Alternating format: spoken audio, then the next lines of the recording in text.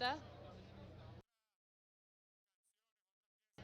We will wait for other songs from you in this great assembly.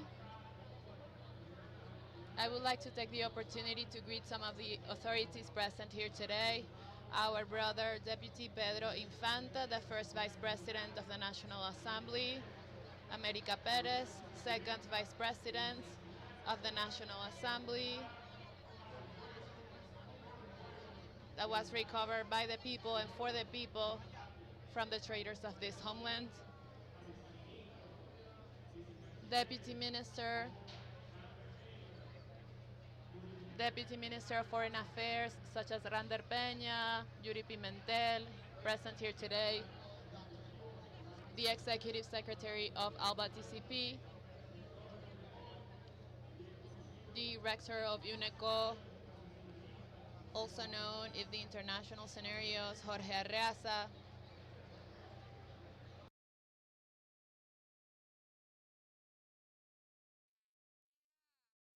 our dear Deputy Minister for North America, Andrea Corrado, our dear Deputy Minister for Africa, Yuri Pimentel,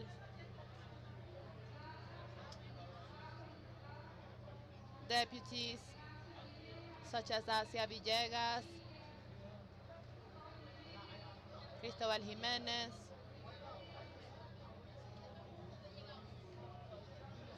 Rafael Chacón, Quevedo, all of our brothers and sisters that were on January 10th when we were sworn with our president, Nicolas Maduro. The empire would not give us 10 days, and 11 months have happened after that oath with Maduro. 11 months, and we will continue with our victory, with our fight, not only in Venezuela, but we are in the offense and the counterattack. And this International Assembly for Peace and Sovereignty will help us in this goal. I would like to also greet our dear Desiree Santos Amaral, Mrs. Maria Leon, Iris Varela, our mother, Noeli,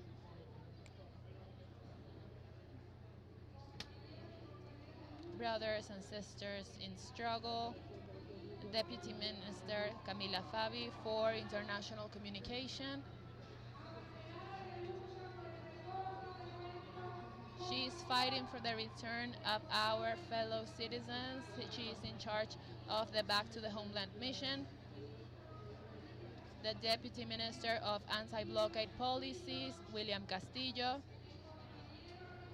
Our brother in charge of the network of intellectuals in defense of humanity, Miguel Angel Perez Pirela, also here. Thank you for your work to take the truth of Venezuela around the world, to defeat lies, looting, spoliation. They are all a reference. They come from the struggle, from the grassroots, from the streets. And they continue in each of their positions with this struggle. And we also have the Venezuelan revolutionary movements, combative movements, the different movements of fishermen in the first line of battle. We have not stopped eating fish in Venezuela. We are in the first line of struggle, at the forefront of the battle.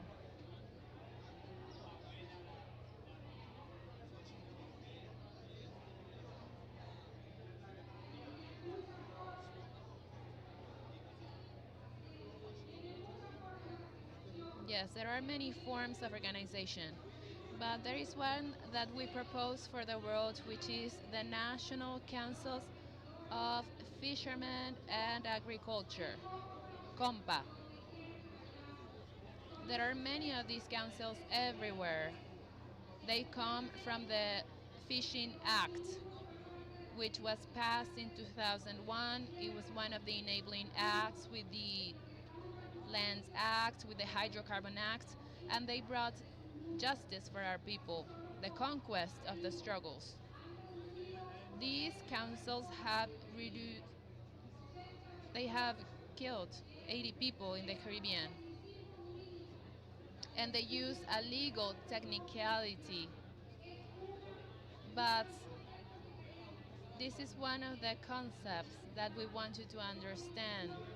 They are extrajudicial executions done by the United States in the Caribbean.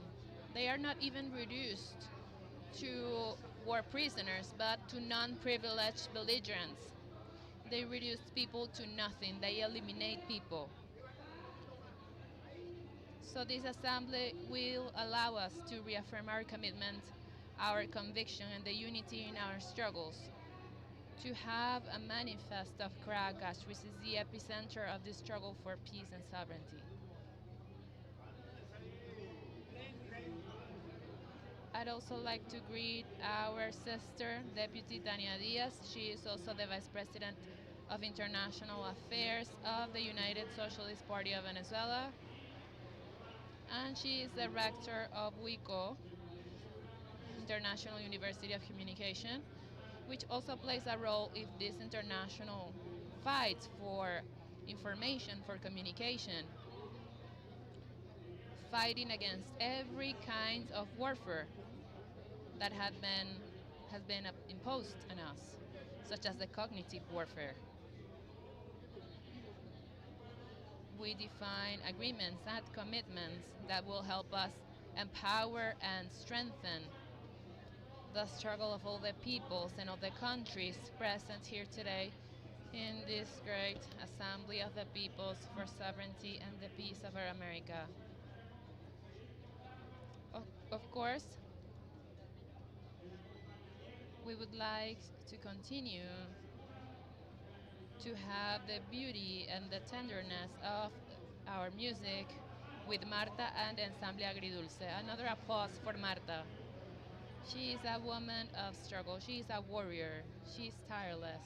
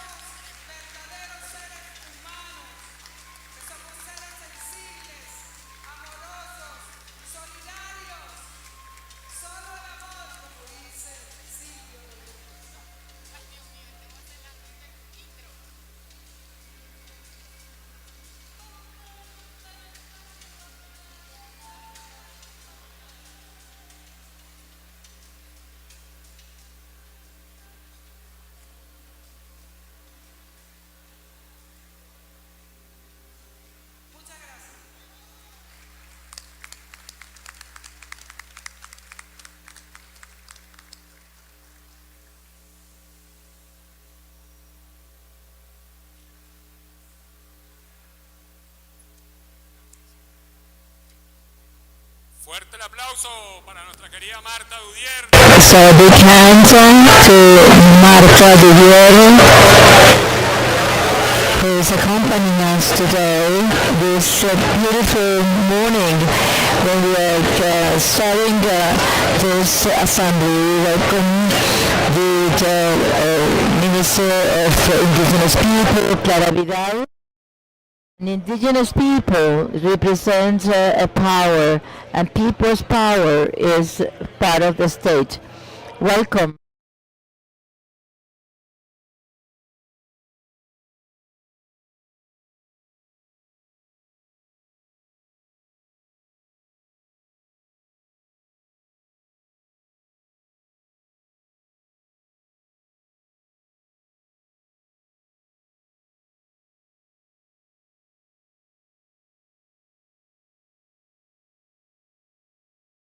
The flags are there telling us they are present Barbados, Bolivia, Canada, and the Wipara present always, Chile. A big hand to the combative Chilean people, Colombia, Costa Rica, brothers and sisters from Cuba,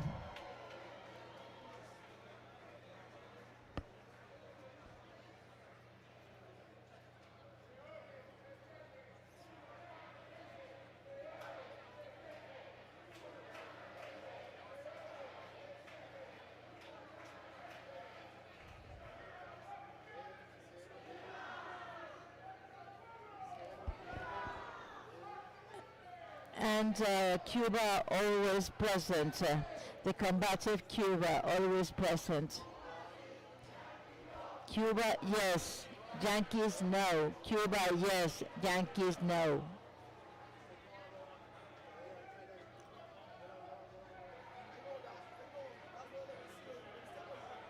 Greetings to Miguel Díaz-Canel, our dear President of Cuba, and the whole of the Cuban people. We greet all of them.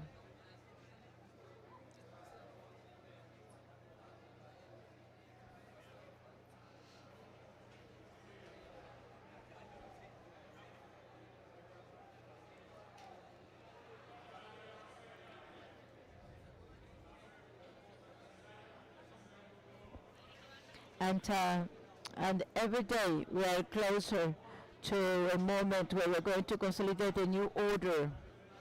We welcome the people from Dominica, brothers and sisters, Ecuador, El Salvador, the United States of America,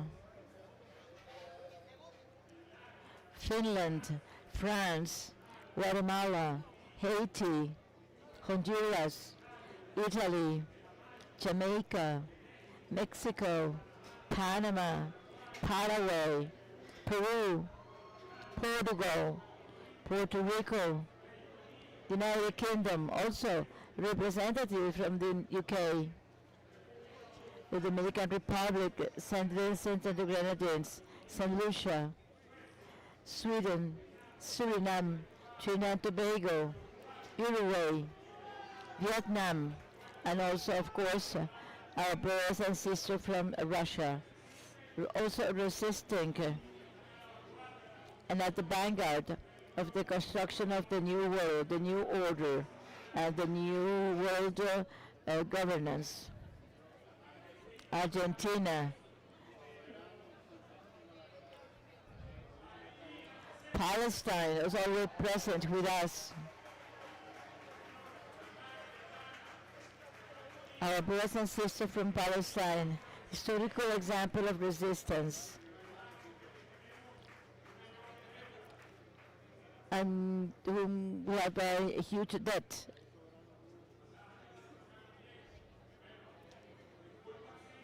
Very well.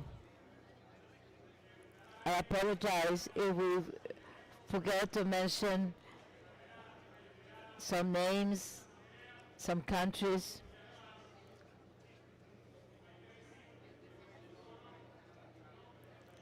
And we are not just mentioning country names. We are talking about militants of causes, of struggles, of social sectors that are struggling.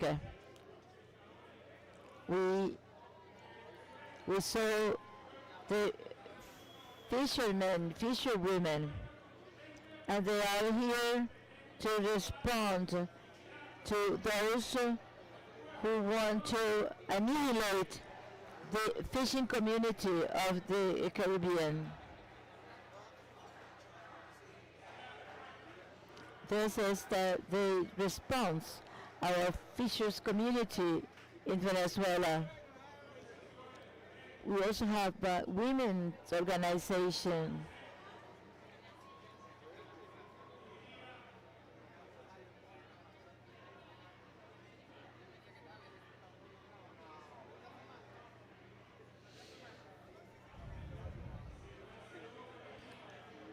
A feminist anti-imperialist greetings to this Assembly of the Peoples.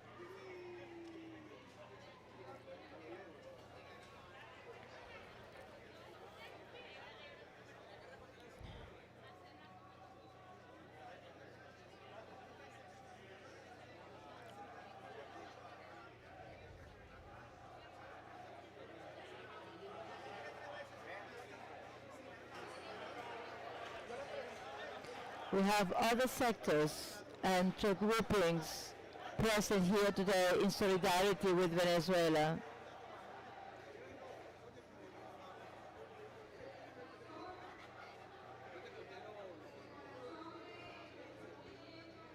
From the very heart of our struggles, we have the communes and the members of the communes, Alexis Vive, Simon Bolivar, 5th of March. We have 5,300 communes and communal circuits in Venezuela.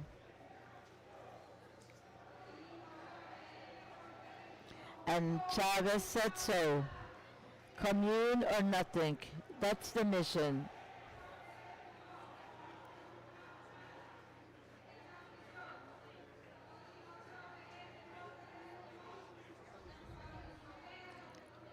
Fabricio Ojeda Commune, present also here. Ecological movements, workers' movement, the Green Party, the Venezuelan Ecological Movement, youth movements, Robert Serra Movement, Venezuela Youth,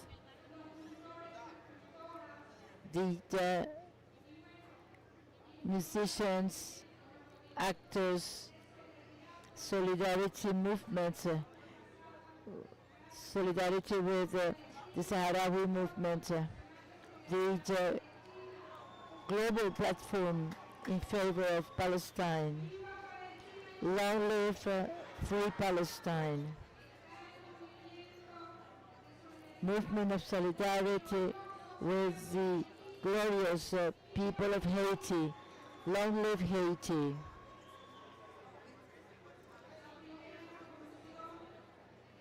The first revolution in our America, 1804, the revolution of the black slaves who raised and set the tempo for future generation of revolutionaries in the region.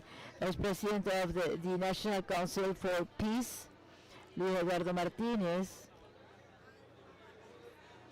of Acción Democrática. And we're going to see later on how his presence is essential. We are following the principle of Vietnam. We need to unite those who can be united. And this is possible thanks to the giant of negotiation and dialogue. It's not only to initiate a conversation. We need to find the appropriate interlocutors, and that's the community student trade union leader, the diplomatic leader, Nicolas Maduro Moros. And his victorious people is accompanying him.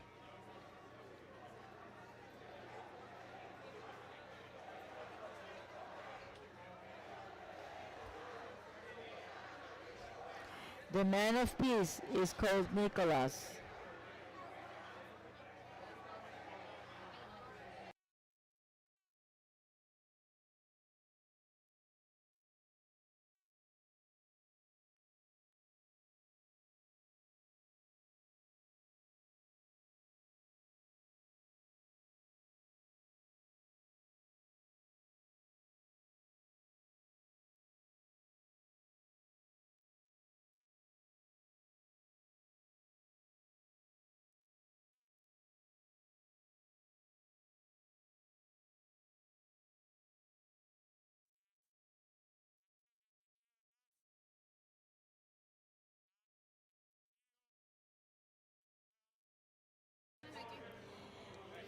Jorge Rodriguez Gomez, President of the National Assembly, is here to accompany us in the opening of this People's Assembly for the Sovereignty of our Peoples, and our Foreign Minister, Ivan Hill. They are accompanying our beloved President Nicolas Maduro in this effort to make sure that the dreams of peace in the region prevail. Welcome.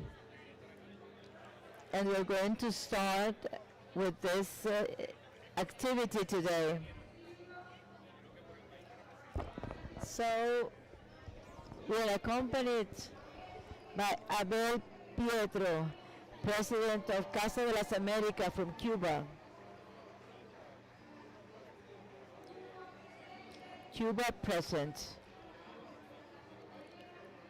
Andrea Blausi, Vice President of the American Association of Jurists, the Argentinian chapter of this organization. President of the Simon Bolivar Institute, Blanca Eckhout. Our dear People's Minister of Foreign Affairs, Ivan Hill, present also here with us. Members of the academia, the struggles of humanity.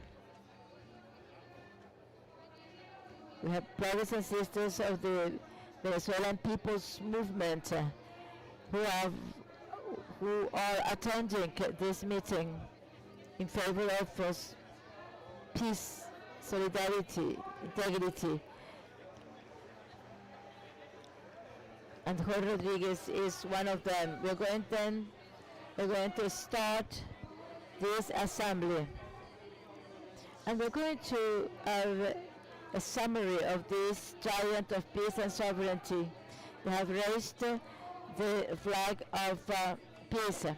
President Nicolas Maduro has achieved the new synthesis, the thesis that we can live in peace in a world that has been attacked by war. And we're going to see this video on sovereignty and peace in order to begin this big assembly with the peoples of the world in favor of peace and sovereignty. We are sorry, but we cannot hear the video from the booth, and we cannot hear the voices, and we cannot translate. We are so sorry.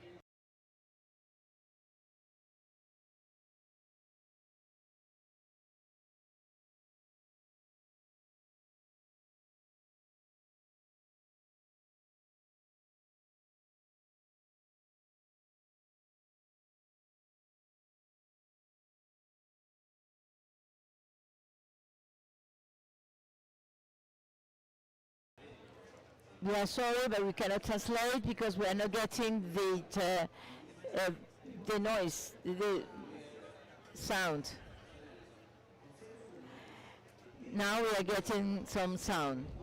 So, at 56 parties of the country, this call for unity includes refugees, migrants, sharing the Venezuelan concept, and with this sectoral deployment and national development, they are made by people defending Venezuela against the world to proceed to the change of the regime. We defend self-determination, we defend the future of Venezuelan people, Colombian people, and the South America and the Caribbean. With this spirit to defend us against the military aggression, we have the Asamblea of the People for Peace and Sovereignty of Latin America to denounce the pretensions of aggression by a sector of the United States and to build a wall of solidarity in favor of peace in the region.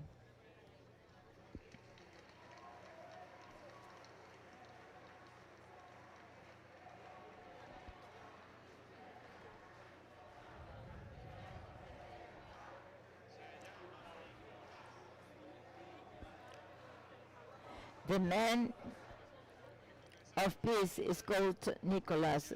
We're going then to give the floor to the moderator who is going to declare open this conference. We give the floor to our Foreign Minister, Ivan Gil.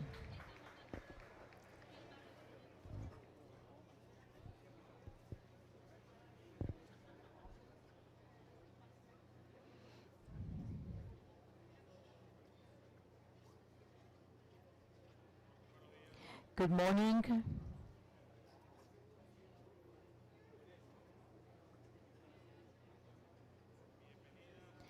Welcome, all of you, Mr. President of the National Assembly, Jorge Rodriguez Gomez, accompanying us today, dear guests of the panel, Abel Prieto, President of the House of America of Cuba. A big hand for you and the Cuban people resisting. Andrea Larussi, Vice President of the Latin American Association of Jurists. Blanca Caut of the Simon Bolivar Institute, Vice Ministers, brothers and sisters present today in this wonderful activity that we're opening today.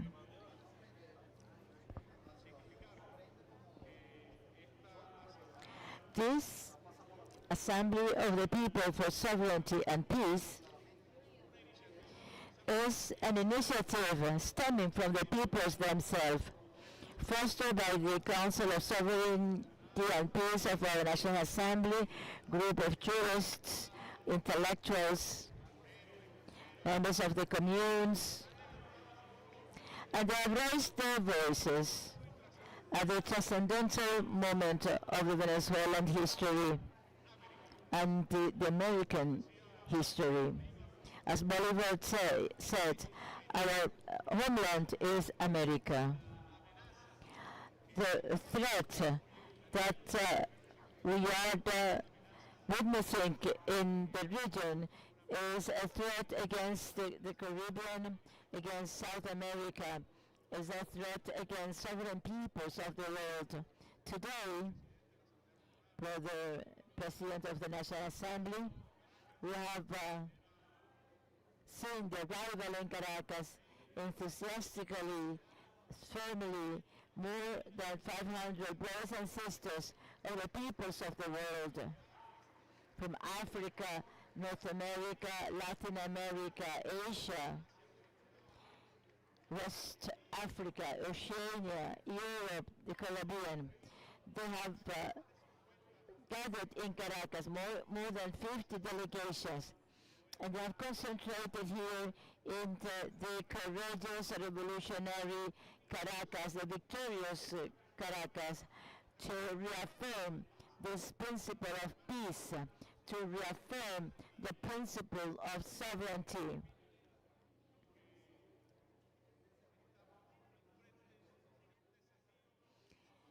We are facing a major challenge in the history of our republics and our region.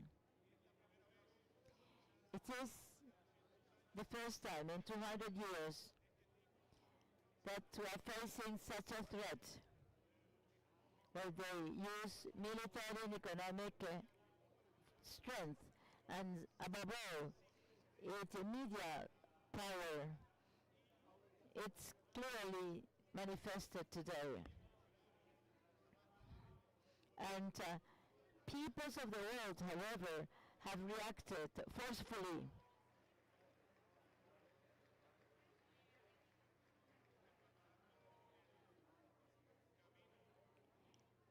Defending the path of peace consolidation in Venezuela. As you all know, dear international delegates present here today and tomorrow, as you have seen, Caracas is at peace. It is joyful, commemorating the beginning of Christmas,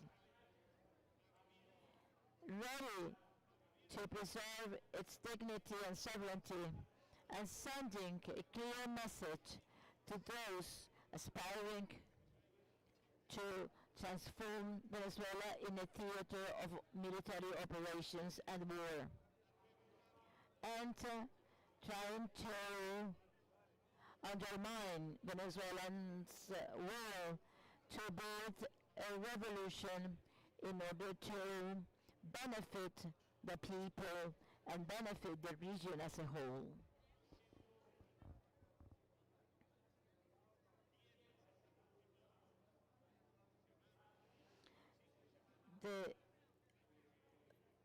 For 25 weeks, media and social networks started to discuss about the harassment by the military power, the most deadly we have known in the history of humanity, the same power that led to destruction in Iraq, Syria, and have been bombing the whole world. They wanted to threaten Venezuela with launching bombs, and this was done after submitting us to the unilateral coercive measures, and these are just illegitimate sanctions supported by the satellite, such as the European countries, trying to submit the Venezuelan people, the Venezuelan people with hunger, and preventing the people to have access to basic needs. With President Nicolas Maduro, we were able to defeat this stage of aggressions. So vis-a-vis this failure, they now resort to psychological warfare. And we need to tell the peoples of the world, we are a country of peace. We want to foster life and protect human dignity, protect the rights of workers, the right of indigenous peoples. 2 days ago, we had a large meeting of original peoples, and they are also accompanying us today on this occasion. And we saw this marvelous demonstration of love, commitment, peace, but also a clear demonstration of strength, since we are determined to defend our achievement. First, our independence, and from then on, we have conquered all the rights for workers, citizens of our homeland. Nothing could deviate from this path, and we are gathering here in Caracas to discuss in various fora and groups. We're going to analyze the military threat, organized crime that they're trying to install in Venezuela, and it was also defeated thanks to the strong reaction of the Venezuelan government and authorities in general. We are going to discuss also this topic that they want to revive, the so-called Monroe Doctrine, this doctrine that want to dominate the whole of the American continent.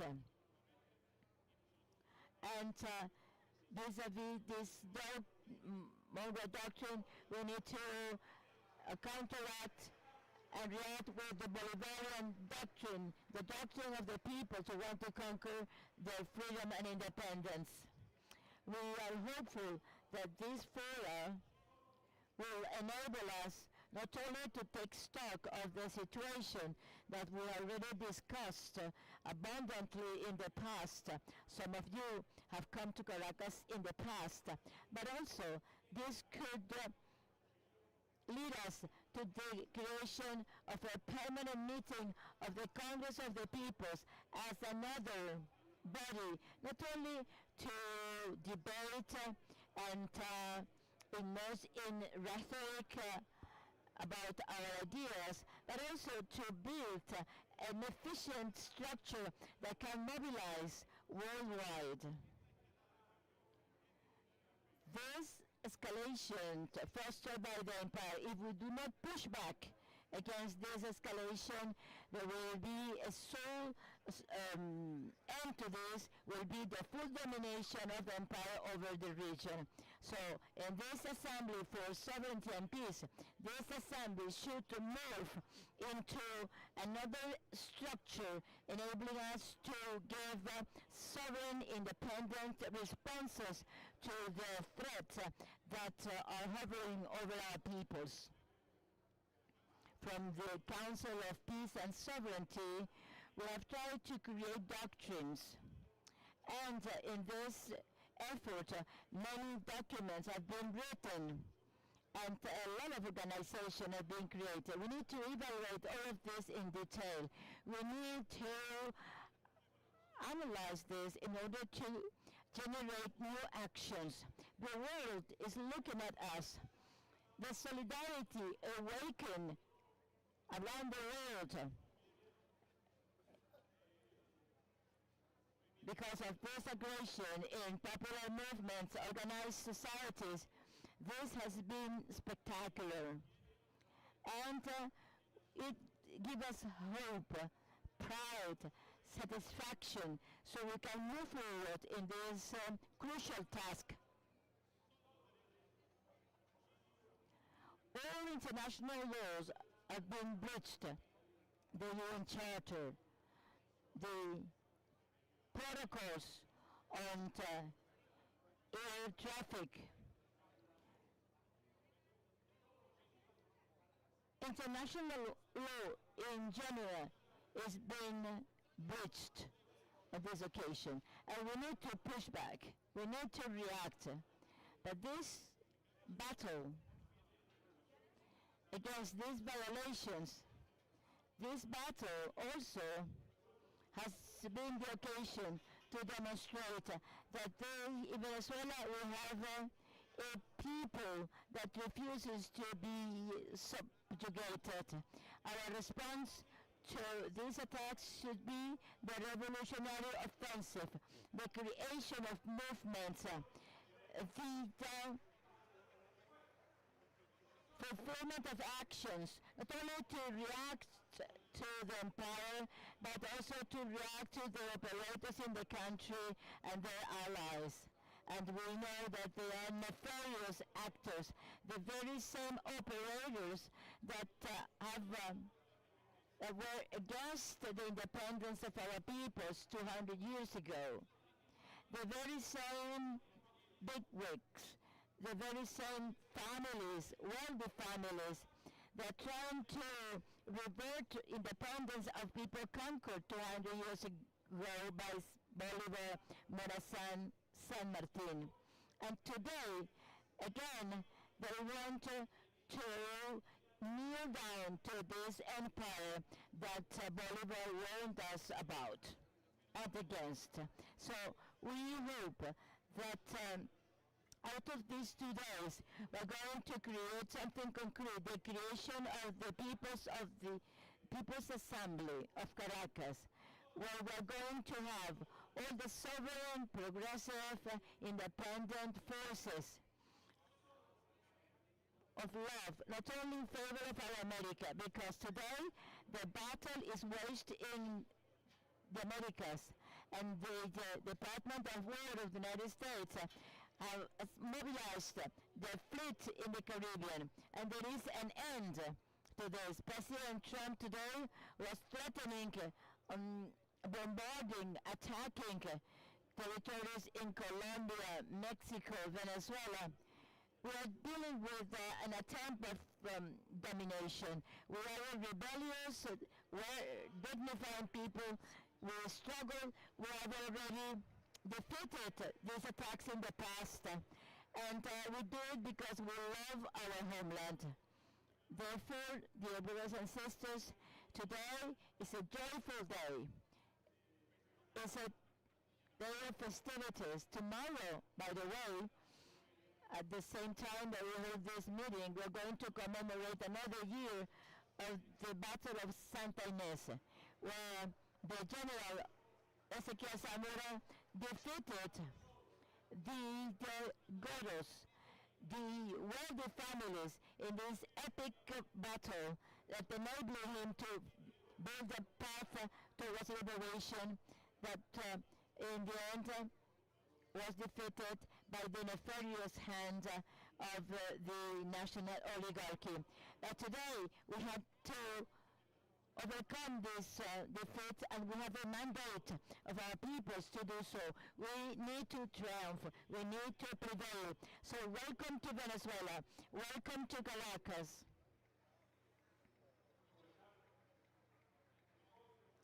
And I would like to take advantage of this microphone to call our dear friend Abel Pietro to greet him from Cuba. I love Cuba.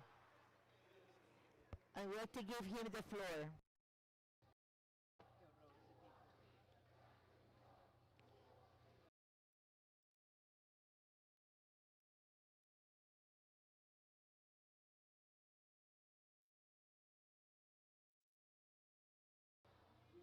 Long live Chavez, long live Maduro.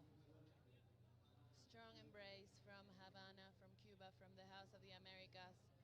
To everyone, dear brother Jorge Rodriguez, dear comrade Ivan Gil, Andrea, Blanquita, the founders of the network, Irene León,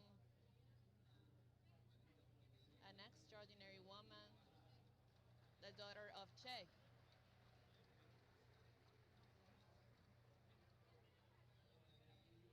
I see my brother Miguel Ángel Pérez Pirela, who has completely shifted the network of intellectuals and artists in defense of humanity.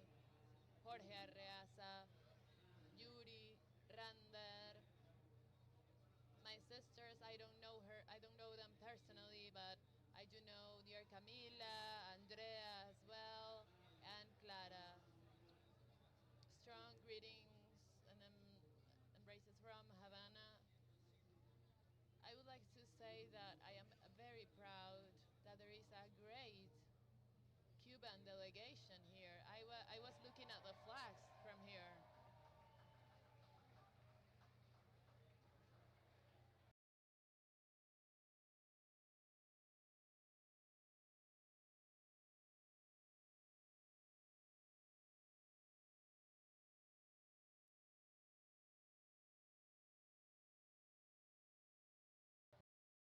A single flag, Cuba and Venezuela.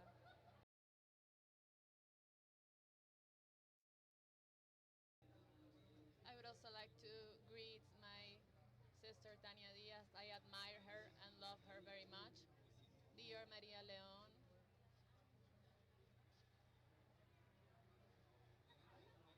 an extraordinary woman.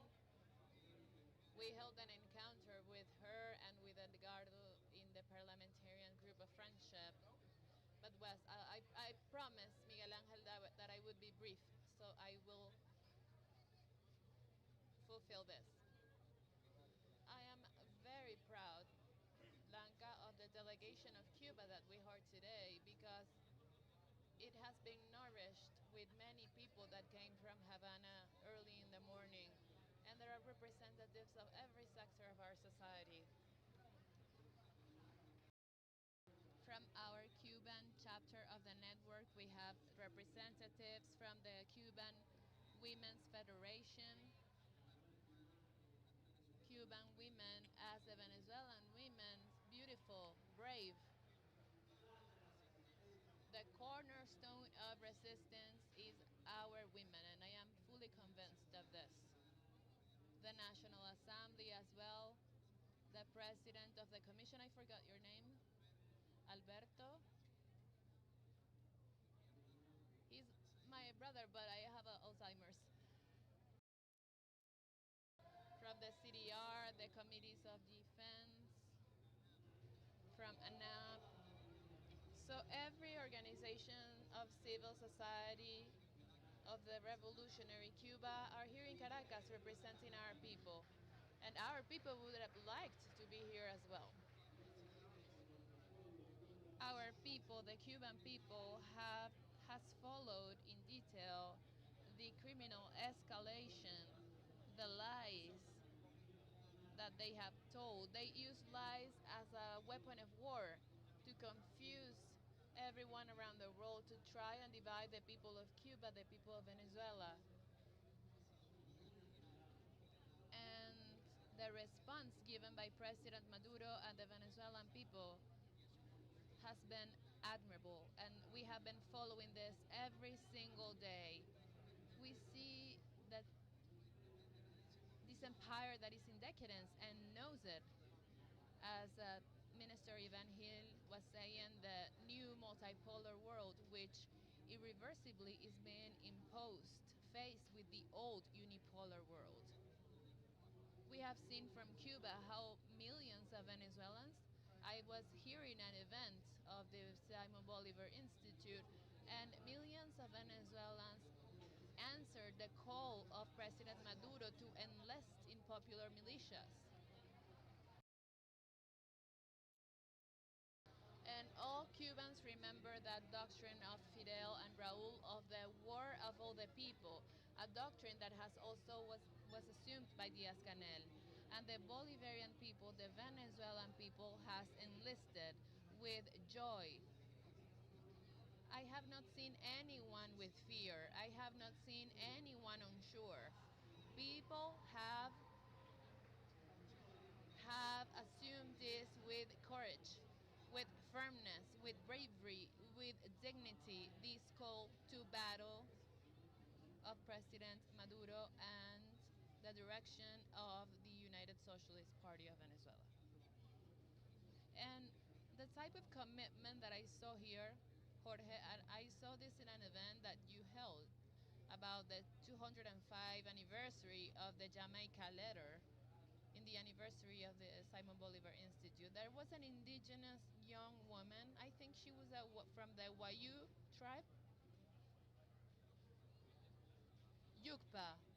Yes, she was an indigenous young woman in that meeting, and she said, "They shall not pass. We will not give 1 millimeter of the Venezuelan land. We will be at the forefront." And she sent a love message to Chavez, at whatever dimension he is, and to President Maduro. So she said, "They shall not pass." Those passionate, eternal words. And they shall not pass through Cuba, through Venezuela, no to imperialism, no to fascism.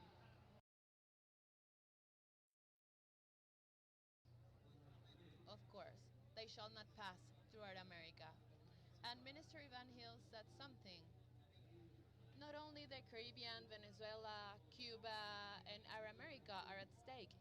What is at stake is the balance of the world. This is what obsessed Jose Marti, the balance of the world.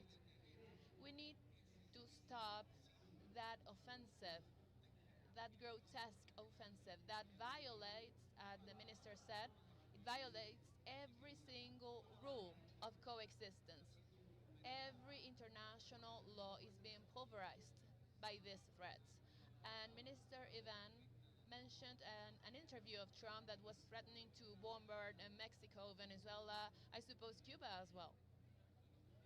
You said another country, Colombia as well, imagine that. In their supposed struggle against drug trafficking. And Fidel said, doctors and not bombs is what humanity needs. Doctors, not bombs. And we have plenty of Cuban doctors here in Venezuela. Some of them have finished their mission, as our ambassador said in May, and they don't want to leave right now. They want to continue here, firm, alongside the sister nation of Venezuela.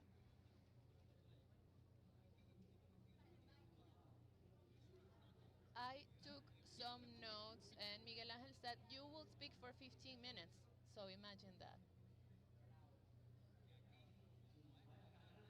Here, with the great delegation that comes from Cuba, we have thousands of collaborators, as Jorge Mayo, our ambassador, said. Can you stand up, please?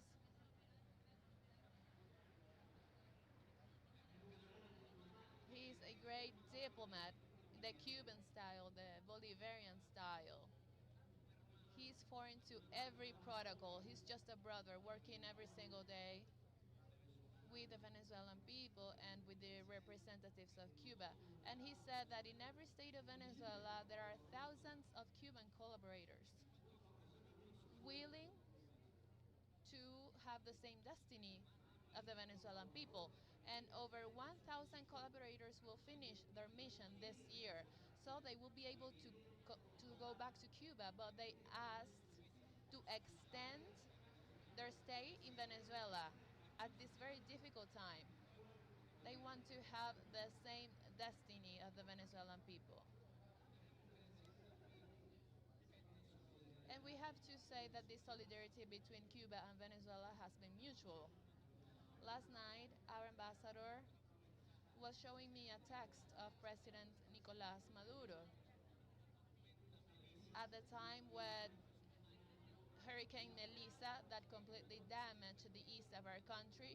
When the storm became a hurricane, President Maduro was already asking our ambassador to tell him when the airport will be enabled to receive help. And that help has not stopped. We have been receiving your help from Venezuela at all times.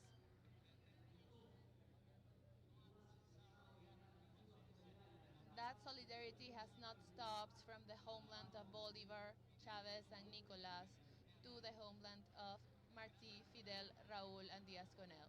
Thank you for that, Brother Nicolas. I don't know if you're watching this ceremony.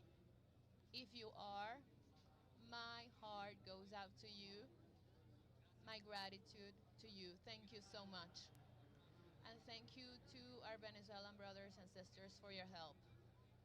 Hurricane Melissa was very damaging at one of the most difficult times in the history of the Cuban Revolution.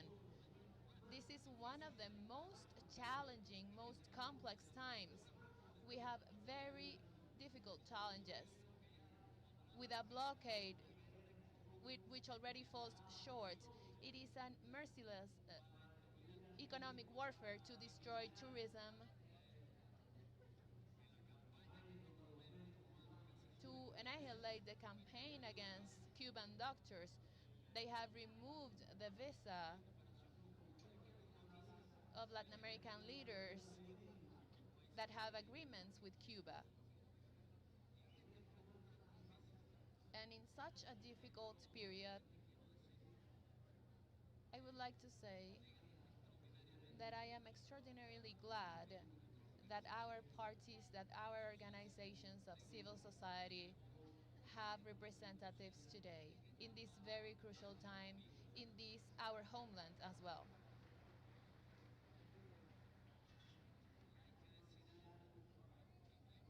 And there is something that I know that the network, the Simon Bolivar Institute, the party have been working in the organization of this event, and I can only imagine how complex it is to organize such a massive event in these circumstances, to achieve what Ivan said. What we discuss here needs to become a structure of work, of active mobilization, of anti-colonial and anti-imperialist struggle in the defense of peace, faced with hate, faced with insult, faced with slander and lies. And we know that many friends of the US and Europe have called us, and our ambassador has said they want to triangulate and come through Havana. They have made this very particular effort because there are some airlines that have obeyed the orders of that delirious and grotesque emperor. They have canceled their flights and they have made it very difficult for people that wanted to come here and they cannot come. So it has been a real feat to organize this kind of meeting in the midst of psychological terrorism and that military deployment of the empire, which, as Minister Ivan Hill said, that also has the new doctrine of national security that recovers 200 years later the Monroe Doctrine. It vindicates the Monroe Doctrine. I remember that the House of the Americas made a statement on this, and we said between Monroe and Ayacucho, either we are with the Monroe Doctrine and we kneel, or we are with the victors of Ayacucho, but we should always be with Ayacucho. Now we have this factory of lies, and Mayo also communicated this. It says that Cuban officials are allied with American officials to intervene in the internal affairs of Venezuela. This is a complete lie. It is a permanent weapon that they use. It is the kingdom of the post-truth, the kingdom of lies. They lie all the time. They want to divide us, and that is completely impossible. In a meeting that was organized in Havana by Ambassador Maneiro, I was recalling something that Fidel said regarding Vietnam. He said, for Vietnam, we are willing to give our own blood. And I can assure you here, without betraying those words, and on the contrary, I'm sure that he would say that. For Venezuela, we are willing to give our own blood.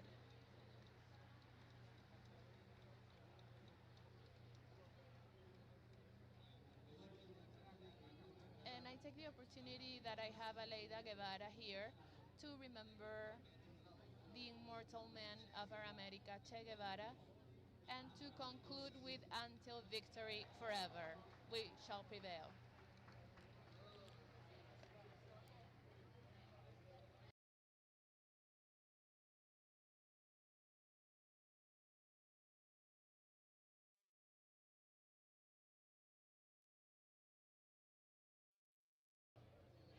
Thank you, Brother Abel, President of the House of the Americas. We have taken note of their intervention, and I would like to give the floor to the Vice President of the American Association of Jurists of the continent, coming from the Republic of Argentina, Andrea Blausig. You have the floor.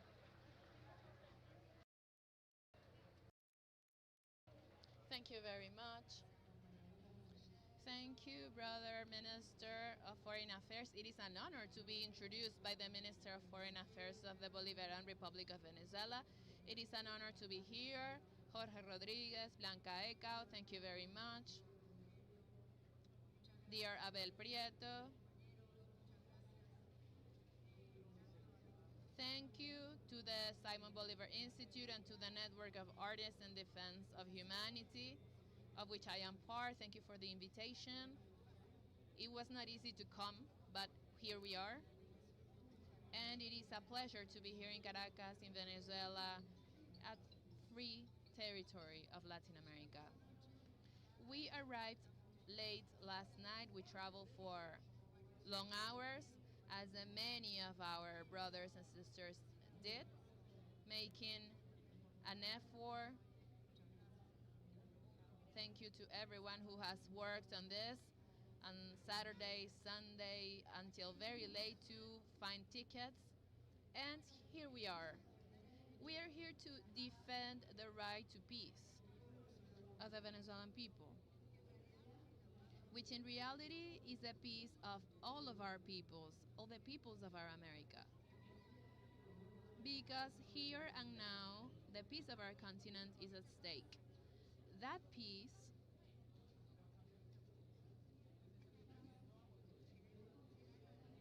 must be considered positively, not negatively as the absence of war or the absence of armed conflicts, but as an inherent human right and necessary for the enjoyment of every other right of people, as understood by the UN a long time ago, but also as a right of the peoples, and not many people mention this.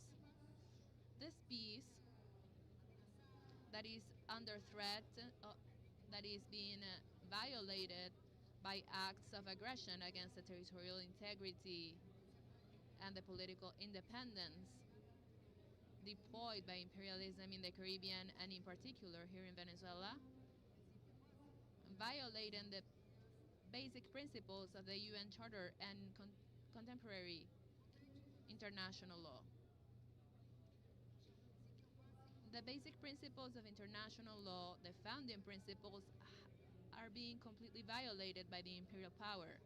Let us remember Article 2.4 of the Charter, the threat of the use of force, the principle of non-intervention in the internal affairs.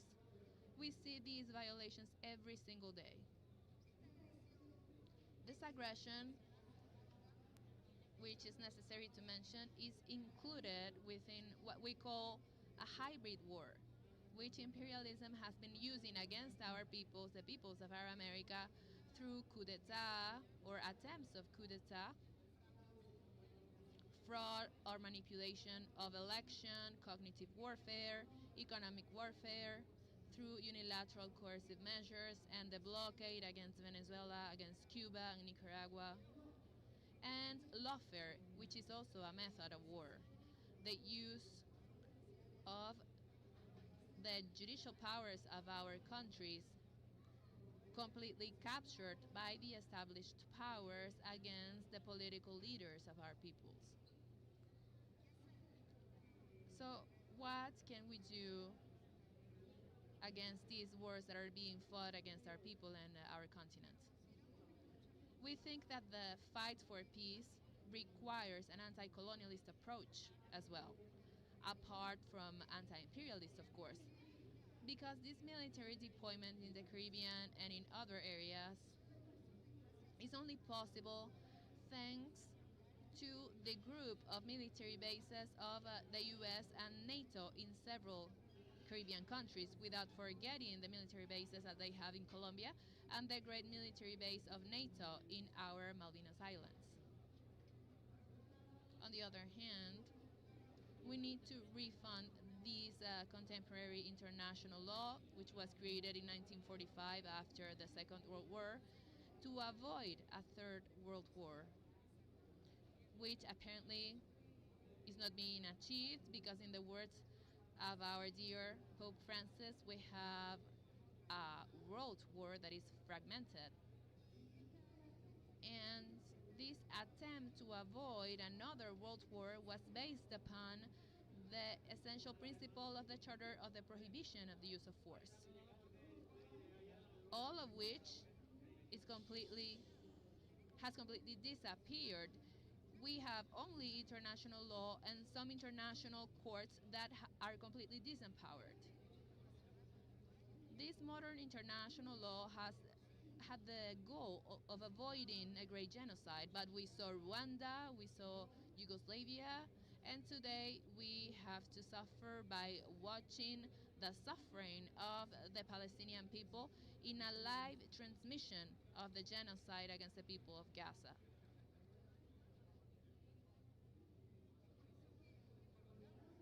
That is why, on the one hand, we need to refund this international law, and on the other, simultaneously, without stopping the denounce of these flagrant violations, we need to start to develop a new international law for our peoples from the global south. In this regard, we were here just a month ago in Caracas in an international encounter of jurists for peace, in which we participated as members of our organization, the American Association of Jurists. In total, there were 130 jurists from over 35 countries of the world. And we were rethinking all of these topics. We were working on these topics. Several of the Venezuelan comrades were already as well in that meeting. And we have an action plan. We are trying to fulfill that action plan, and we are creating a wide league of jurists in defense of peace and international law. We are working on this. We have working teams. We are coordinating actions to make it happen.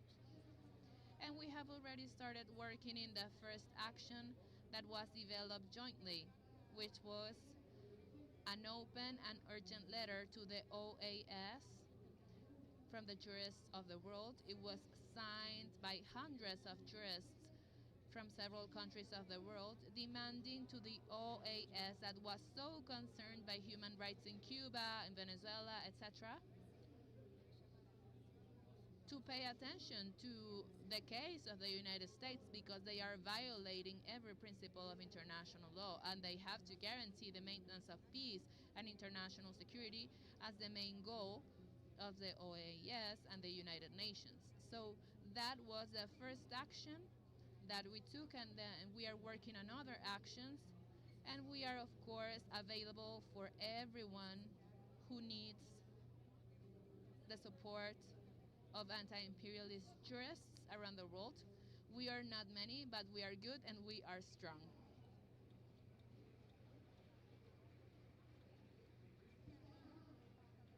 This framework, this organization, of course, needs support, the support of the diplomacy of the peoples to move forward in our struggle. And this needs to be a struggle for peace, but at the same time, it needs to be anti-colonialist, anti-imperialist, and evidently anti-fascist. This would not be possible without the installation of fascism in our peoples. And I say this from Argentina, with everything that is affecting us, with this fascist government supported by another fascist government, such as the Trump administration. And therefore, and to conclude, the Venezuelan people and the leaders of the Venezuelan people are waging a heroic battle in defense of their right to peace,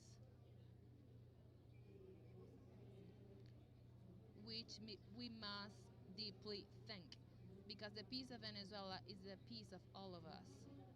The rest of the peoples of Arab America are forced to accompany this resistance, to join it, because what imperialism wants to have is another Gaza in American soil, and we will not allow it. They shall not pass.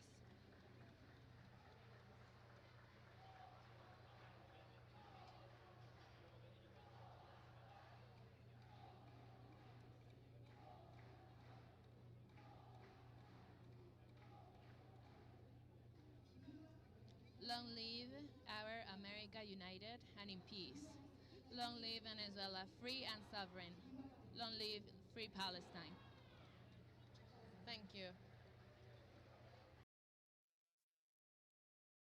Thank you to Andrea.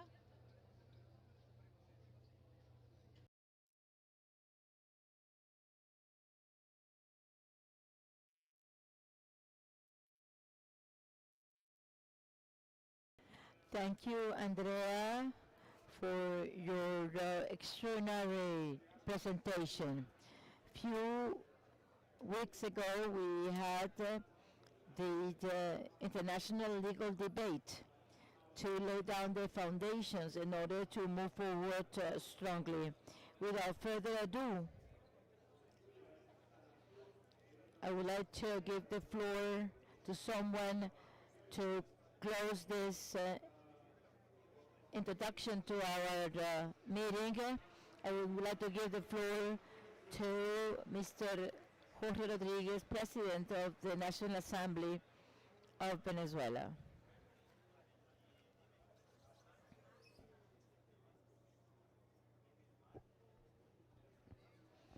Welcome. Close to 1,000 guests who were able to overcome the siege imposed by the empire in an attempt to isolate Venezuela. This meeting today, this assembly, this group of souls, ideas of men, women from 50 countries demonstrate that the U.S. empire has failed in its attempt to isolate the Venezuelan people and the Venezuelan revolution. Welcome to the city that witnessed the birth of the man who liberated the region, Simon Bolivar. Welcome to the blessed land that was the cradle of Hugo Chavez, who is still leading the battle for peace, sovereignty in Venezuela and freedom.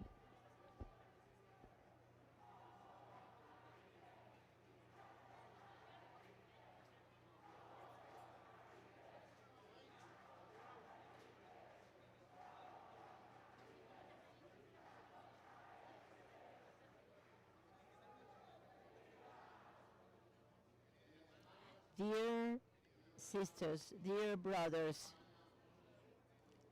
present here today from all over the world, from Asia, Africa, Europe, we would like to underline the reasons for these meetings. We want them to become encounters to build a true libertarian network. Encounters to lay the foundations of new structures, serving the free and sovereign peoples to push back against any type of aggression. Dear Foreign Minister Ivan Gil, Abel Prieto, President of the House of the Americas, I wanted to be part of the Red Network of Intellectual in order to speak longer, but we're going to speak longer than 15 minutes. Thank you, Andrea, for your solidarity in the defense of international law and in the principles favoring the peoples of the world. Again, thank you and welcome to you all.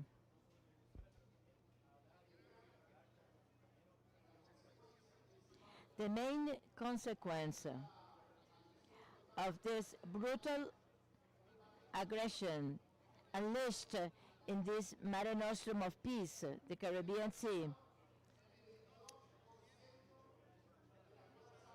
deployed the 22% of the naval forces of the most brutal empire known by humanity. The reason for this deployment and the main consequence of this deployment is that they are breathing through their wounds. They breathe through their wounds because this is not an aggression of 4 months. They hurt because so far they have resorted to all sorts of mechanisms of aggressions. starting with the blockade, economic blockade that led the Venezuelan revenue to drop to 1% of what it used to be during the revolution in the past. This harassment and aggression taking all forms in an attempt to isolate the Venezuelan land. Harassment in the form of lawfare, because the purpose of international legal institutions is to serve the lawfare. They were so-called created by the United Nations to make sure that countries could resort to them in order to prevent attacks from other countries. And this was a direct consequence of the Second World War, but also the result of multilateral organizations. However, most of these multilateral organizations are simply a form of lawfare and aggression against independent and free countries and against sovereign nations. Most of these agencies, they have attacked the revolutionary Bolivarian government of Venezuela and the Venezuelan people. A multifactorial aggression, and it has caused a lot of pain to our people. The process of recovery of the Venezuelan welfare, this process that accelerated by Commander Chavez, who strongly is preserved by Nicolas Maduro, this effort has been damaged by more than 900 illegal unilateral sanctions used by the mechanism of power of the United States and the world. How many lives have been caused by these sanctions? How many kids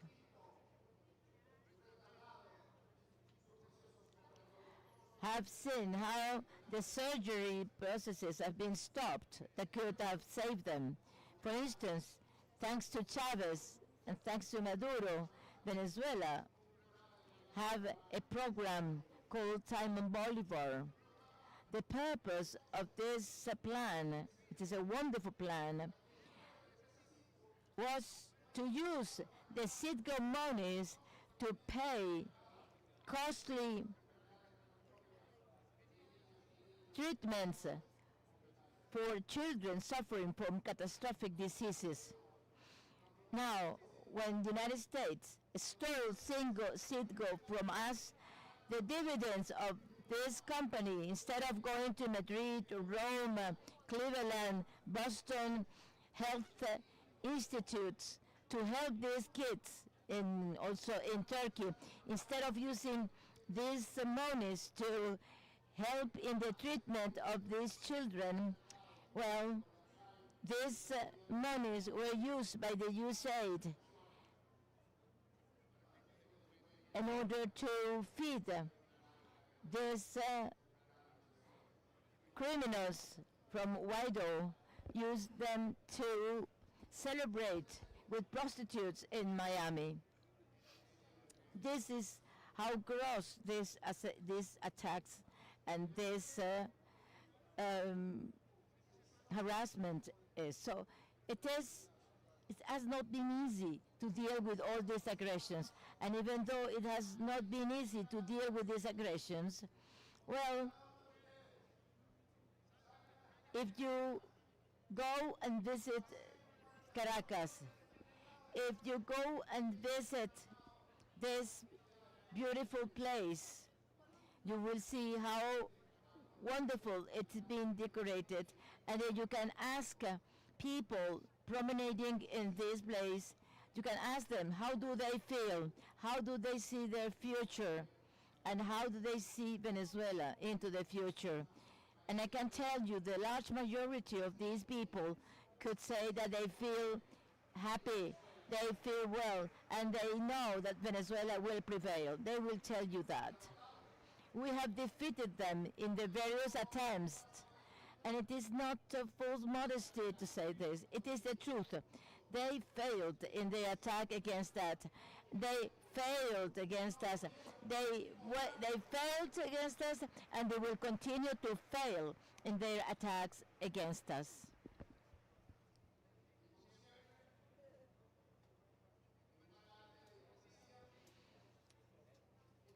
Once again, in total hypocrisy, they resort to futile excuses that President Maduro have deemed them as a extravagant narrative,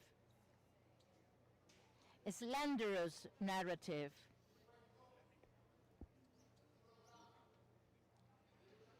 In a so-called fight against drugs, and Abel has already mentioned this, quoting Fidel Castro, who fostered more doctors than bullets. The drug issue is a medical issue. It's a health problem. It's a matter of families, and families should address these drug addiction problems. Now, the current U.S. administration has cut all the funds earmarked to address people with drug addiction. And I say more, 20% of the bloodiest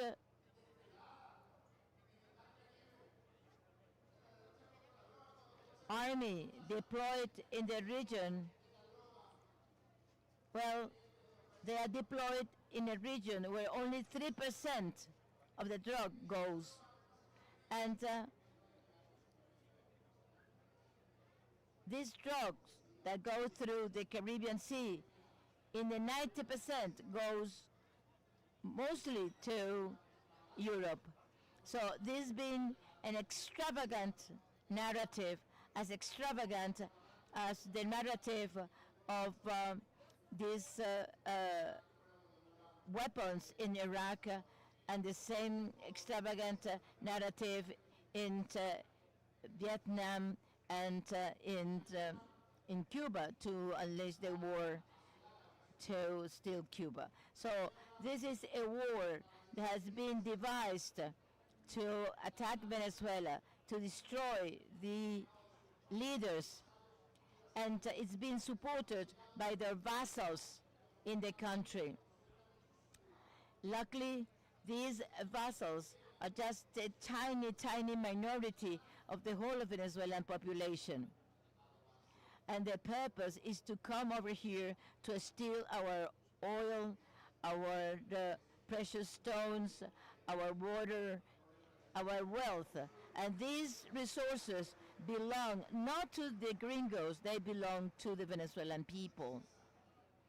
That's the sole goal of this harassment and these attacks.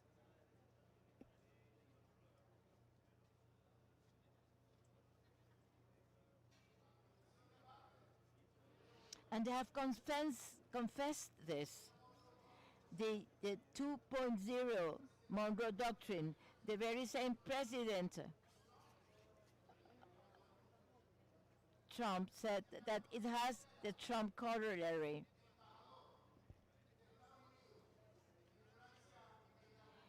When these founding fathers listened to Bolivar and Miranda, and they heard how they said that independence was not enough, that the integration of the region was of the essence in order to have strong nations, so we could prevent becoming again slaves and colonies. Way ahead, the use of Balkanization term used at the time of Yugoslavia by NATO. Before that, As a result of the Monroe Doctrine, the dream of Bolivar and Miranda, that dream was shattered, was balkanized, and the great nation of the South, called by the U.S. governors the great power of the South, was shattered and transformed into a group of nations led by people who hated each other. We will always confront aggressive empires. There will always be an attempt by fascists against us. But when those attempts show, they should find us united. They should find that strong, firm, integrated as free peoples of the world.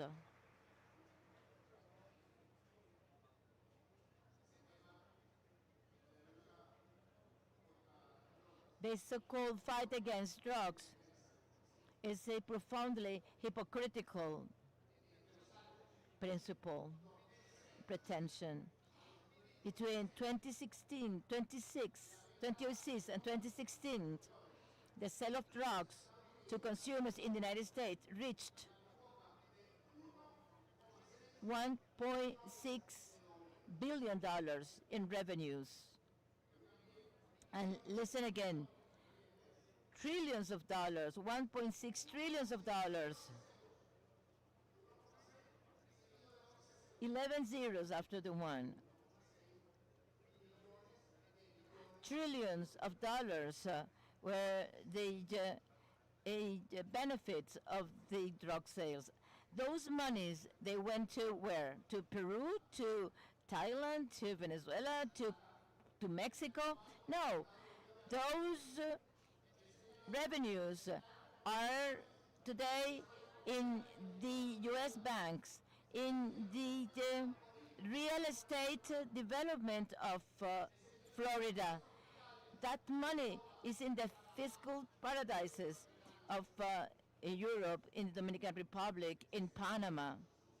That dirty money today is feeding the white supremacists of the world.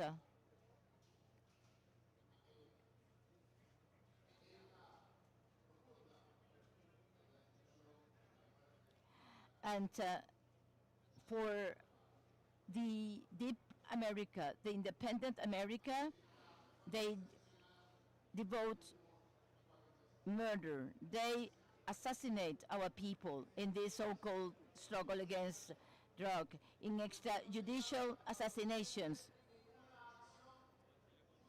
without any legal action by any court or any judge, without the right to defense, and where they not even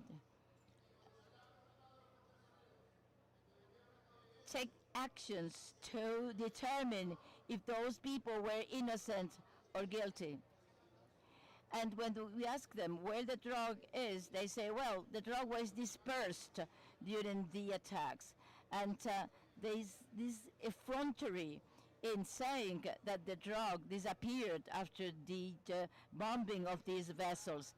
This means that 150 billions of dollars, 150 billions of dollars are spent in the United States into the purchase of drugs. And this money, where is this money heading? Well, after 4 months of this operation of extermination against vessels in the Caribbean, we wonder, is the drug trafficking and drug consumption in the United States have truly decreased? To tell the truth, the problem of drug addiction in the United States is not because of cocaine or marijuana.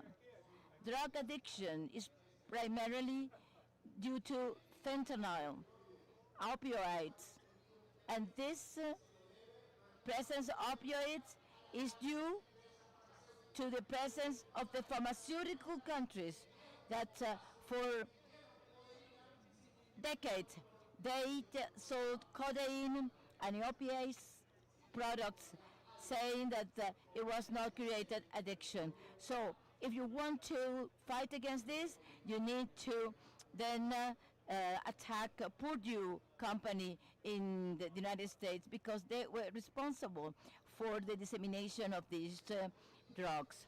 So we continue to defend ourselves. We are people of peace. By initiative of President Maduro, we created the National Council from the National Assembly, a National Council to make sure that we can exchange with one another, so we can unite in this crusade for peace in Venezuela. Now, we don't want to build any peace, not the peace of those kneeling down, the peace of the vassals, the peace of the slave. We don't want that peace of the slaves and the vassals. We love peace, but the peace of free men and women, peace of rebellious peoples, of sovereign peoples. That's the peace we want. We did not ask for that aggression. We did not want lie to harass Venezuela. We are people of peace. However, rest assured that in case of an aggression against the holy soil of the Bolivarian Republic of Venezuela, or could attack our rivers, our seas, rest assured that we are going to fight. And the only thing we have to lose here is our lives, and we are willing to give our lives, and you could remain certain that this is our principle. And you can also be certain that President Maduro and the Bolivarian Revolution together, even those who do not agree with us, all of us, despite the differences, we are united around what is common, to preserve the land, the soil, where the bones of our founding fathers, our fathers, our mothers are buried, and to defend the sky that we see every single day, the anthem. We defend this land, this air, and this sky. All of us, senior citizens, I'm already part of this group, we always remember poems. And these poems are poems that date back to youth, to our youth, when we were 17 years old, when we read the Canto General of Neruda. And these poems accompany us forever. The ninth song of Neruda, I don't want blood to go back to my countries. I want the girl, the people who want to share with us this wine. I came here to sing and for you to sing with me. So we are here to sing with you, to sing to life, to full freedom, to future, to sovereignty, and to independence. Please join us in this song. Please, you can share with us this land that also belongs to you. Thank you very much.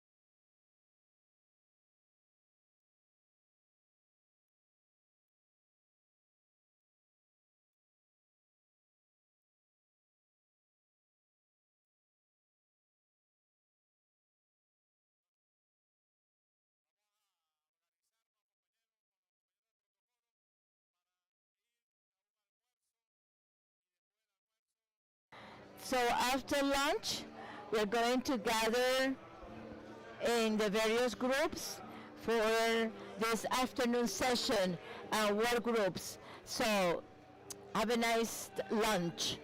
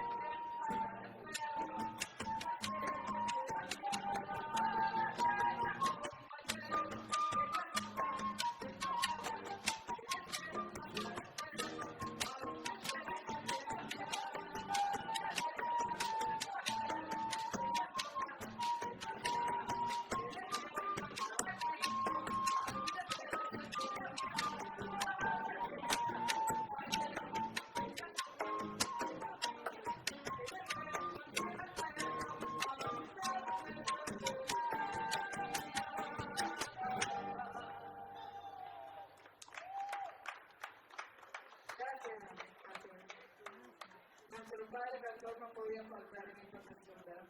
A quienes quedan acá, recordamos que vamos en este momento a disfrutar del almuerzo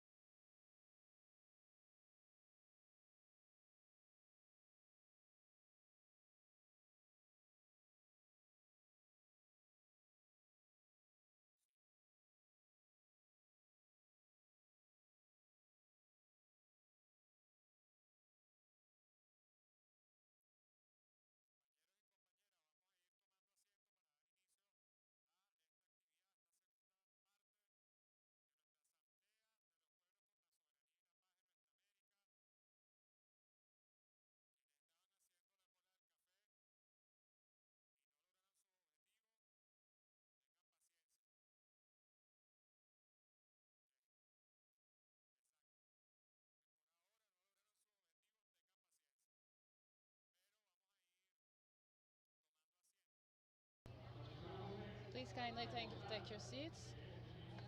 We would like to remind you that we're going to have simultaneous plenary sessions right here in the Venezuela Hall. We are going to have 3 topics. Every topic will have 3 initial interventions. The first one will be related to economic warfare, political extortion. The second one with the voices of the New World against cognitive warfare, and the third one with the defense of Mother Earth. So we will have 3 topics here in this hall. In the second plenary session, or the other ones, will be in the Marcos Pérez Jiménez auditorium. This is across the hall where you can see the coffee break.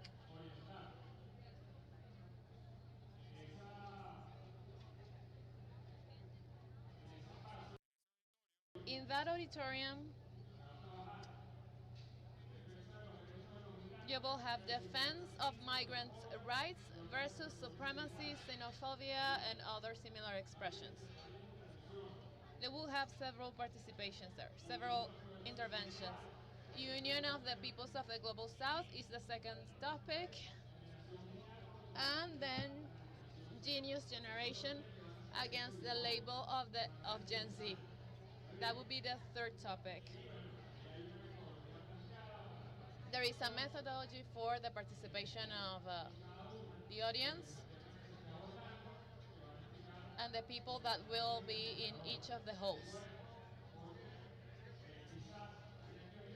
Probably there will be some people in this hall that is interested in hearing about the other topics in the other halls. So we still have time. If you want to change rooms, you can do it.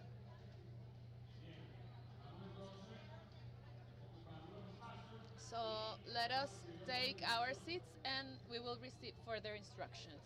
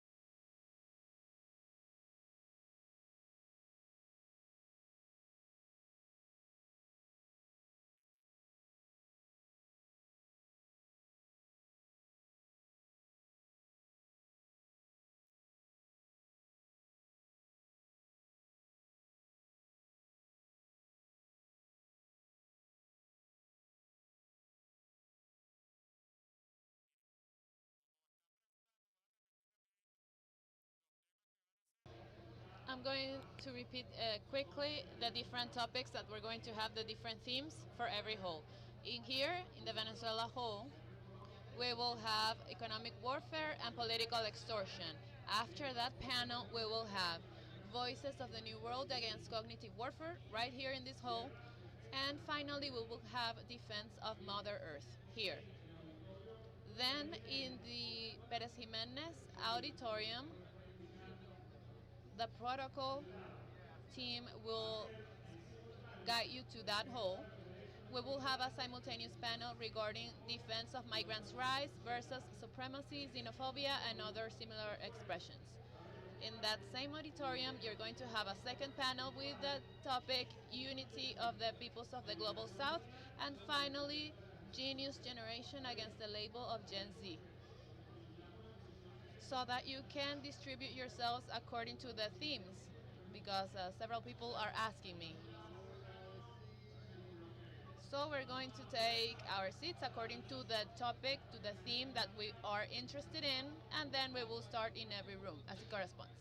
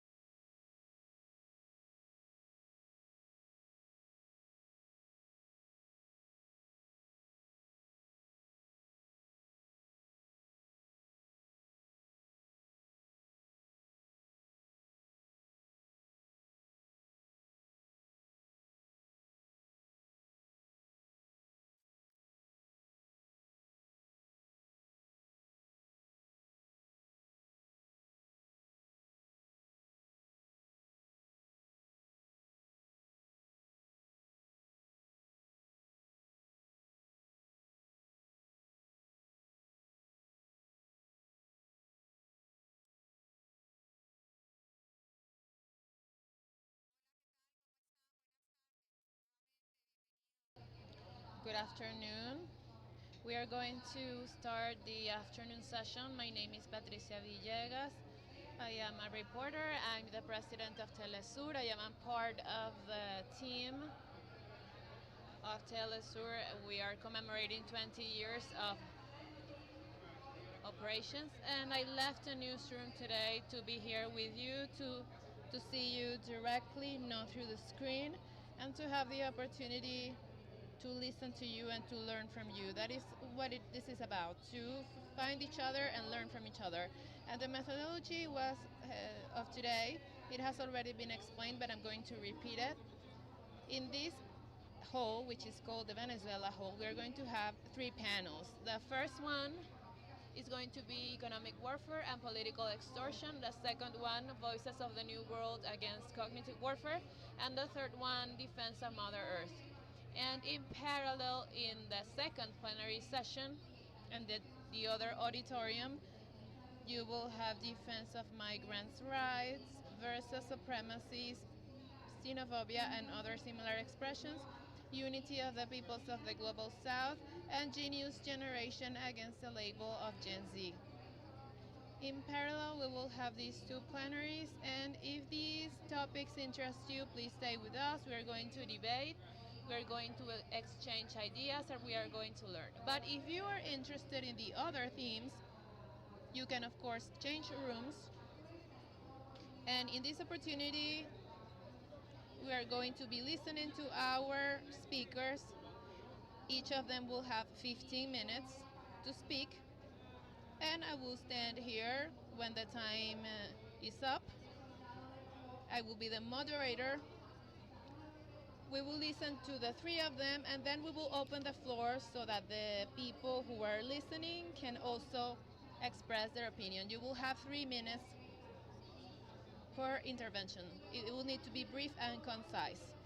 And tomorrow, everything that took place here in the plenary sessions, everything that was said by the panelists and everyone that came from every place of the world, all of that will be included in the final document that we will share with everyone tomorrow. So let's start so that we will have enough time. The first panel will be economic warfare and political extortion, unilateral coercive measure, punitive tariffs, and financial asphyxiation against the peoples. The first speaker will be William Castillo. He is a journalist. He is very good in numbers. Even though we don't like math, he is very good at math. He comes from UCV. He has a master's in political sciences. He has written for several media and also has conducted several TV shows, even in Telesur, and he was appointed as Deputy Minister for Anti-Blockade Policies and General Manager of the Venezuelan Anti-Blockade Observatory. From there, he works nationally and internationally to report and to explain with statistical data the effects of the UCM on the Venezuelan population and the economy. Thank you once again for being here in Caracas. We need your conviction, your strength, and your tenacity. William, you have the floor. Good afternoon. I hope you had a good lunch. To make a good use of time, we are going to briefly touch upon the theme known as the military operation against Venezuela, the threats against Venezuela, which are included in an economic strategy. It is going to be relatively easy to talk about this because the United States just published a document in which they express their intent. And we need to thank Donald Trump because even in the imperial hypocrisy, which is traditional of colonial superpowers, they disguise their intentions with good wishes, alliances for development, aid for development. We need to thank him that he's being clear on what he really wants to do in this continent and what he wants to do with the life of all of us. But before this,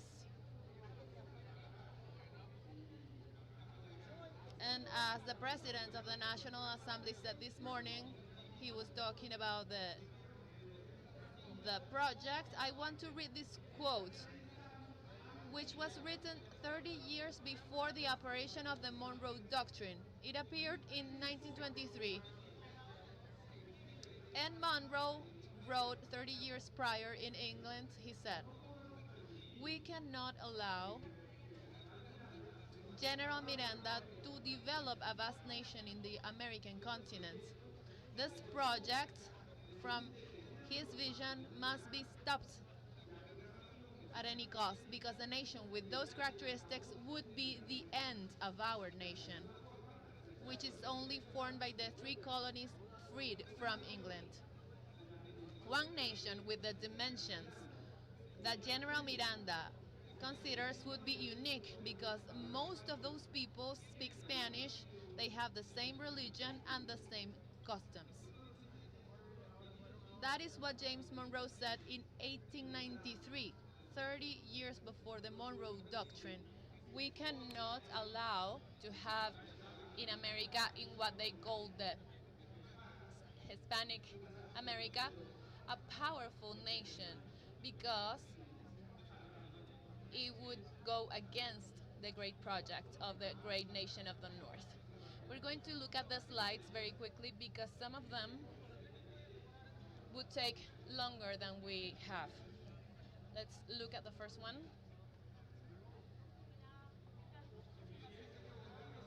And Bolivar said this 1 year before.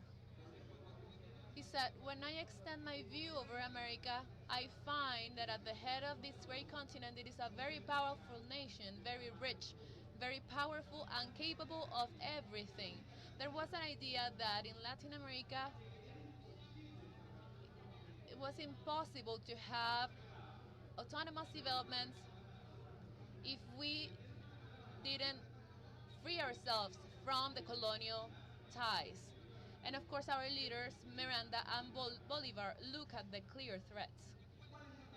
And what is the concrete threat today if we skip ahead 200 plus years? What is the threat? Let's try to understand. What's happening today in Venezuela, what's happening in the Caribbean Sea, what's happening in Latin America is against all of us. It is not just against Venezuela. It is not just about a change of regime, as Jorge said this morning, in which they have completely failed. It is a strategy that goes beyond, which now, fortunately, is visible for us. Let us look at a summary. You see that the empire counterattacks with the Trump corollary. In the US, they already talk about the Monroe Doctrine, a combination between Monroe and Donald. So there is an appropriation, there is a approach that talks about security, about migration, but it speaks clearly about the need to focus the interest of the US on the continent to avoid the progress of their great threats, mainly the People's Republic of China. So they establish a group of principles and a group of purposes. And in those purposes, we see very clearly the objective: to control the region's resources. And of course, that's not enough. We need to control the supply chain of those resources. It is essential, because today the supply chain depend mainly on Eurasia. 9 out of the 10 most important ports of the world are in China and Eurasia. The value chains of the products, the scientific production, the 70% of patents are being created in Eurasia, not in the US. So that Trump corollary says very clearly we will not allow a non-atmospheric adversary to control essential resources of our nation. This could not be any clearer. So we need to understand that this is what is behind the strategy. And we can see this very clearly in the next slide. I know that is very small, but I can read it for you. This is the South American map, but we could extend this map to the whole continent, and we would be able to see the huge amount of resources of the Latin American and Caribbean lands: water, biodiversity, rare earths, energy, agricultural lands, food production, fuel production,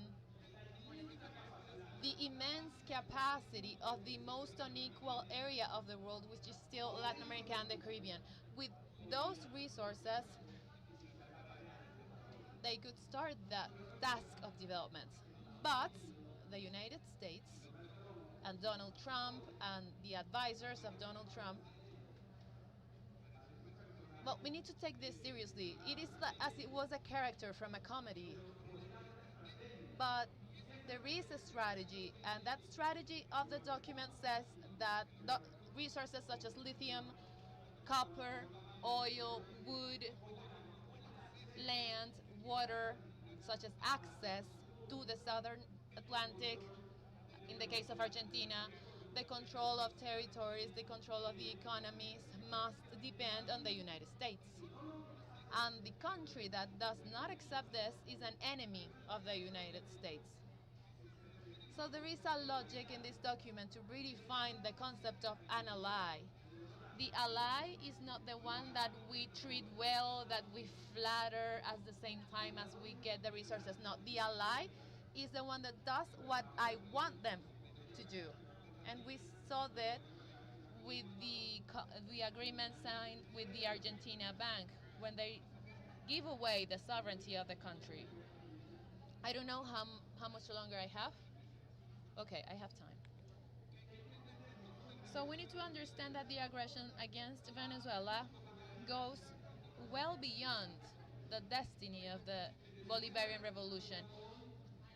In Venezuela, we have at stake the destiny of Latin America and the Caribbean during this century, of the possibility to be sovereign, the possibility to have our own development, the possibility to have our own integration, the possibility to exchange. That impressed me very much. I always remember it.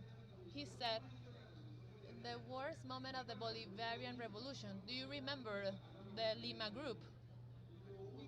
The only containment dam for the recolonization and devastation of Latin America is the Bolivarian Revolution, the Latin American Revolution, the Cuban Revolution, the Nicaraguan Revolution, the revolution of the peoples. Only if we understand that defending Cuba, that defending Nicaragua, that defending the social movements fighting for their rights in Ecuador, Argentina, Peru, in Central America, if we defend the democracy of Honduras, if we defend the rights of the Honduran people to real free and democratic elections, only if we defend each other, we can avoid this. Otherwise, we will have another century of colonization, of devastation, and looting. This is the dam. This is the containment dam. That is why Venezuela can show proud its face of victory. As Jorge Rodriguez said, its face of happiness, of joy, its face of economic growth. And we will continue on this path. But this assembly of the people, this historic assembly, needs to start building. We need to build among all of us lines of action, a common agenda of work in the economic front to return hope to our people who believe that education needs to be privatized. They believe that it's unavoidable that we deprive the retirees from their rights. with these libertarian governments in any part of our region. So thank you very much. I just wanted to bring up this idea well beyond the case of Venezuela so that we understand that this fight is of all of us. And to finish, Fernando. And I remember this because I am a lover of Cuban culture, Cuban music. A few months after the invasion of Bahia de Cochinos, a great singer published a very popular song called Waiting for the Invasion, because some people would say, yes, the invasion is coming, the invasion is coming. They failed, but they're coming again. And as Jorge said this morning, let us take to the streets, go to the communes, talk to the people, because in that song they say that they cannot trust in luck, because there is a people that is big and strong that is also waiting. Thank you. Thank you, dear William. And in regard to what you said about Honduras, a few minutes ago, President Xiomara denounced the colossal fraud that took place in the last election. And there will be a great diplomatic offensive so that the world knows what happened in Honduras. So now we're going to give the floor to someone who has everything to say about a country that we love and admire, a country that has resisted for many years a blockade, economic blackmail. With regard to the first session, it is an extraordinary man. We are proud to have him here. He reminds us of courage, of dignity. He does not need any more introduction. Fernando González Jordi, Deputy and President of the Cuban Institute of Friendship of the Peoples. He comes from the Higher Institute of International Relations. He is a hero of the Republic of Cuba. He fulfilled his internationalist mission in Angola. He was one of the Cubans who were prisoners in the US. He was 15 years in jail. After he was released, he was appointed vice president of the Cuban Institute of Friendship with the Peoples and then promoted to his current position. He has received multiple decorations and for victory in Angola, and also a decoration of Minin and Playa Girón. He's a deputy to the National Assembly, and he has also received the Simon Bolivar Order of his second homeland, Venezuela. You have the floor, Fernando. Thank you, Patricia, for your wonderful presentation. I'm a little nervous. I am very grateful for the possibility to participate here in this event as part of the Cuban delegation that is very big, as Abel Prieto was saying this morning. It's very representative of pretty much every sector of Cuban society: youth, workers, students, women, academics. Practically all Cuban society is represented in our delegation, and it is important in such a moment to have a very strong presence of Cuba, and we believed it was necessary to reaffirm the message that Cuba will always be alongside the Bolivarian Revolution, of the ideas of Commander Chavez, of President Nicolas Maduro, and the civic military police union with the Bolivarian Revolution. I apologize to start with this anecdote. It is a little bit related to the issue of sanctions, etc. The fallacy that Cuba was in contact with American officials to see if President Maduro would leave Venezuela or something like that, trying to find an agreement for Cuba.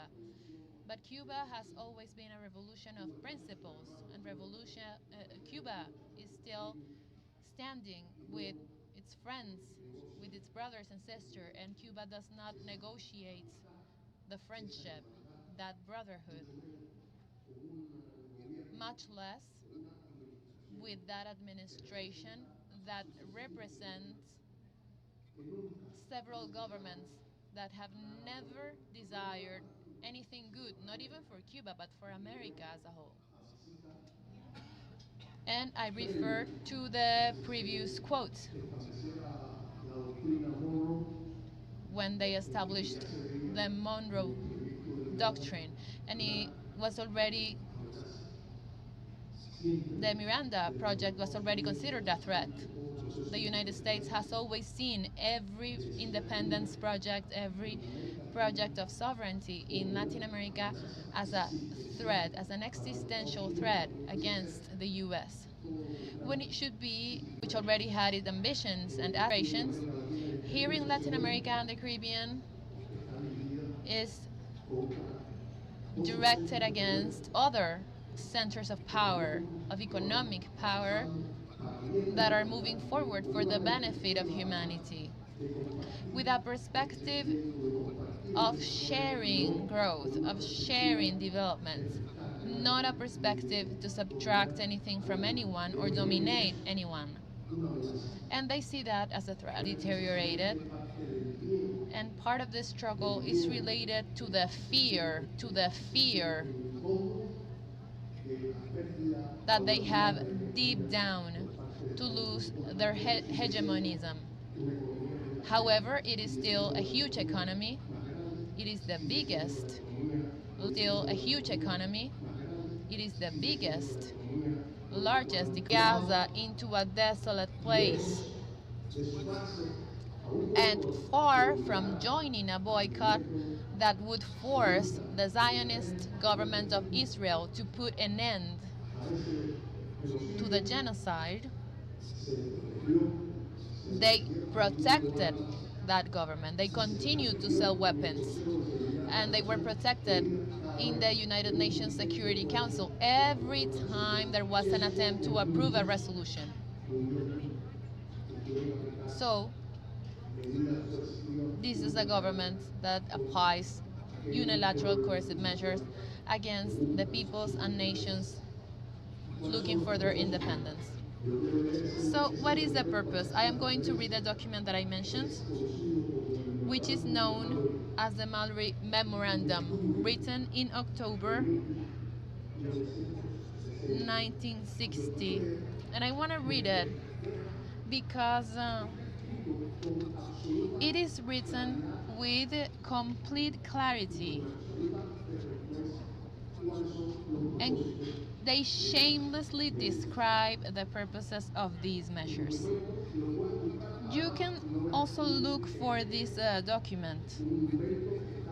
It is not an invention, it is in the files of the declassified documents of the US administration. And it says most of the Cubans support Castro. So they admit that the Cuban government is supported by most of its people. The only foreseeable way to take away support is through the dissatisfaction that emerges from the economic problems and difficulties. We need to employ rapidly every possible means to weaken the economic life of Cuba. A line of action as skillful and discreet as possible will achieve the greatest progress in the, listen to this, the deprivation of Cuba of money and supplies to reduce their financial resources and the real salaries, to provoke hunger. This is an official document of the US administration. Provoke hunger, despair, and the overthrowing of the governments. So that is the essence of unilateral coercive measures, to provoke all of those circumstances. This country, the United States, that sells itself to the world as a defender of human rights and democracy, very democratically proposes to apply these measures with those objectives, and they know that they're going to cause those results with the objective to take away to the government, any government, the Cuban one, the Venezuelan one, to take away the support that they recognize that the people have given to them. And that is supposedly the champion of democracy. They cannot accept that other people want to organize their society in a different way. It is the supposed champion of human rights. And they want to cause hunger, despair in a population. And that is the genocide nature of the unilateral coercive measures. I believe, brothers and sisters, that the articulated denounce through political means and through legal means as well of these kind of measures, the unmasking of the real purposes, not those which are presented by the spokespeople of the empire, is important. The articulation between the organizations, between the peoples, in communication for the denounce and the fight against these measures is extremely important.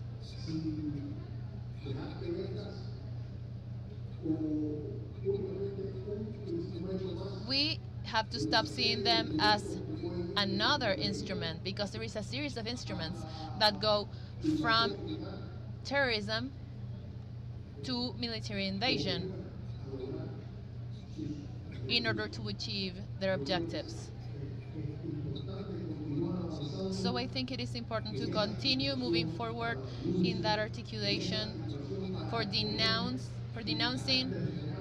to expose the real nature of those unilateral coercive measures and the role that they play in the arsenal of weapons and policies of the empire to destroy the possibilities of independence and sovereignty of our countries, which today are summarized here in the way that Venezuela has been treated, in which they have applied all of these measures and more. And as Venezuela has been defeating these measures, so they use more and more the military threats, psychological terror. If we look at social media, if we read the news, the Western media, we are flooded with fake information, with fake news, that something is going to happen, that this is not going to happen, that there are planes, that there are no planes, that B-52s were flying over the coast. So it seems as if it is imminent, and of course there is a real danger and we need to be prepared, but there is also a psychological warfare on the people of Venezuela, against the people of Venezuela, that is also a part of this arsenal. And I share what William said. It is not only against Venezuela.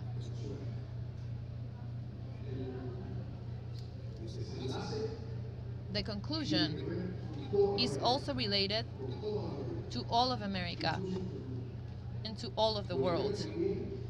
I also think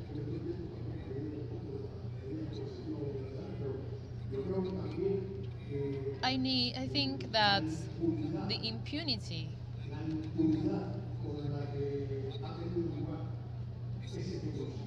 the impunity of the genocide in Gaza, the inaction of governments and international institutions has emboldened the empire. It has emboldened the Trump administration.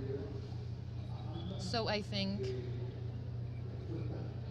that in absence of official responses and responses from international organizations, we need to have articulations among the peoples to avoid the invasion, to denounce unilateral coercive measures until we put an end to that kind of behavior.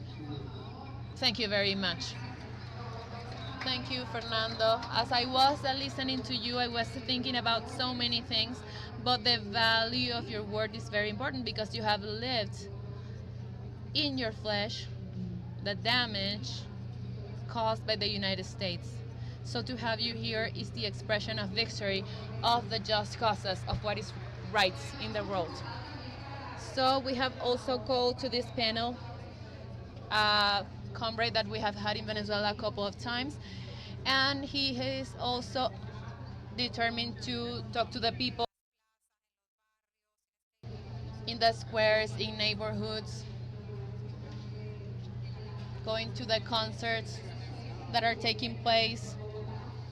He is from Sweden but lives in Bogota. He's a member of the Communist Party in his country. Welcome. He's a member of the International Department of the Communist Party and international editor of El Proletario newspaper. He has worked for 10 years for the newspaper, and he has visited the Latin American country in a couple of times. In 2019, a very difficult year.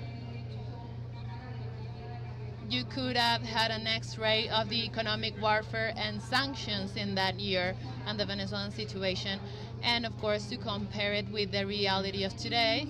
And he also had made a report of the damage of a blockade for his newspaper, and then he came with his party in the Sao Paulo Forum. Thank you very much, Marcus. We would like to hear your impression about the first hour here in Caracas and compare it to the other times where you have been here in Venezuela. Thank you so much.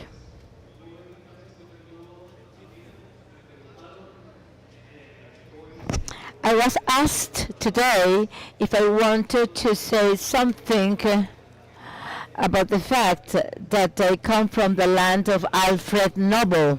Yes, I'd like to share my indignation, not to use some other word, regarding the decisions of the Nobel Committee of today that has nothing of Nobel, this Nobel Committee, while we are here in this event in Caracas, which is impressive, far more impressive under these ominous circumstances.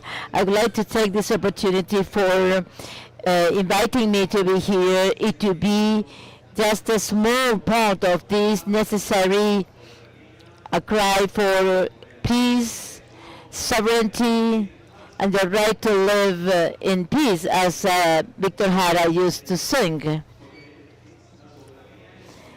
Sovereignty is the right to live in peace for all peoples, but principles are universal. But they have to be concretely applied, and today is a case in point. Venezuela is under attack, like Cuba, so we need to support Cuba. We need to push back against those imperial attacks. A silent left is useless. Therefore, as you've said, we need to raise this issue, and we need to raise awareness about the importance of this topic. and this is far more clear in Latin America than elsewhere, but Europe also is mindful of this, and my country, Sweden, is mindful of this. Well, while we're here to deal with such positive aspects, Maria Corina Machado apparently is in Oslo. The press conference was suspended. I don't know where she is. Normally, he should have been in Oslo today to receive this award. It is a shame to give this peace award to this lady. As you all know very well, Maria Corina Machado is not what the Nobel Committee says. Is an implacable fighter for democratic rights of the Venezuelan people. She is a cool leader from the extreme right who has promised to deliver all Venezuelan wealth and riches to Trump, no matter what and no matter how.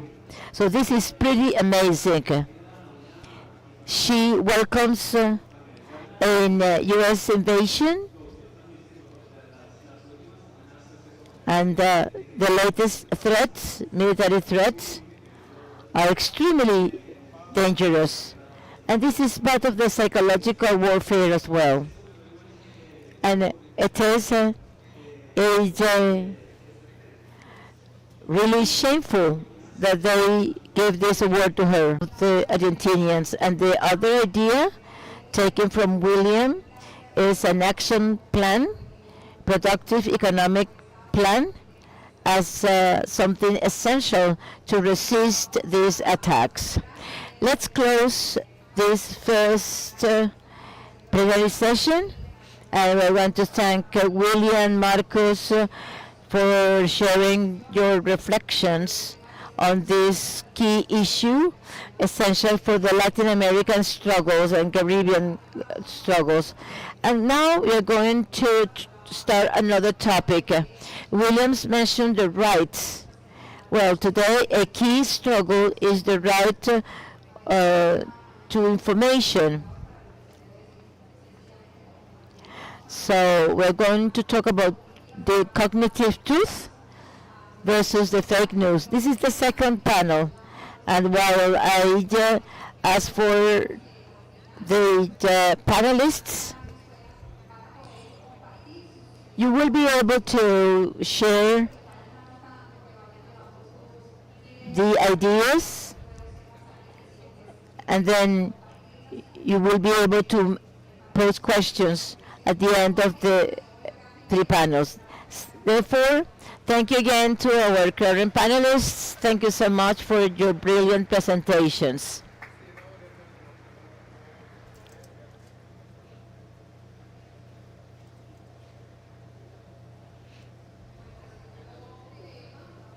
So, the second topic that we're going to discuss, voices of the new world against cognitive lies and truth as the global dispute. And there we're going to have Tania Diaz, Deputy of the International University of Communications. She is Venezuelan.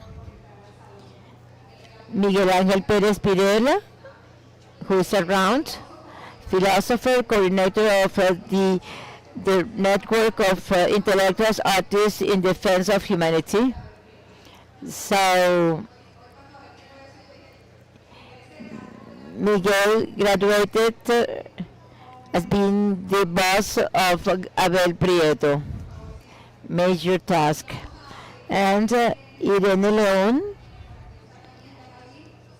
sociologist, network of intellectuals in favor of humanity, in defense of humanity. She's always also here with us. Welcome, Tania, Irene, Miguel Ángel. We're going to start with women, right? So we're going to give the floor to Irene from Ecuador. I don't know if she had time to rest after a long journey. This is a structural key issue. In the case of the Bolivarian Revolution, communication is at the heart of the revolution. We have been mindful about this, the importance of communication and information. She has a lot to say about this. And Irene doesn't deserve any further presentation. You have a magnificent audience ready to make contributions and ready to share. I'm responsible for administrating the time for the balanced use of it. So you have the floor, Irene.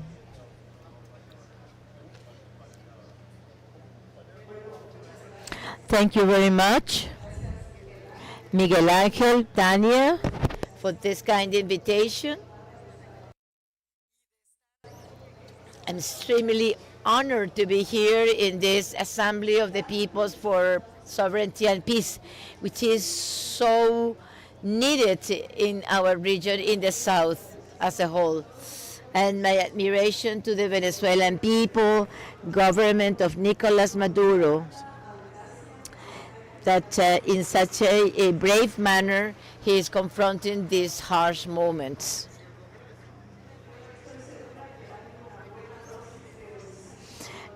There is a lot of bravery in this process, and this confirms that the Venezuelan people is a hero and is a clear example to the rest. It is not easy to confront the empire of the North that is says it is so powerful, but also such a liar. The Secretary of International Affairs of PSUV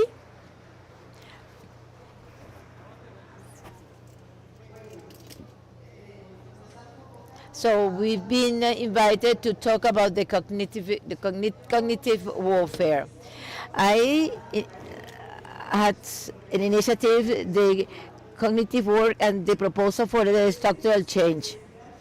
I started to work on this cognitive warfare because of things happening in Venezuela. One of them had to do with information and communication. And it has to do with the two Venezuelans projected by the international image. Namely, I'm talking about a communicational scheme where information towards the world showcase Venezuela's very generate aggressions. Well, all of that is unknown, is anonymous. Those are anonymous attacks. So to carry out this program, we need to attack the brain of people and human behaviors. So what's the purpose of this? Well, destabilize the enemy through a multidisciplinary group of actions where we have a number of sciences and knowledges, namely communication, neuroscience, because the idea is to damage neurons of people, and neuroscience plays a major role in this, psychology, sociology, and a variety of non-kinetic elements such as direct psychological operation, the PSYOPs that we are seeing in Venezuela right now, and large information operations, or rather misinformation, and cyber wars that are very frequent in all these tactics. The purpose is to take control collective and individual of brains and behaviors of the individuals, which is indispensable to adapt attacked societies to a new wave of capitalist accumulation, which is the global market, namely the market that we see in capitalist countries where private corporations of the digital military industrial complex of multinationals all over the world. This conglomerate and financial capital, which is essential, this conglomerate of companies is consider itself as the global hegemon. Therefore, there is a rearrangement, a repositioning of capitalism under this leadership. And to this end, many adjustments should be made in society. First, that is the state destruction is one of the main goals so they can take hold of the world. The tools are the digital technologies in all fields, in agriculture, manufacturing, and so on. The digitalization is crucial, and especially in information communication. And the cognitive define this type of war as the conflict where human mind is the battleground, and whose objective is to change not only what people think, but also how people behave. And if they are successful in this process, this fashion the beliefs and behavior of individual and group of peoples in order to attain the objectives of the aggressor. In the most extreme fashion, cognitive war has the potential to fracture and fragment a society in such a way that it fails, it lacks the collective will to resist the adversary. Therefore, the opponent can then submit a society without resorting to direct coercion. So, this is clearly stated. They want our self-destruction. Some authors, French, define cognitive warfare as a conflict based on the militarization of public opinion by foreign entities whose purpose is to destabilize societies. To attain these goals, they resort to many disciplines, as I said at the outset. But most of these disciplines creating the techniques for this warfare are simulations, falsehoods, lies, which are crucial. So much so, they have become a discipline, a field of research, and there are many sub-disciplines. According to the France military magazine, the cognitive warfare has innovated at defining the place of lies and truth hierarchically. Namely, they can be created by anyone. The use of lie dominates so easily. It is easy to lie by saying the truth. Montaigne shows the distinction between telling a lie and to lie. And to want and to lie indeed, it's different things. Lie as an original sin, according to religions, in the heart of the economic action of capitalism becomes more and more important. Lies are essential then. So it shows that the importance lies have become important and how it is used by many disciplines. And this can be clearly verified on a daily basis in the field of information and communication at any level, because old fake news, apocryphal news are today a way of doing communication. And in many schools, they be able to position a lie is considered a professional quality, a very good skill. So this positioning of falsehoods as a way of knowledge clearly operates in other fields of capitalism, financial capitalism, for instance. As we know, it is basically premised on speculation. They invent things for the global market to work smoothly. To modify brains and behaviors, there is another discipline alongside lies, and it has to do with the perceptual warfare. There is a school on engineering of perceptions. This specialty is used for anything that was understood as a personal sensation,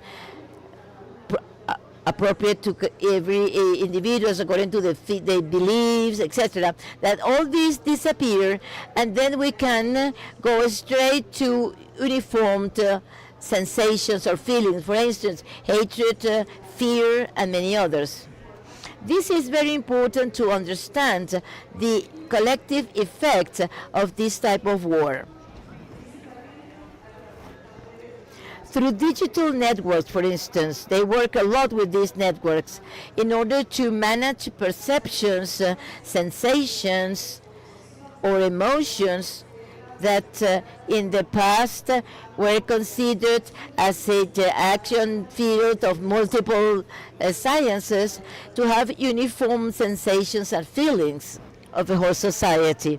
And I'm going to quote some of the experts in this matter, Hernández Vargas and Freitas Sosas. According to what we've said, we can affirm that the nature of cognitive warfare is different from any other type of war. Instead of forcing our adversary to do what we want, like when you use a weapon to force someone, the purpose is to make sure that the enemy is destroy itself from inside, from within, so it cannot resist and dissuade or deviate from the objectives set for these people. Among these objectives of this type of warfare or mechanism to reach self-destruction, we find the maintenance of extreme polarization and endogenous and exogenous operative that do what Fernando mentioned before, namely to damage the economy. So when distributive processes are affected, the cognitive warfare reinforced with the economic problems, people lose the meaning of cooperation, and a population which is overwhelmed by daily problems of the economy, very rarely they're going to care about collective projects, and much less they're going to care about to have a long-term project in the field of politics. And before entering in the solution, what to do with this, we find many packages to generate processes to weaken organization and unity among the people, to accelerate divisions and to produce new divisions, fostering confrontation between different groups, and making sure that no reconciliation is possible in situations that in the past used to be settled very easily through discussion. There are many other disciplines created to attain these goals, but every time I talk about this, I think about agnotology. The agnotology is the science to foster ignorance. contrary to what was done in Cuba, namely these methods for literacy methods, and to facilitate learning in the cognitive warfare, they do the opposite. This science acknowledgement is important because it contributes to install cultural packages in societies that have to do with the free market objectives. For instance, messages that have to do with the vindication of free market. In the last Congress, in MAGA Congress, that free market is untouchable, and those who dare to do that, they are terrorists or sinners. So in this package of cognitive warfare, we found these same criteria.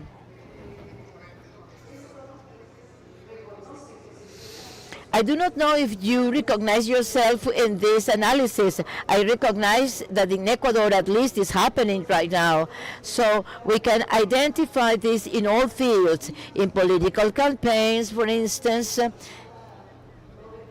The aforementioned Peace Nobel Award, she used these packages of cognitive warfare, where they try to impose these elements of control over behaviors of the in politics through figures that can awaken these sensations, these feelings of hatred, love, disaffection, etc., and to preserve permanent polarization. So these are war tactics. It is a perverse war because they don't identify publicly the scenarios of conflagration. And many times, electoral campaign here in Venezuela, the aforementioned Nobel Prize winner has some images of women segmented by age. She always appear as a virgin. This was addressed for religious people. And so there is a multidisciplinary work to achieve this. And the main objective, which is extreme polarization, which generates chaos, and from that they can also generate possibilities of collective self-destruction. So we see, for example, that groups of people with full intelligence and knowledge are able to identify a problem, but they compulsively attend to answers which contradict the real facts. For example, in my country there are many problems of violence, but in surveys people say, yes, we identify that there is a problem with organized crime, we identify that the problem is inaction by the government, but when we ask the same people if they are going to pronounce that against those who provoke that, they say no. They say they are in favor of them, for example, Novoa, and that is cognitive dissonance. It is more and more applied in different fields that can be recognized in every society.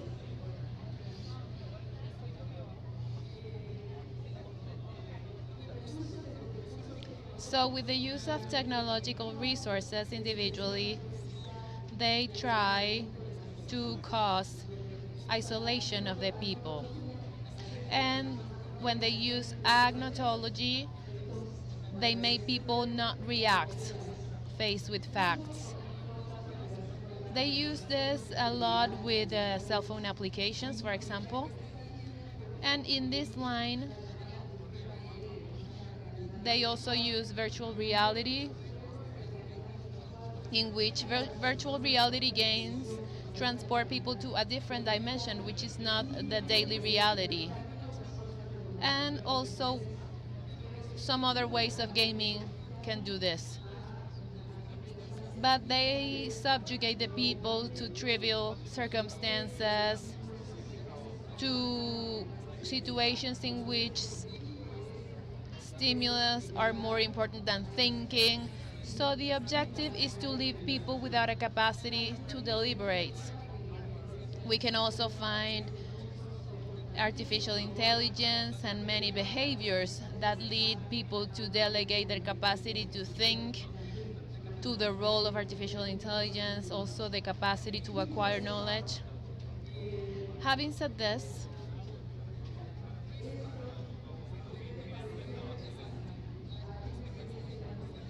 this is very similar to something that already happened.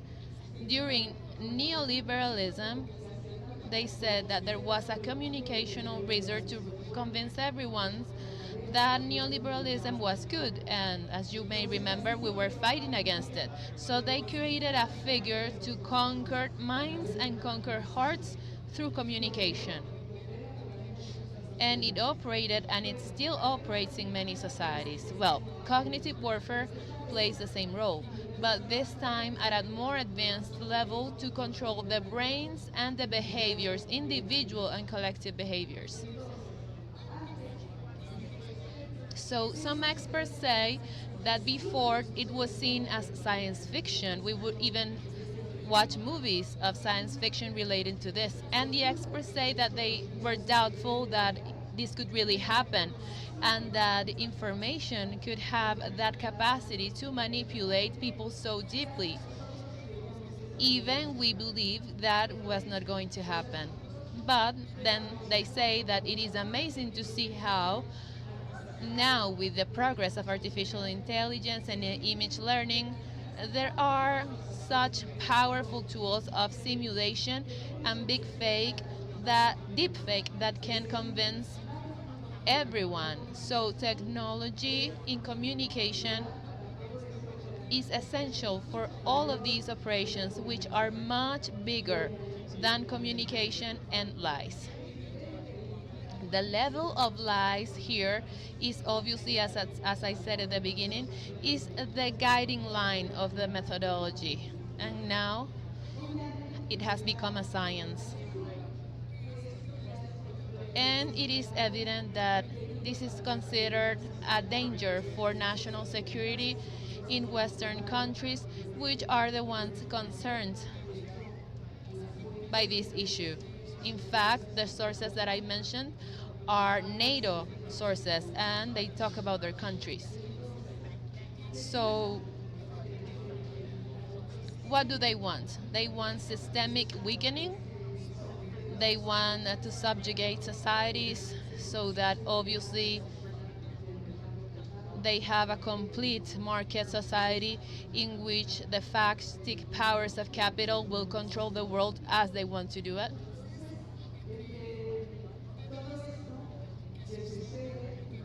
So with everything that is happening that is not science fiction anymore, the question is the one that they invited us to make. What are we going to do? So the main thing is to think how we can work on an efficient cognitive defense, especially in a country such as Venezuela, which according to the study that I carried out, is very affected by many different sources of aggression. Among the most important thing that the theories say regarding to cognitive defense, there is something that we knew a lot in the left thinking, which is own thinking and critical thinking. For example, in France, the thesis of cognitive defense for childhood is related to this. Obviously, it is key that people go back or start to recover their capacity to deliberate. And of course, there are many techniques to break with digital dependency that many people have, especially boys and girls. So it is a general issue that can be practiced in different families everywhere. I started by saying that the most important thing is that this is a war. So there is a level of action that is related to geostrategic complex axes. I call them that way because it is a war that takes place in a scenario that is not traditional. We are talking about perceptions, about psychological mind spheres, emotions. So we need to generate blocks for that war, thinking about developing strategies for defense of a country, for example. Then, obviously, it is necessary to establish initiatives regarding the digital space. I know that in Venezuela you have established a regulation and there is a draft regarding artificial intelligence. Well, this is what it's about, especially if most of the networks and the owners of cyberspace are private actors which work on the basis of their also private interests and not in function of the collective interest or the people's, and the private ones do not want to respect anything, do not want to respect international laws and rights to communication. So it is essential that countries establish legislation on this. And also, in spite of the fact that the multilateral framework is very weakened because these corporations do not want to maintain it, they just want to have the rules-based order at most, or their own centers of international arbitration. But in any case, it is very important to create an international regulation framework. This has been debated in the World Trade Organization. They still have not achieved to have a real regulatory framework. And disinformation and fake news should be censored in every country because, as I said before, they cause a lot of damage. And related to this, at an international level, countries should develop different frameworks, not only on AI, but also cyberbullying, sexism, xenophobia, racism, etc., and everything else that takes place in social media. So there should not be any more impunity in the case of lies and manipulations. We need to develop measures at a different level than the legislation, measures to protect the populations affected, which is almost everyone. And in this case, we need to revert what we do in the multidisciplinary strategies to create defense fields for the people and the collectives according to their social group and the different effects on each of the groups. Education also plays a very important role. We need to create educational projects with different pedagogies to foster our critical thinking so that people learn to block cognitive attacks. So it is not good to be online since we're 4 years old in phone apps. On the contrary, we need to learn free deliberation. And we also need to promote different initiatives for cultural protection so that we can maintain the collective feeling, which I think in Venezuela this is very well advanced, and culturally this is sustained to preserve culture, historical reference, community reference. In many countries that's not the case, so this is a plus.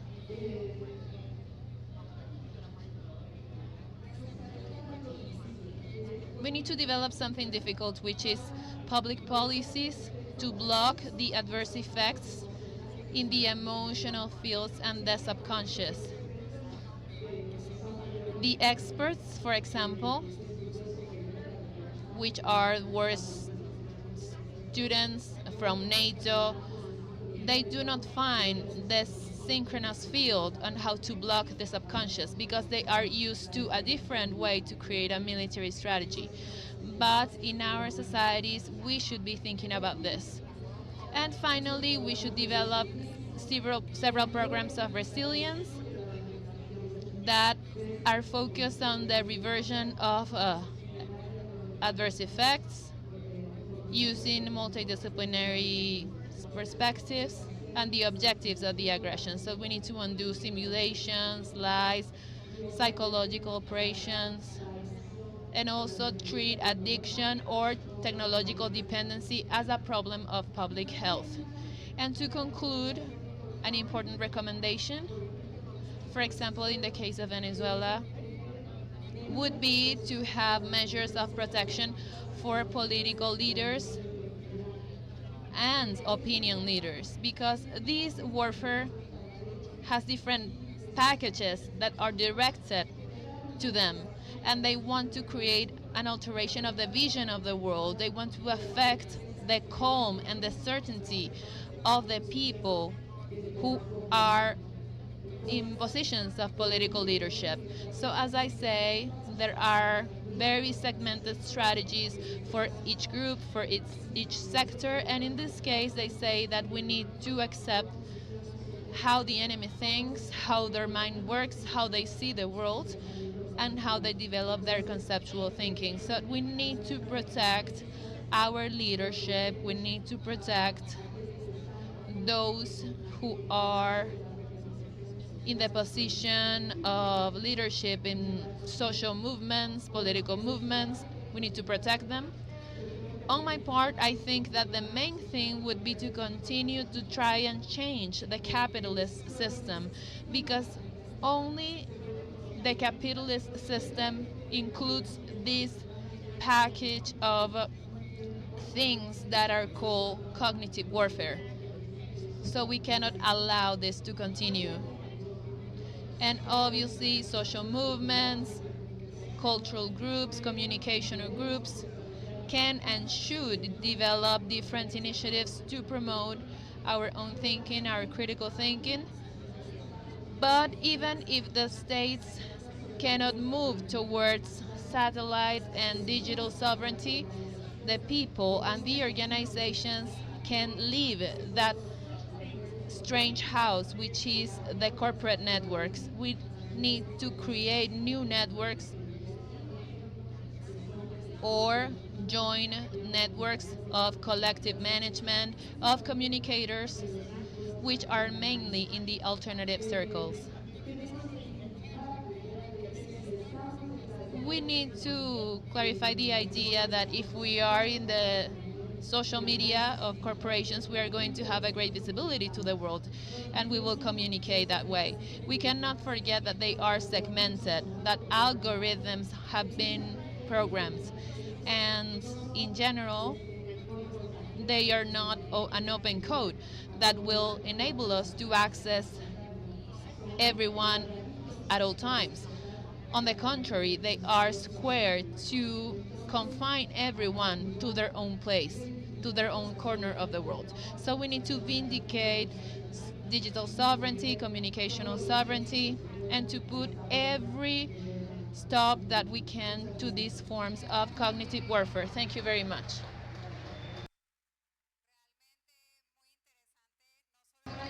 Very interesting, not only the diagnostic, but the series of proposals that you have brought up. It is true that you took a little longer, but I think we all agree that it was worth to listen to this presentation. Not only the diagnostic of what is going on, because we already have an idea of this, but also the proposals on how to continue to face this very complex situation. That's what it's about. We need to learn from each other. Now I would like to give the floor to another extraordinary woman with great experience, a colleague, journalist. She's still a journalist, although today she has been working more in politics. I know that the reporter lives still in her heart. She is a deputy to the National Assembly. She works in the legislative branch, and for a while she has been the rector of the International University of Communications, UICOM. She does great work not only in Venezuela but also in other countries. And with regard to what, and she brought a cheer group. Well, she knows the ways to resist that cognitive warfare, and it is related to training, education, of course. Tania is our dear friend, and she recently was appointed as a member of the political bureau of the Socialist United Party of Venezuela, of the Bolivarian Revolution. It is very valuable for us to be able to have your presence here to share your experience from journalism and every other scenario. You have the floor. Thank you, Patricia. Thank you, Patricia Villegas, to everyone here in the panel. First of all, I would like to thank deeply from the bottom of my heart on behalf of the Venezuelan people, of our revolution, this group of international delegates too, who overcame every obstacle to be here in Venezuela today. Thank you very much. I know what you went through. Many people don't know, but I do know. So thank you very much. I would also like to start this conversation by thanking a group of social organizations and especially the Norway Committee for Peace, which has organized today a demonstration in favor of peace in Venezuela and in favor of peace in Palestine against shame and the terrible violations of international institutions. You know that there was a very good demonstration in Norway, in content and in number. And well, this is about the voices of the New World against cognitive warfare. And Patricia made a very good summary. I think she should sit here and to talk about her experience. I have a different role today. I left the newsroom for today to learn and to listen, but thank you. So this is against cognitive warfare, and I would like to start talking about politics, about our experience, about the Venezuelan and Chavista experience, what the Socialist United Party of Venezuela has done, what President Nicolas Maduro has done, and what Commander Hugo Chavez left as a legacy. Those who are using their phone to record everything should put them down. Communication is a fact of presence. Please, let us be present.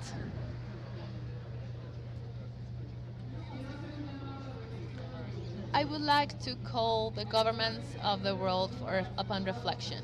In September 2001, we saw a new imperialist war without historical precedents, a permanent war in perpetuity. We need to look in the face the terrifying reality of the world we live in. We need to create points and concerns from the objectives and the threats that loom over us, because the United States is not the only country that is establishing military bases around the world. What is the fear that they have to use such a huge budget for military bases?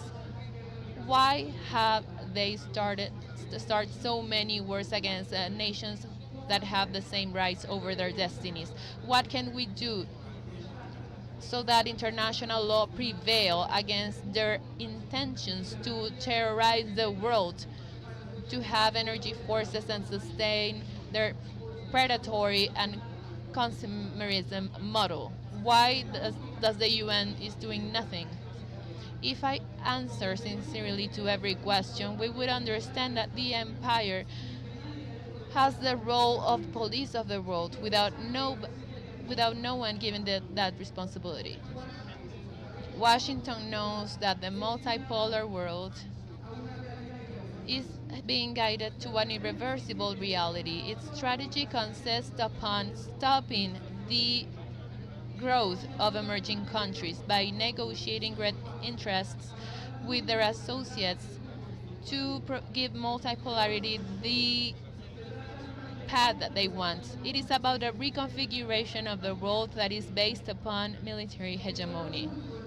The hidden power of the financial military group that is destroying the world to accumulate more, that group that is subordinating a group even bigger of states, take into account that the way of existence of financial capital is the earth.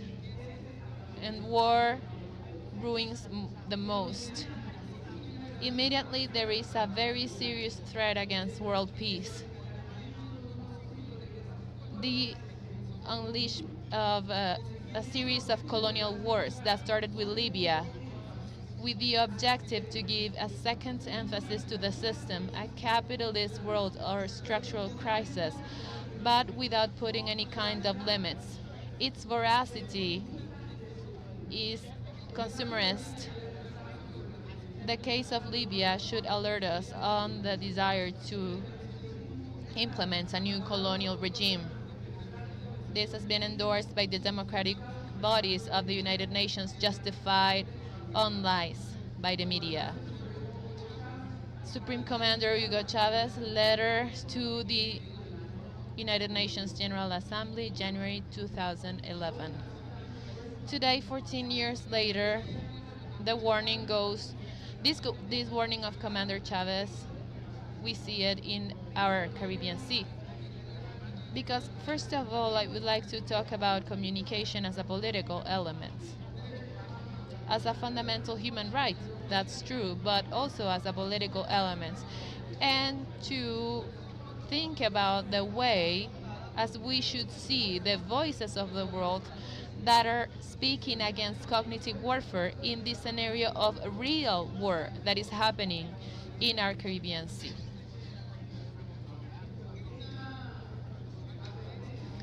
This warning takes place today in the Caribbean and certainly is aiming its weapons to Venezuela.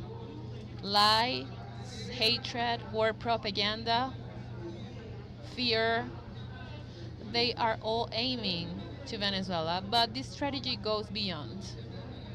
When I started to militate in the Venezuelan Communist Party, they would tell us that we needed to identify the enemy, that we needed to know exactly what we were facing. So today, we cannot look at this scenario just as something that is a threat against Venezuela, just against Venezuela. The context that our colleague gave us is very good because we need to look at how the peoples of the world, how the voices of the emerging world can face the enemy that we are looking at. Now I am going to read part of the United States National Security Strategy that was published just a few days ago by the American administration. It is long.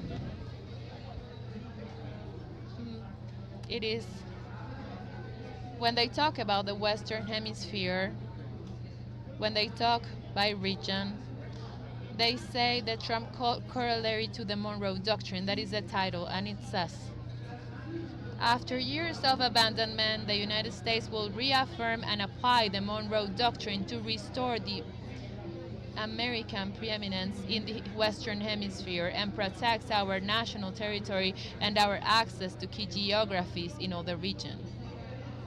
We will deny non-hemispheric competitors the capacity to position forces and other threatening capacities, or to have and control strategic assets in our hemisphere. The Trump corollary to the Monroe Doctrine is a sensible and firm restoration of the American priorities and power, coherence with the security objectives of the United States. Our goals for the Western Hemisphere can be summarized in recruit and expand. I apologize for reading this, but we need to know the enemy. We will recruit our allies in the hemisphere to control migration, stop drug trafficking, and strengthen stability and land and sea security. We will expand by promoting new partners, as we will reinforce the attractiveness of our nation as an economic partner and security in the hemisphere. So clearly, what did Monroe say in the 1800s? He was the president until 1825. When he looked at the great nation of the South, the great Colombia, he said, we cannot allow General Miranda to develop a vast nation in the American continent. This project, from its vision, needs to be stopped no matter the cost, because a nation with those characteristics would be the end of ours, which is only formed by 3 colonies that were liberated from England. A nation with those dimensions would be unique because most of the people would speak Spanish, have the same religion, and the same customs. If we look at our Caribbean Sea, at a few kilometers we have Trinidad and they speak English. It is an island that could be part of the Venezuelan territory. Across the Falcon coast we have Curacao, which is a Dutch colony. However, the Caribbean peoples have a unity, a historical, cultural unity.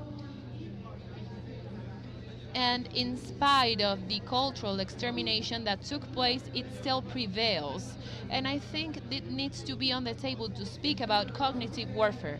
But Trump doesn't stop there. He says, the United States cannot allow any nation to become so dominant that can threaten our interests. We will work with allies and partners to maintain the regional power and to avoid the emergence of dominant adversaries. Force is the best element. The force is the best dissuasive element. Other countries or actors dissuaded from threatening American interests will be useless. Force can help us achieve peace because the parties that respect it usually look for our help and are receptive to our efforts to resolve conflicts and maintain peace. Therefore, the United States must have, etc., etc. For countries with such diverse interests, such as ours, it is impossible to not use interventionism. This predisposition should be established at a high standard for what constitutes a justified intervention.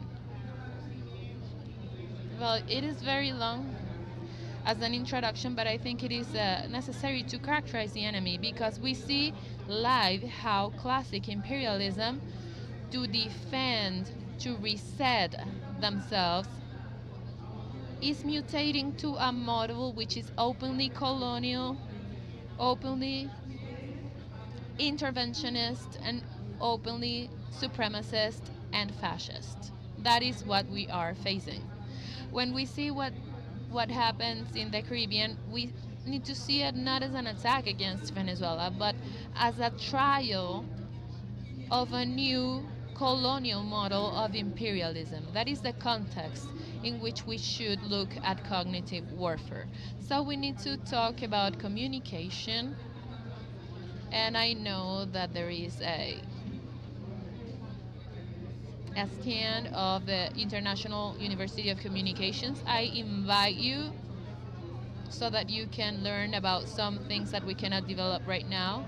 But the international director of this university is Fernando Buenabat. He's from Mexico. And he has been studying for very long the topic of McBride. It is about updating that question asked by McBride at the end of the 70s in last century. He said, how can we have democracy if we do not liberate the communication from the hegemonism that dominates it? How can we talk about democracy today?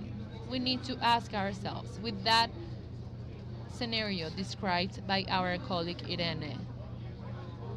How can we continue to trust democratic institutions in bourgeois democracies, in representative democracy, in that scenario described by Irene? I know I don't have a lot of time, but I do invite you to look at the McBride course at our university, the International University of Communications. It is not our creation, it is not new. It was an initiative of Commander Hugo Chavez, and it was created as a university for the peoples of the global south. It is not a Venezuelan university. It is a space for the exchange of these ideas so that researchers can have a space for debates. But it is also a space for the exercise of communications that we started to do here with Commander Chavez. He transformed us into the people, the communicating people that is Venezuela. So we have defined problems of communication in the McBride course, and then we saw what is the role of popular democracy, what is the role of the exercise of direct democracy in the defense against the cognitive warfare. And Fernando Buenava talks about 10 problems of communication. Monopoly concentration of media and platform. It is controlled by a group of conglomerates that dictate what can be said and what cannot be said. They filter content, monetize attention, model social perception. Concentration is a semiotic power that organizes reality and subjectivity at the same time. 2.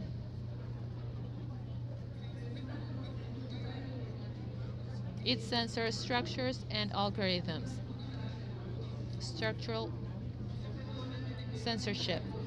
They do not prohibit dissident voices directly, but they are sunk into statistical irrelevance. It creates a semiotic apartheid. 3. Informational colonialism and epistemicide. The ways to narrate the world are governed by bourgeois patriarchal directions that alters our knowledge, the people's communicational ways, and our epistemologies. This is a category of analysis, but I think we need to look at the way that the peoples are resistant.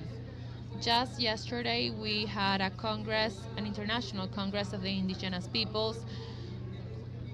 I would like to have this group of people in that congress because it vindicates the knowledge, the creation, the ways of life that takes place in the indigenous population. And in spite of the aggression, in spite of colonialism, they have not been defeated. So it is true, it is an analysis, but it is not a complete reality. 4. Objectification of word and desire. Communication has been transformed into a commodity. We do not communicate to share, but to sell and to gain a salary. If you're not viral, you do not exist. 5. Industrialized disinformation and semiotic war. We see a cultural war intoxicated by neo-Nazi fascism, subjugated by lies and deceit. It is an industry. Contemporary warfare uses fake news, bots as weapons of symbolic mass destruction. 6. Privatization of technological structures. 7. Media illiteracy, and 2 more, I don't know if I have them here. 8. Criminalization of dissident voices. 9. Fragmentation of communicational community fabric.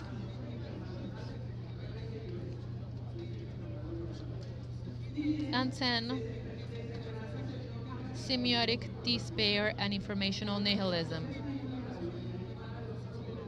With the inhuman velocity of flows, it provokes a kind of communicational asphyxiation. The contemporary subject feels.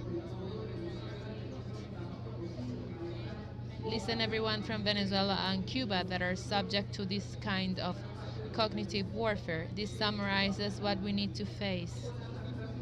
With the saturation of stimulus, the inhuman saturation of flows, and the absence of emancipating stories, we provoke a kind of communicational asphyxiation. The subject feels that nothing makes sense, that is not worth to speak, that cannot trust anything. That informational nihilism is the triumph of the system. the renunciation to the words, to the common project. When we do not fight for sense, we have been defeated. So I would like us to share the Venezuelan experience because many of you will be surprised, especially those in the opposition who are abroad. They are mad because there is a statement of Donald Trump when he says that the biggest carrier is in the front of the coast of Venezuela.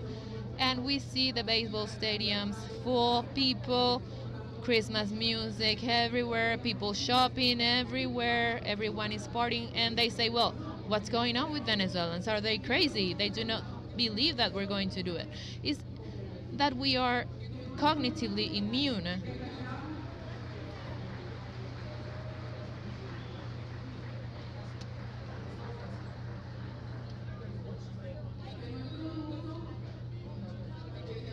It is not the result that we carried out a study. It is the result of communicational praxis. And in the Venezuelan case, it is related to the democratic praxis, to the participation of the people that started in 1999 with the constituents. When Commander Chavez said, I am going to organize a constituent assembly to refound the republic, he opened the doors for collective creation. All of those who militated in social movements, political parties, who had hopes and aspirations were able to take these to the National Assembly, were able to write them down and send them to the constituents. Our president, and we say very proudly, was a worker. He worked in the subway and he was in the Committee of Citizen Participation. He started going to every town so that every Venezuelan was able to give their opinion. That was an exercise of communication. Communication that connected us to our identity, to our social being, to our historical community values, to our reality, to our patriotism, to the pride of being Venezuelan, to the look to the future and collective construction. And this is what we need to look for in the construction of this new communication. It is not only about standing in solidarity with Venezuela. I think we are deeply grateful, of course, for this. But I think that if we stop there, we will just look at the problem as the United States wants us to look at it. It is part of the trap. Because when Donald Trump says one thing and then says the other and then says the contrary, we say, well, he's crazy, and then no, he's not crazy. He confuses everyone, but he moves forward. I read what Hugo Chavez said, because as they threaten Venezuela, as they want to break the willpower of the Venezuelan people, and they have not done it, and they will never do it, we are Caribbean, and it means brave people.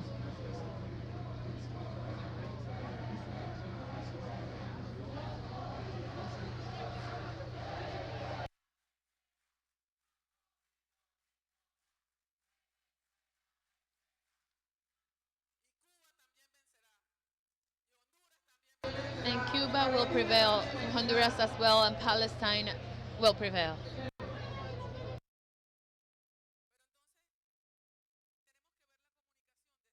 So communication should be seen from this perspective. Popular narrative, Maduro said, is a strategic arsenal in defense of our sovereignty.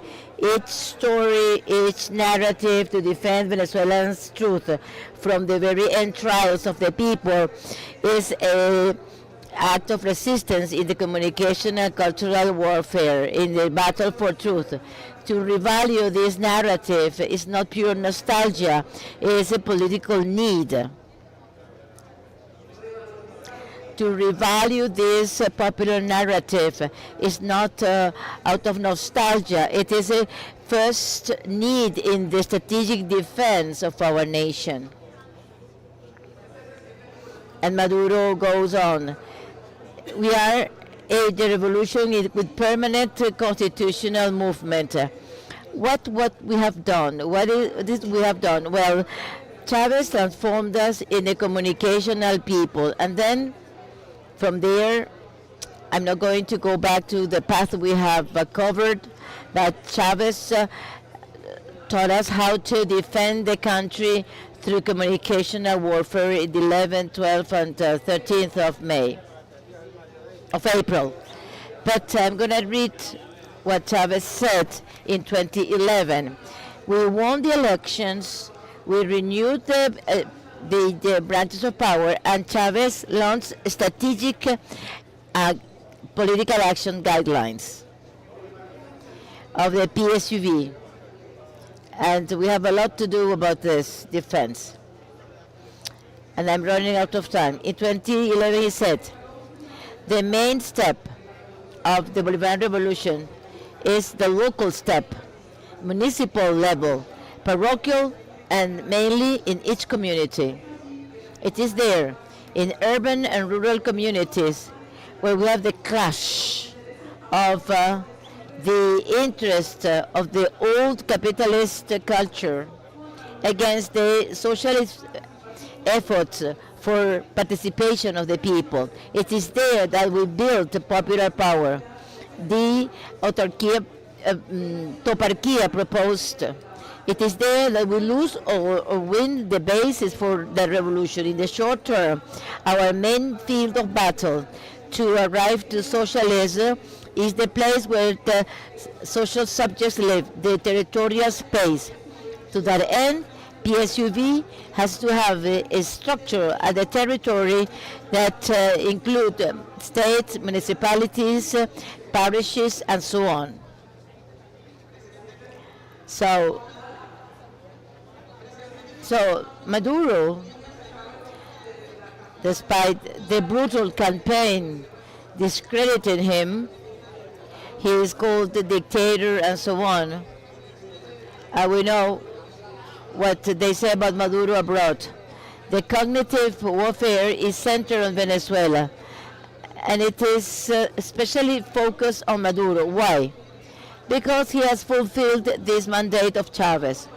We can say proudly that the Bolivarian Revolution is organized in 5,300 communal circuits. It is a communal and local government. Yesterday, President Maduro, in an address with all the power levels of the Republic, he launched this phrase: communal government for transition towards socialism. Because, brothers and sisters, and we can say this here and elsewhere, the solution to this situation where our Caribbean is going to be a major power for our peoples, the alternative is in socialism. And we need to say it out loud. It is socialism. Hugo Chavez said, what we are doing is a major effort to change and go, instead to go to hell, to go to life. So our people, our children have the right to grow, that our elderly people can live with dignity. So, and the Cuban socialism and Venezuelan socialism raise their voices against the barbarism they try to impose in the Caribbean. Cuba and Venezuela, a single struggle. Cuba and Venezuela, we're going to prevail. Well, we have started with the journalist and we ended up with the political leader.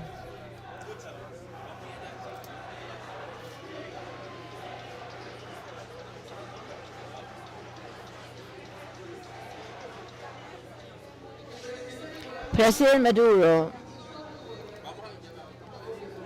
strengthened people's power, while imperialism tricks and its positions in Puerto Rico, the Dominican Republic, Honduras, Panama, Peru, Argentina,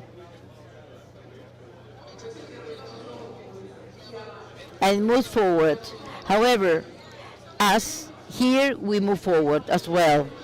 While the aggressors, we deepen people's democracy that comes from the communicational fact. The solution, we cannot say it now, but we can say that the solution doesn't come from the UN. It doesn't even come from governments, perhaps from a revolutionary government, because Maduro's government is premised on the decision of the Venezuelan people. The solution comes from us, from the people.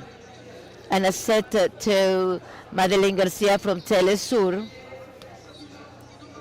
that if institutions not move, we move. Petro launched the initiative of a People Constituent Assembly.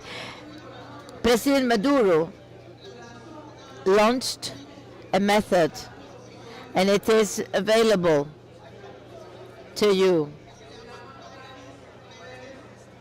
Streets, networks, walls,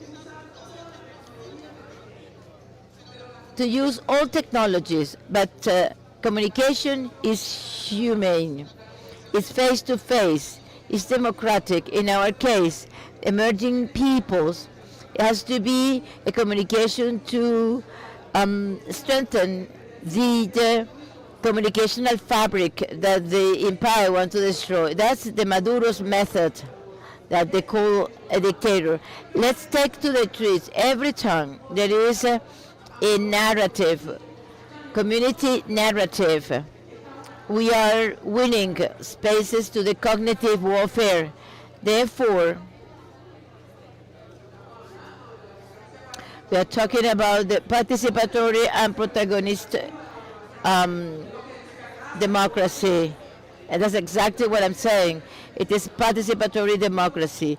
Maduro asked us to go to leave behind the bourgeois democracy to real participatory democracy.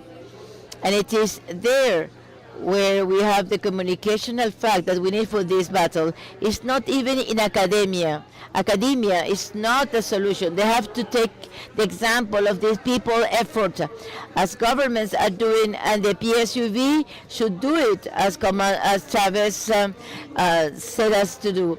And this great guy who was just celebrating 100th anniversary in next year, Raúl Castro Ruz. Thank you very much. We need to vindicate communication as a human right, as a political fact, and to do communication militancy. Each one of us, we have to be militant. We need to learn, we need to train, and we need to militate. And we will prevail. Thank you very much. Thank you, Tanya.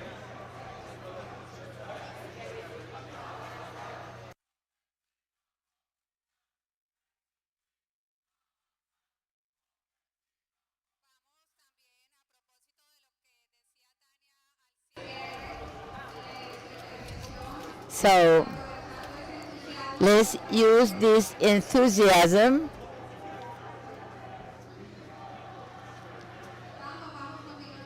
let's move forward. So a big hand to Fidel, a great communicator. Fidel cannot be defeated by the empires. Fidel cannot be defeated by empires.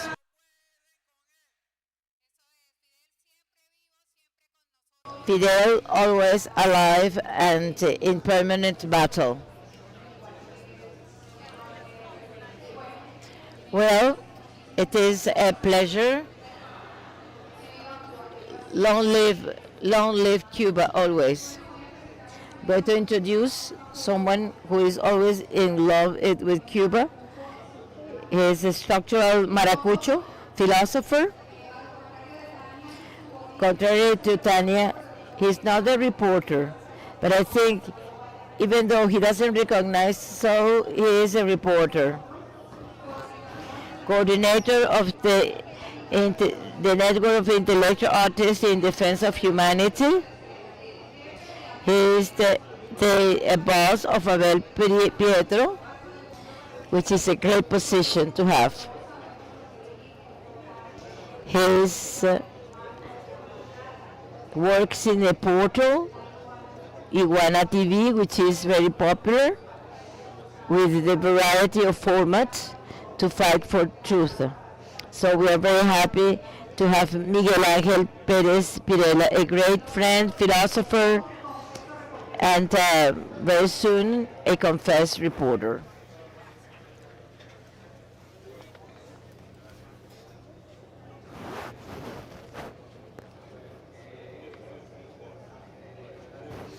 Before addressing cognitive warfare and the new things emerging, I would like to take this opportunity to thank you. More than 500 international guests from more than 50 countries. We feel accompanied by you in the midst of these threats. Threats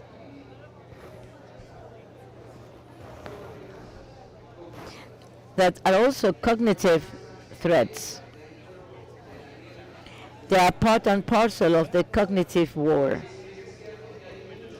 If it is true that they have 1,200 missiles pointing at us, nuclear submarines harassing us, and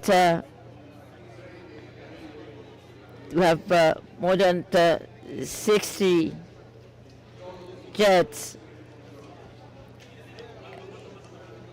threatening us. These are just means. These are just instruments. And as philosophers, we cannot confound the means and the ends. These means, material means, have some ends. The ends is to attract our attention. They want to create a dictatorship of attention.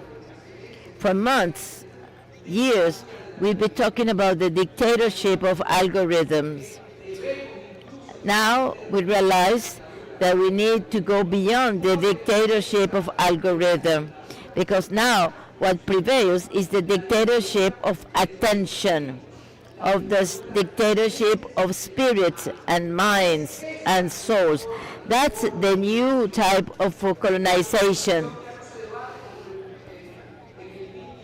Colonization is not what we discussed in the 18th century. The dispute territory is not a material territory, or physical or geographical territory. It is a spiritual territory. It's the soul, are the minds. So we need to wage the battle there. I would like to start talking about two major writers. Asma Gnaya, in a book Cyberpunk, the new totalitarian system. What does she mean by this? And the other book is Hypnocracy, the power of hypnosis. Trump, Musk, and the new architecture of reality. Trump, Musk, and the new architecture of reality. Jiang Wei Zoom.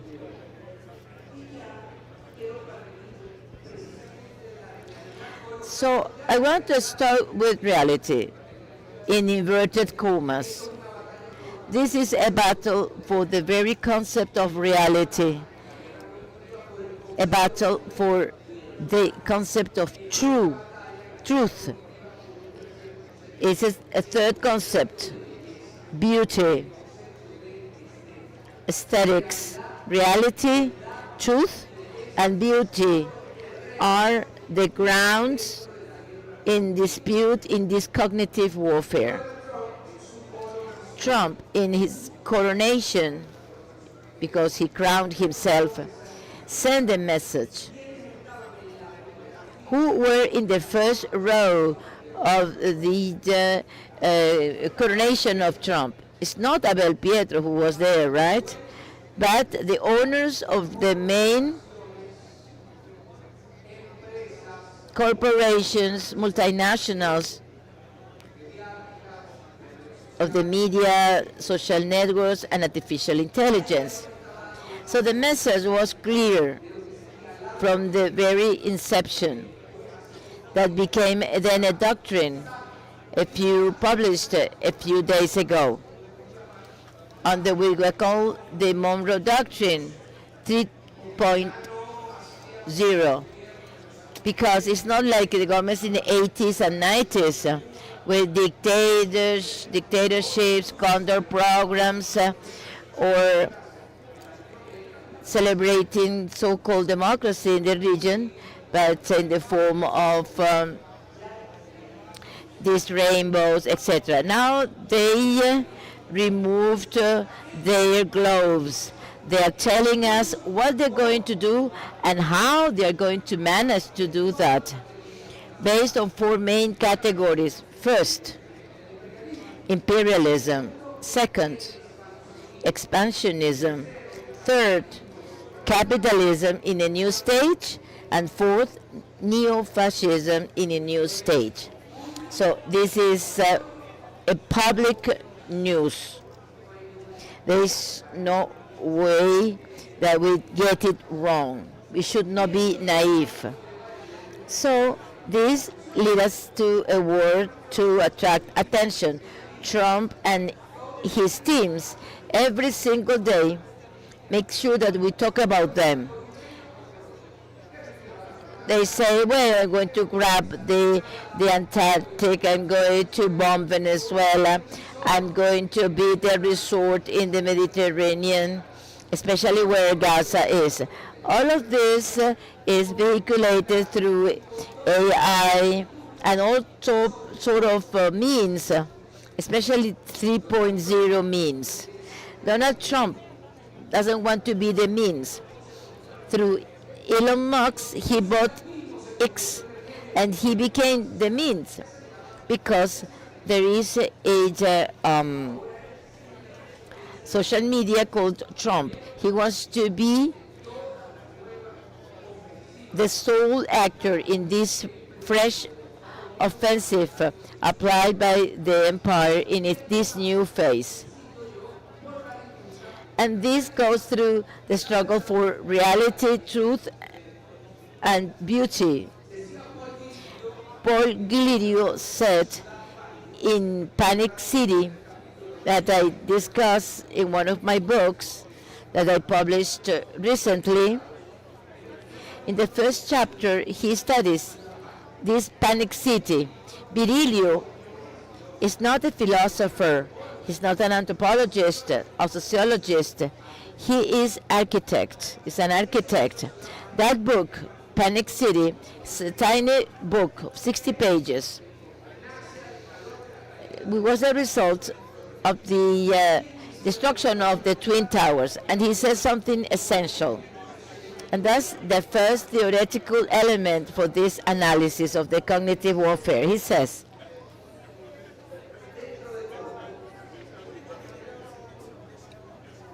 soon, reality will not exist any longer. Reality will disappear. He said this before fake news was created.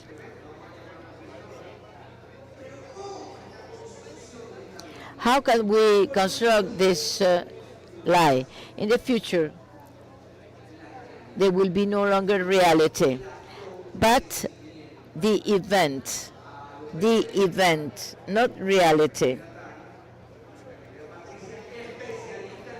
Patricia, she's an expert in these matters. For instance, journalists, they cover events. According to Paul Virilio, the event is no longer covered because the event does not exist. it was changed by as a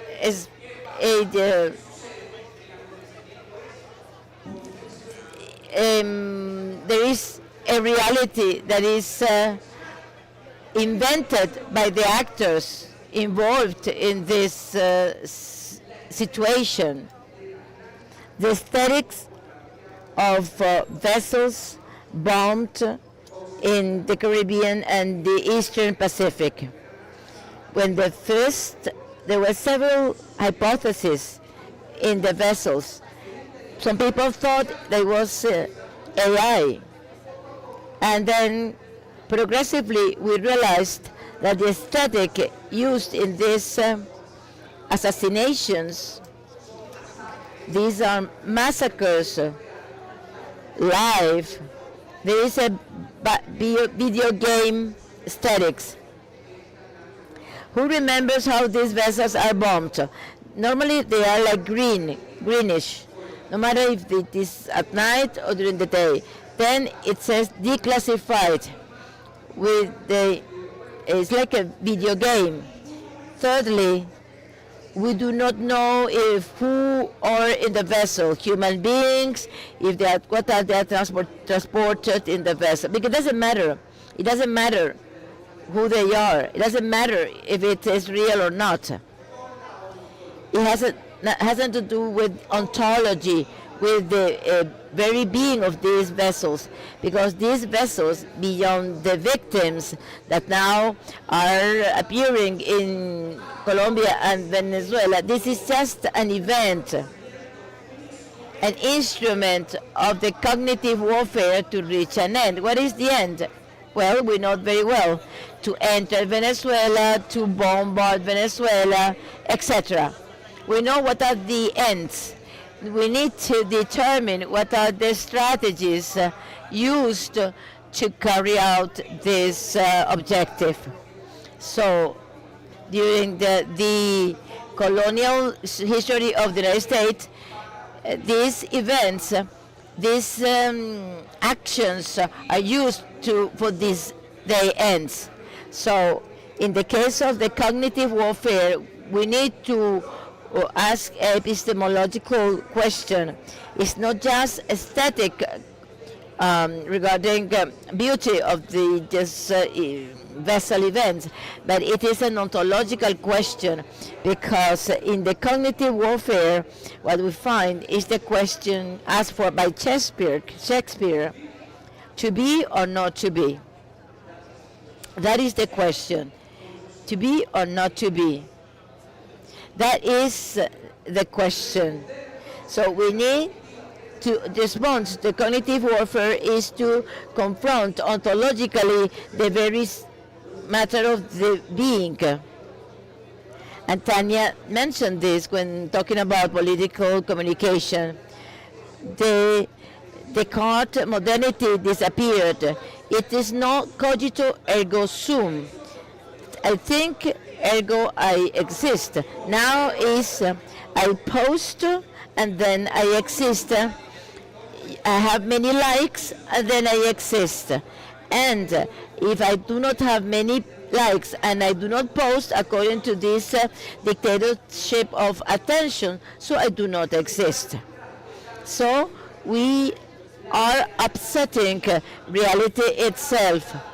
And reality is not, as Latin said, or the Latin philosophy, epistemology. What is reality? Adequatio intellectum ad res of think. So it's no longer that. Truth is no adequation of what I think with my head. I think this is a pen.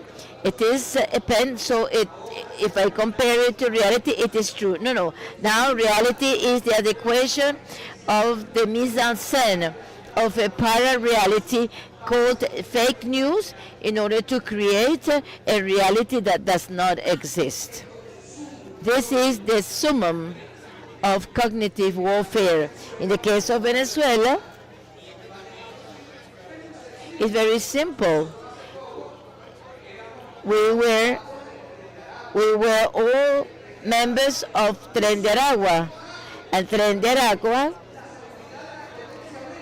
endangered military power of the largest power in the world, and all social networks, the posts, they were focused on Tren de Aragua. But then, after that, they forgot about the Tren de Aragua. It's a gang, criminal gang, annihilated by the Venezuelan people that existed in a place not too far from here. So it is no longer Tren de Aragua. It is the cartel of the Suns. That was a term created by the U.S. in the 90s without any translation into reality. It's a flag to fascists. It's pure wind, and in all the papers and media, they posted the cartel of the Suns. And then, if we speak about, if we talk about the clan of the Suns, the great media, the large media, they removed that post. So we became, we went from a drug trafficker nation, even though all the drugs going to the United States go through the Pacific and very little through the Caribbean. It doesn't matter. From now on, we also are a country in the Pacific. So from Tren de Aragua to the cartel of Suns, from a drug trafficker nation, progressively we became a nation state, which is a terrorist nation state. And in the construction of the event, in this cognitive warfare applied to Venezuelan reality, we became a narco-terrorist. So, as Ramon Grofogel said, they had to use the legal toolkit of terrorism that they created after September 11th. They needed that toolkit in order to justify legally what they wanted to here in Venezuela and against Venezuela. Therefore, Venezuela, once again, like in the first coup d'etat in April the 11th, the media coup, once again, Venezuela is a laboratory for the media essays. It is a 3.0 lab. So we have many considerations to make. Let's go back to Paul Virilio, and I quote, that instead of events, we need to create the accident that is the basis of parallelity, to remove the Aristotelic cause, mention the cause founder of reality. Venezuela had to synchronize our emotions and run away to the supermarkets to empty the shelves, stop taking kids to school. But in the end, it didn't happen. Our kids still going to school. The supermarkets are fully served, and our Conviasa airplanes continue to fly. So we answered in a different fashion. We responded in ontological terms. We strengthened what we are from being. We strengthen our being as Venezuela. Today, more than 80% of Venezuelans, Chavistas, opposition, we are united against the reality of Venezuela, or we are based on a reality, a true Venezuela, not the Venezuela that exists in Madrid or Bogota. And we realized that peace is a daily construction, silent construction, premised on reality. Peace cannot be kidnapped. It is not an award that you gave in Oslo. Peace should be built on a daily basis on reality, and there is no side or fake news that could destroy peace and tranquility of this holy land of Venezuela. Thank you very much.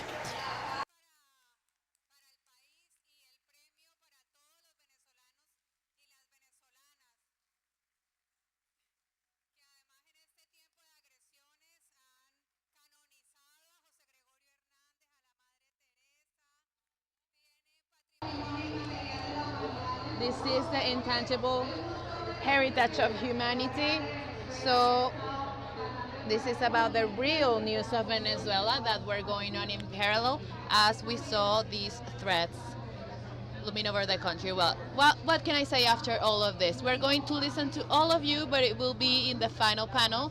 We were going to have a small break to have some coffee, to go to the restroom, to talk to each other, and then we will come back in 15 minutes.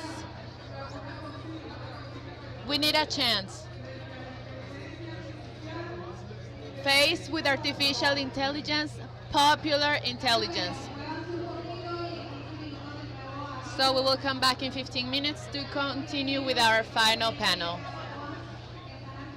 The coffee break is at the back of the hall, and the restroom is in the upper floor.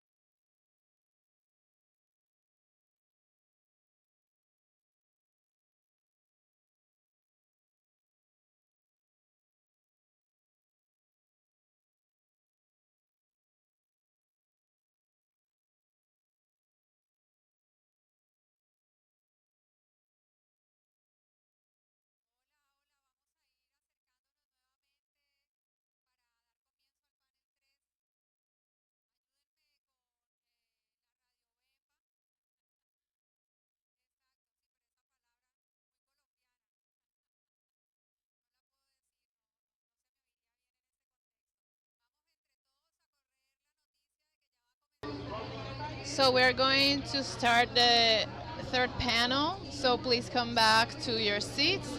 Remember that after the third panel, we will have, that has a very interesting panel, we will have a question and answer session. So if you have something relevant to say, to express, if you have any comments or an idea, we will be ready to listen to you and to take notes. So let's hope that everyone in the back comes back to the front. And I'm going to ask the panelists to please come to the podium so that we can start the panel.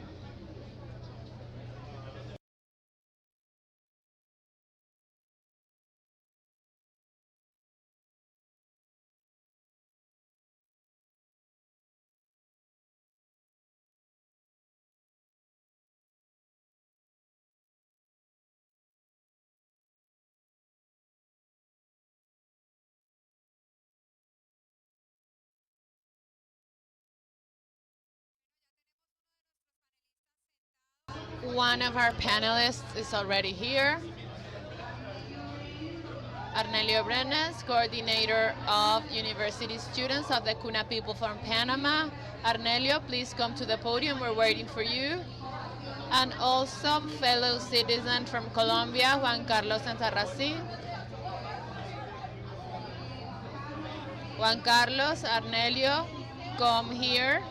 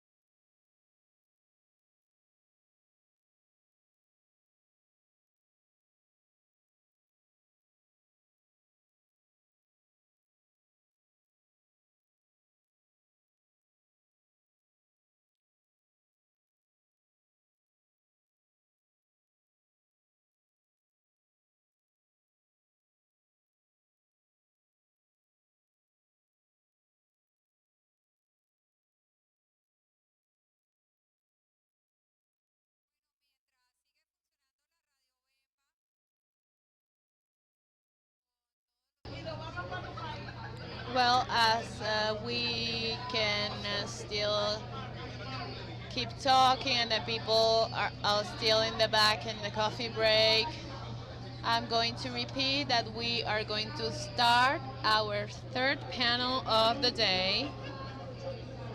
We have already heard very interesting topics in the two previous panels, and I am sure that this one will be as interesting with three very good participants. We are going to start with Ricardo Molina. Professor Molina is the Minister of the People's Power for Eco-Socialism of Venezuela. The name of this plenary session is In Defense of Mother Earth Faced with Climate Emergency. And this panel has a very special significance because this is happening after COP30.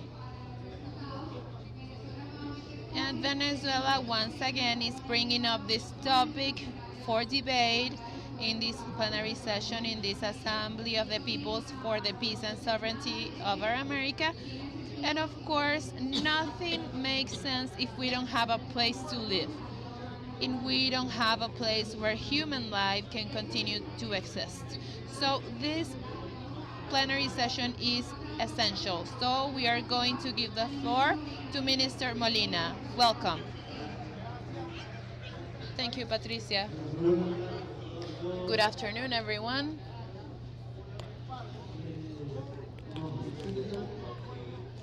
To everyone joining us, visiting our country, thank you very much for the courage of being here. We know what that means. And we are also filled with conviction, with hope, with safety and assurance that we will prevail. When the people say to the American empire, I don't care, this is a demonstration that we will prevail. There is no other option. Before starting with the theme, I would like to greet all of our dear friends. We coincide in different spaces, but for me it is unavoidable to take 3 minutes out of this issue, out of this theme of the plenary, because as I was listening to Tania, to Miguel Angel, that thank God that we have a family that was able to educate their children and take them through the right path. Otherwise, who knows where I would be. This whole, the Venezuela whole, in the 70s was not a whole to speak about all of these truths. It was a whole to celebrate the rich. And over there, on that end, we would have the Villos Caracas Boys Orchestra, and they would play up to 3 a.m. to celebrate the quinceañera of somebody with a very famous last name. And I was lucky enough because I wasn't the son of a rich family, but I came to about 10 parties of those. And do you know why? My father was a journalist, and so we were 14, 15, and 16, and somehow we would find a way to put our names in invitations. Sometimes they were gifted and sometimes they were sold. We would gather the money to get the cards, and at night we would print 50 invitations. And we had a friend who was an expert, I swear, he was an expert. With a potato, he would make a seal, a stamp, and he would make the exact same stamp, so we would come to those parties. We would crash the parties and nobody knew. So I wanted to tell you this because it brings good memories. So, to speak about the climate crisis, we have been reflecting upon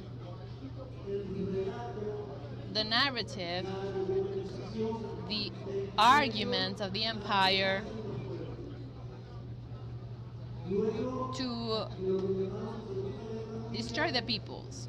After the Second World War, they made up the ghost of communism. And with communism, they overthrew governments, they massacred peoples to impose themselves. After communism, with the fall of the Soviet Union, very quickly invented another argument, which is terrorism. Then with terrorism, they overthrew governments, they massacred peoples, and then that argument also exhausted itself. So they made up another argument, and this is what we see in Venezuela today, the argument of drug trafficking. And with that argument, they want to overthrow governments, to invade countries, but for a few years we see a new argument, which is the protection of nature.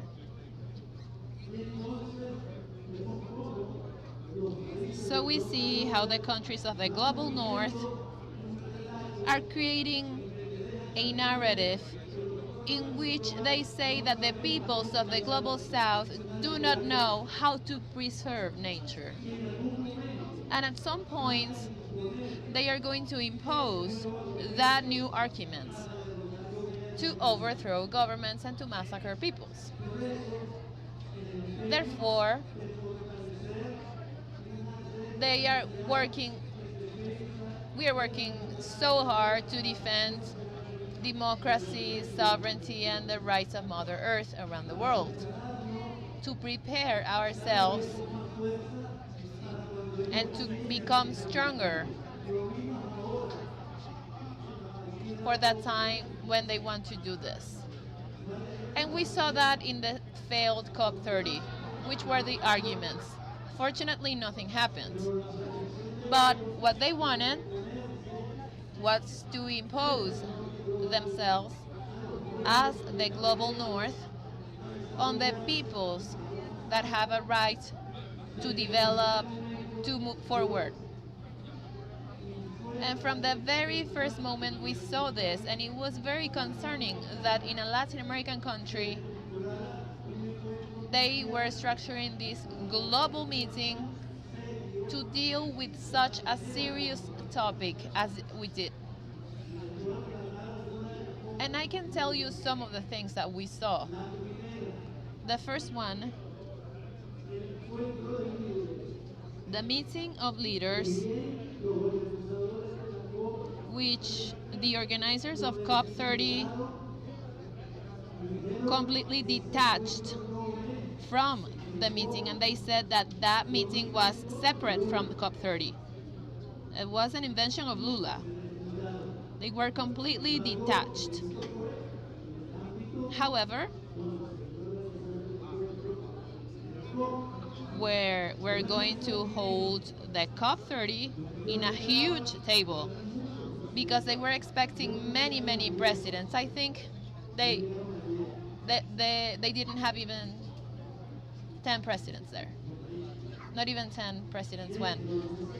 But the table was full because there were representatives and spokespeople from every country. So the event started, and the host president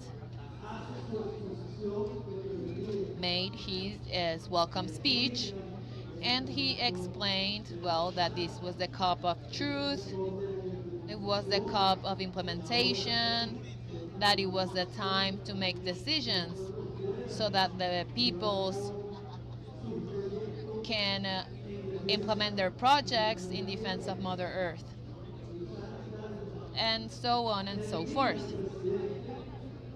He finished with his speech, and I said, well, maybe they are going to have the different presidents in an alphabetical order.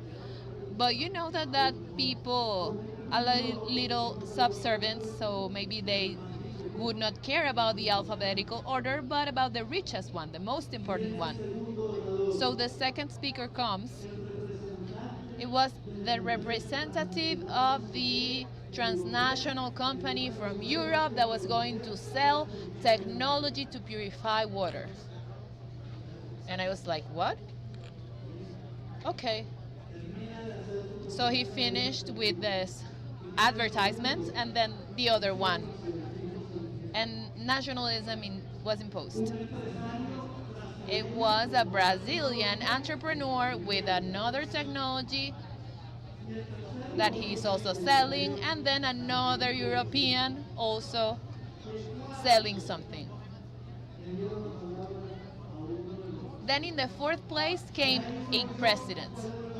And so we realized where the COP was going, who was boss in that COP. Transnationals, multinationals, the owners of the means of production. And I am sure they were very clear on their role. Later on, the different ideas presented during the development of the COP We were in a Portuguese speaking country. Everyone was there, and if you don't speak Spanish, if you don't speak English, you would not understand because everything was spoken in English. I cannot imagine an activity like that in Venezuela when everyone is going to speak a foreign language. And they did it. We warned of this fact. And in our interventions, they were asking us to speak English to Latin American countries. And I was like, well, but my language is Spanish. That is the official language of my country, and I will speak Spanish. So you can see where they were going. Then the topics to be discussed. More or less 120 groups of discussion at the same time.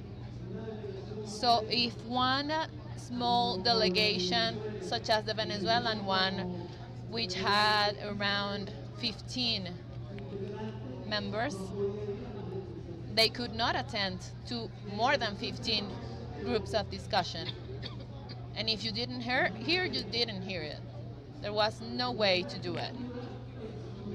They have a very exclusive structure without possibility of dialogue. The people could not participate. There was not a right to speak. It was completely extemporaneous for those who live in the future, as we live in Venezuela. Here, the voice of the people is the one that is heard first. But the relevant topics, well, there was a space to talk about those. And what were the relevant topics? Carbon bonds, for example. That is the solution.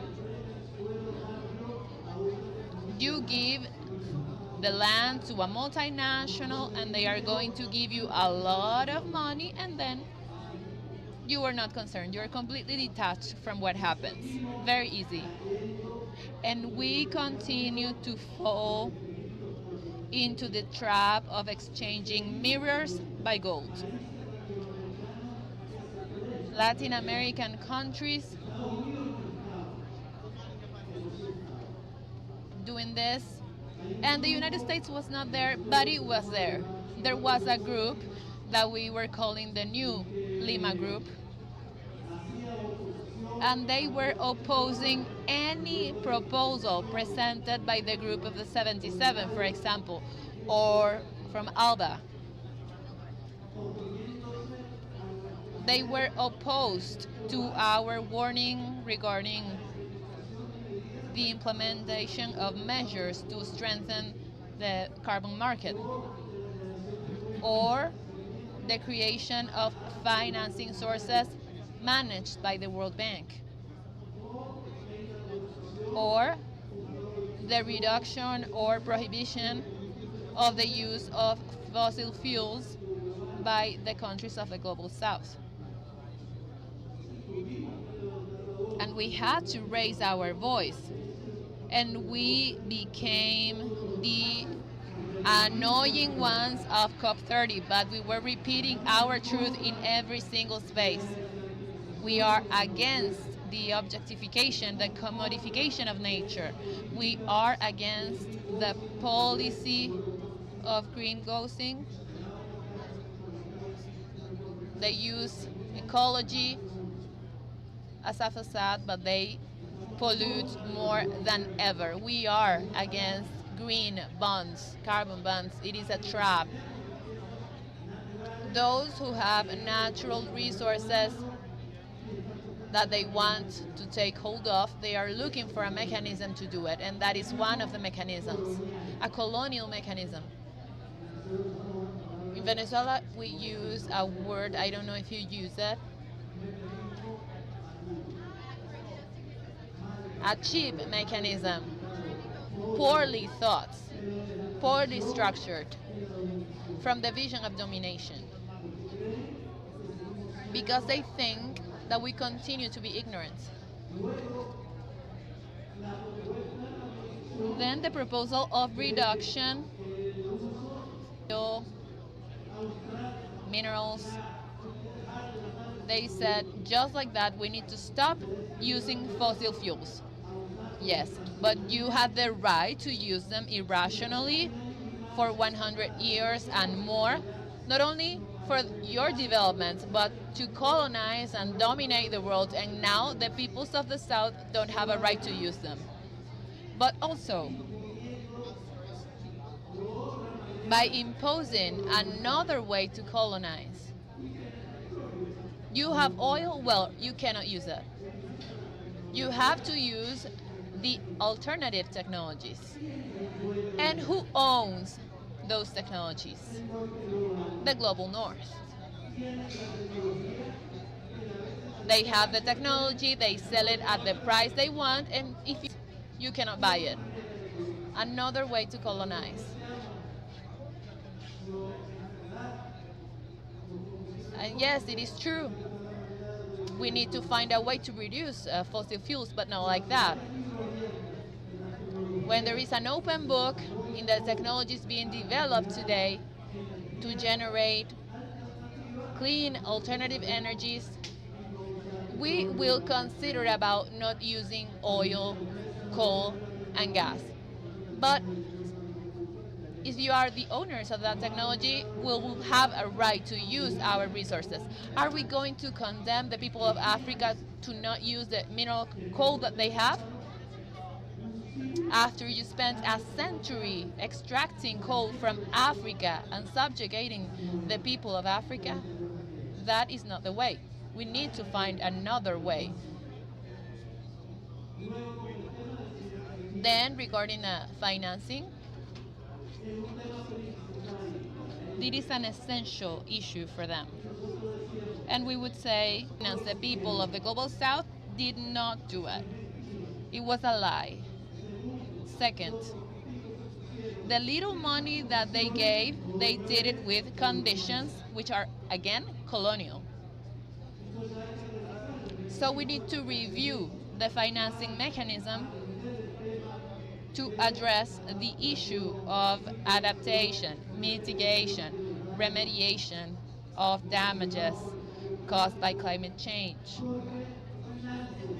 Because yes, they do finance, but with some conditions that we are denouncing. And during these days, we are creating a space for discussion to see how we can rationalize that relationship. I am going to give you a practical example. I hope I don't hurt any sensibilities. 4 years ago, here in Venezuela, we detected a problem with an exotic species, an invading species, a coral, which appeared in the Venezuelan coastline. It was a very aggressive kind of coral. It kills the autochthonous corals and modifies the marine life, and we need to act urgently to look for a solution. But if we are blocked, if we have no money, what can we do? So we resorted to an international agency, and it approved a capital, an amount of money. And the project has 4 components. The first component is the organization of communities for their future. The second component is to assess the socio-economic conditions of communities to improve their living conditions. Third component, study the factors that promote the apparition of exotic species here in Venezuela and create new laws to manage them. And fourth, an efficient system of communication to disseminate this information. It was approved about 3 years ago. When we look at that, obviously we question, we challenge, where is the coral?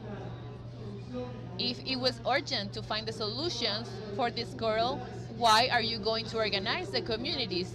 This is done by the revolutionary government. We don't need to go there. Why do you have to study the socioeconomic conditions of the communities? If this is being done by the revolutionary government, don't go there.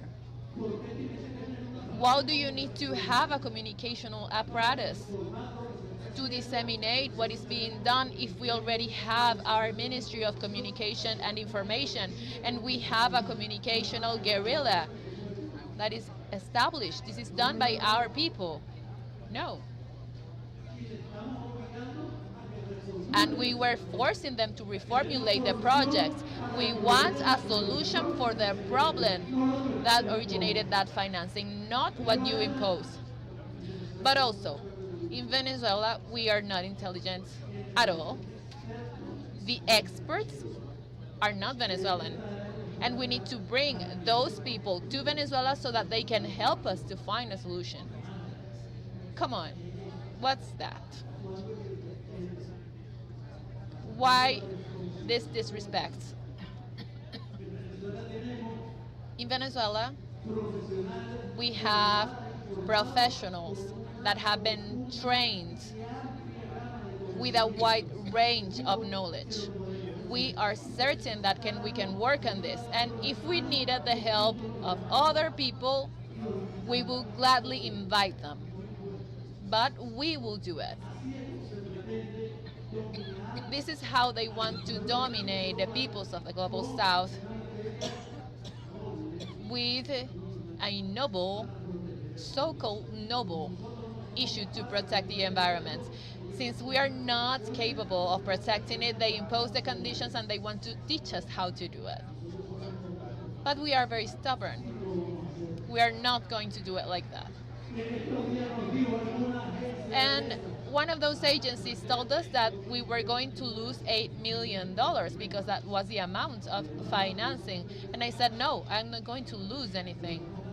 We are winning much in dignity, in recognition of our own capacities, and following a thesis of President Nicolas Maduro, to not expect nothing from anyone but from ourselves, and we are capable of solving our problems. So you can see how in the Western world they want to use the environmental issue as a tool of domination. But we have spent many, many years separate, incommunicated, disorganized. That is why there is a permanent call. There was a World Congress in the defense of Mother Earth here in Caracas, and one of the agreements was to organize a global network for the defense of Mother Earth. We also held the Encounters of the People in Belém do Pará, the Summit of the Peoples, and we also agreed to establish that global network. And I am sure that after listening to the issue of cognitive warfare, I am sure that one of the recommendations will be to strengthen the ties amongst our peoples, to be able to warn of very grave things that we have passed by. And one of the most serious ones for me has been the persecution, the murder, the jailing, the disappearance of many of our brothers and sisters just because they were defending the rights of Mother Earth. And they are named every once again, but there should be a global network that should always bring them up, even if they have already passed. We still don't have the organizational strength to do this. We need to organize ourselves so our voice gets stronger and stronger in the world, and the environment stops being a tool for the domination of the global north against the global south, and we are sure we can do it. Thank you very much. Long live Mother Earth. Long live the peoples of the global south. Thank you. And I thought about Berta Cáceres when I saw the delegation of Honduras, an extraordinary woman that should be in our memory, and for her we do everything that we do. Please stand up. Let her live in our memory, Berta Cáceres, and her struggle and her cause, the most important thing. An embrace to Honduras. We are always together.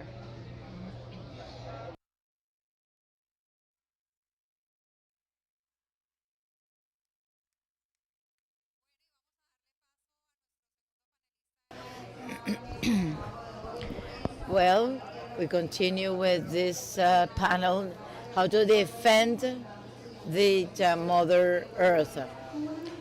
We have a panelist from Panama.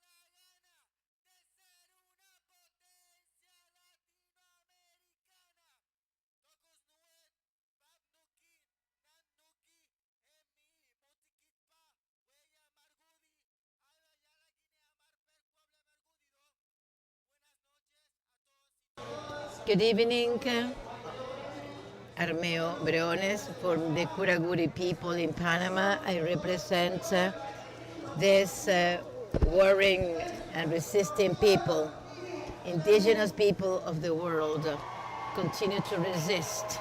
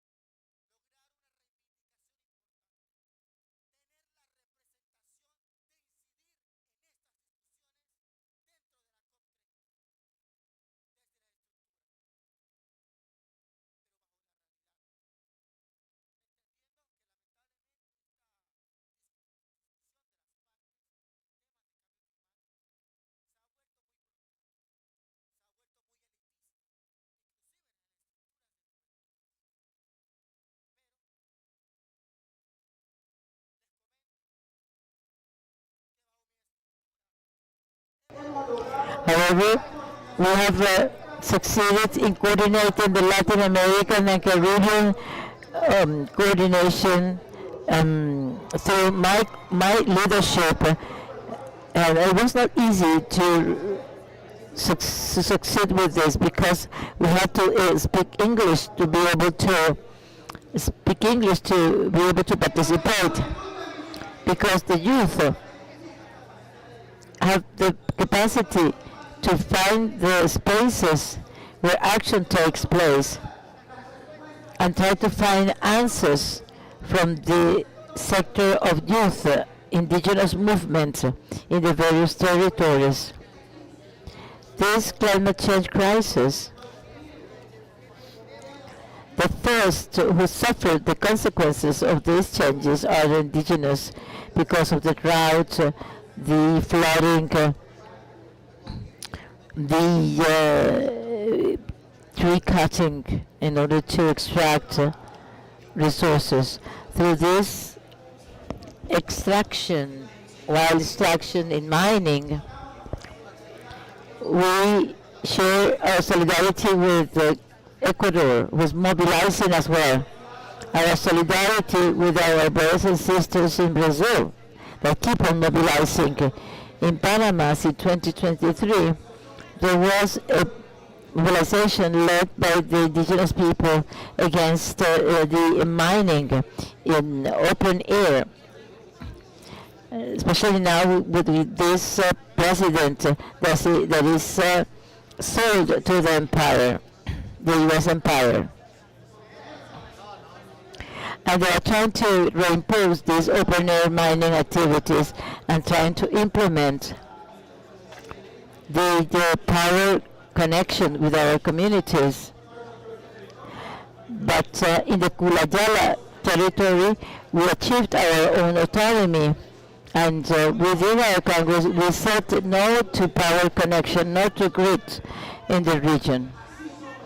This is the way we behave. We understand that we are the main defenders in international law. It is important to recognize that in Latin America, that region that we call Abdala in North America, and come from the Kuna language, the blood of the Abdala. This important concept makes us understand that for a long time, indigenous people, we've been in constant struggle. And I think it is important to recognize the current geopolitical context.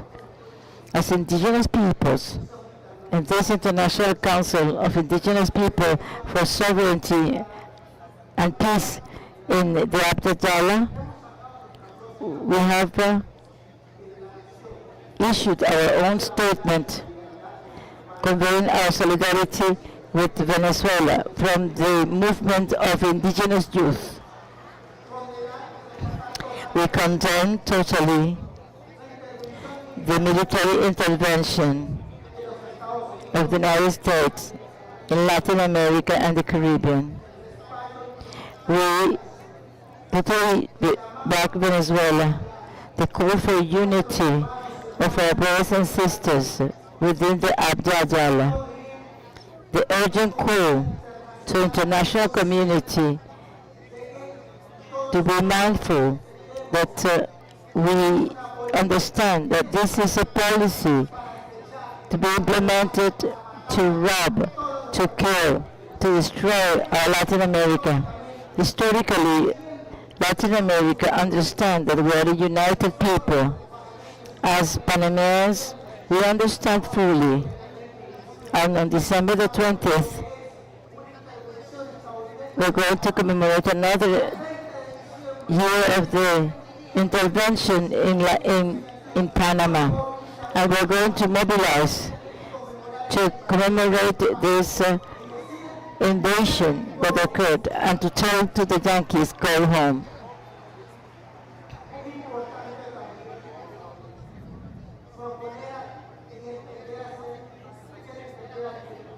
And we also need to convey to the world that we need to respect the right of indigenous people, and we need to love our beloved land.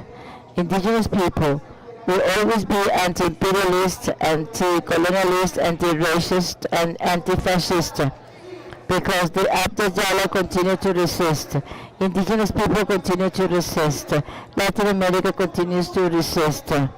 And to all over we will resist because without the struggle there will be no success. Thank you very much.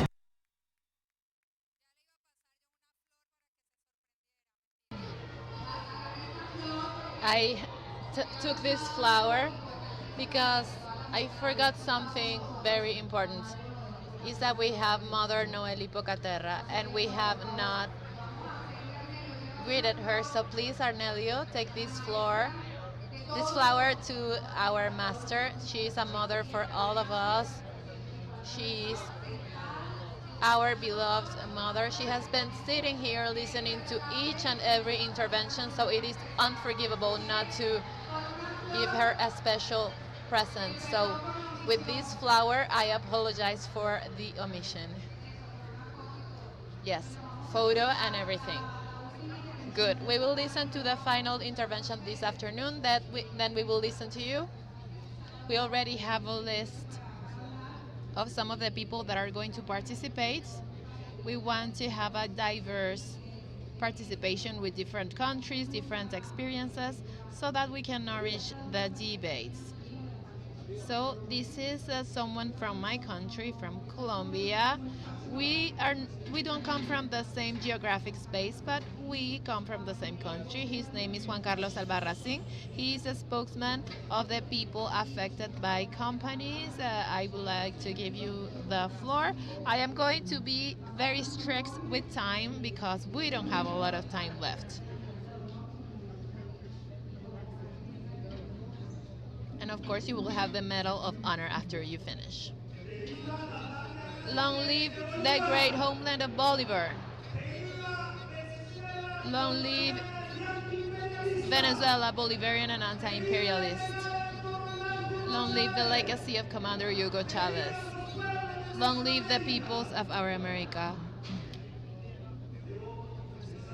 I must confess that tonight I am very excited to be here in Venezuela with all of you, with all of the brothers and sisters from every corner of the world that have come here in this meeting to say that we are with Venezuela and we defend its rights to sovereignty.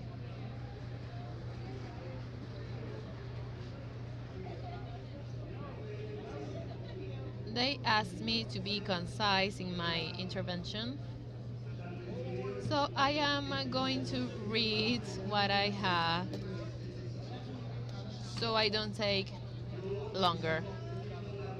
Initially, I would like to give a fraternal embrace to all of the delegates from the different organizations, from the different movements that decided to mobilize in the midst of harassments and the imperialist military threat that is looming over Venezuela, facing the fear and the blockades that want to keep this republic isolated in an attempt of political destabilization based on dread, and all of those delegates that managed to come here to open this Assembly of the Peoples for the sovereignty and peace of our America.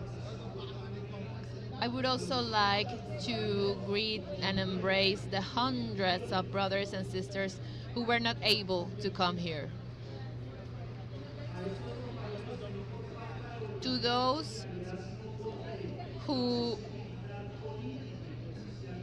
due to the pressure, the political and military pressure exerted by the US on Venezuela, has stopped them from coming here with us.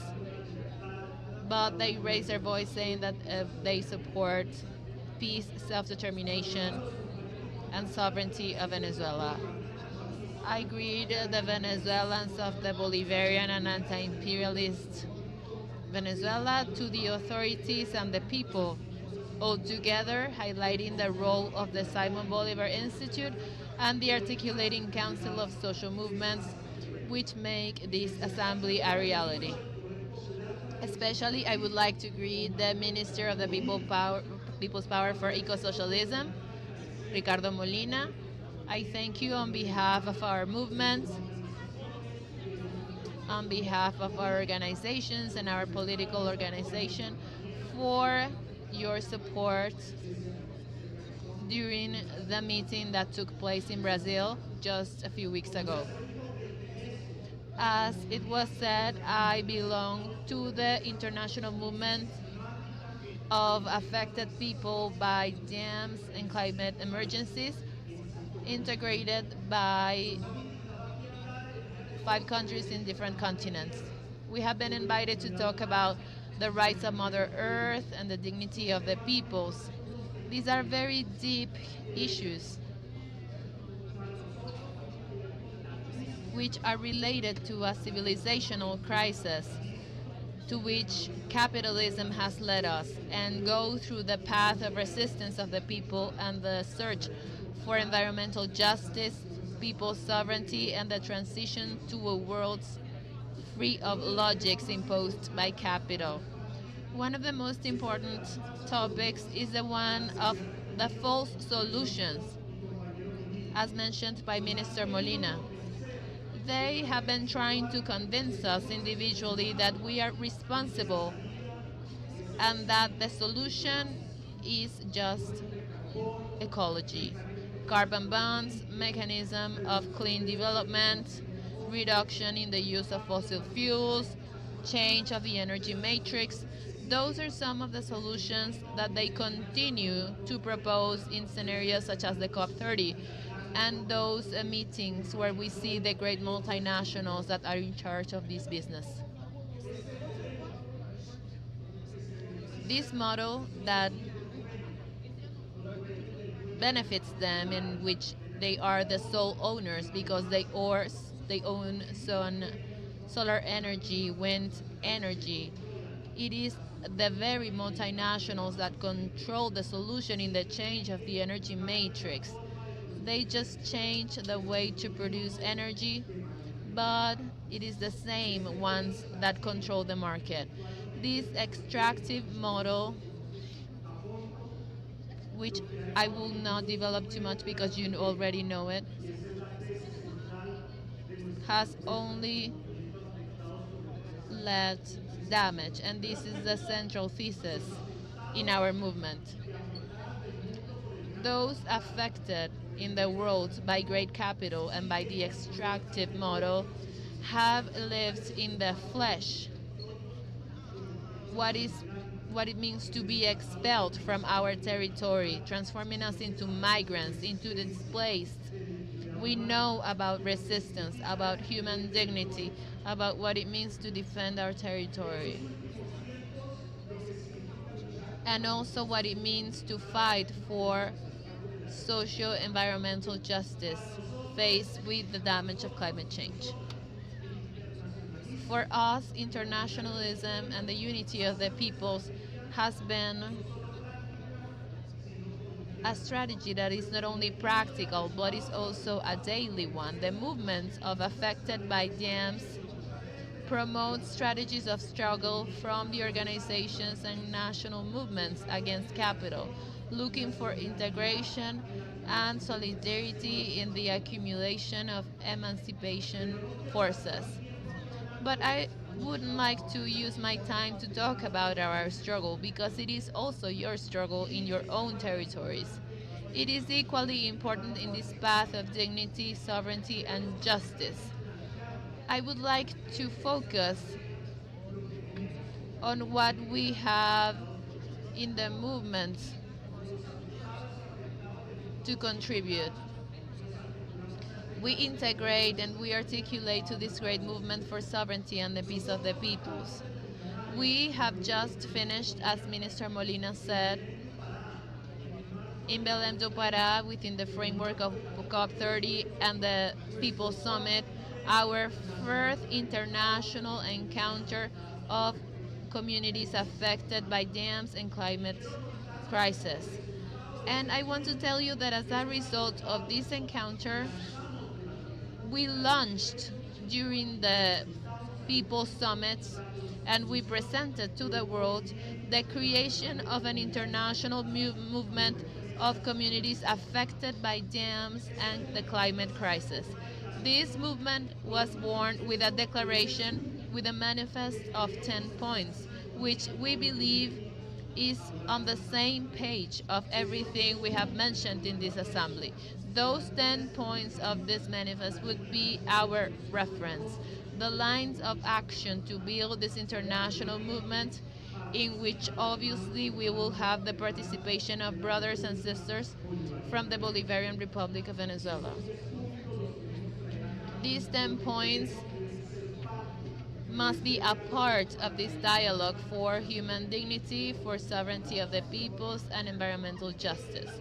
I am going to read them quickly. First,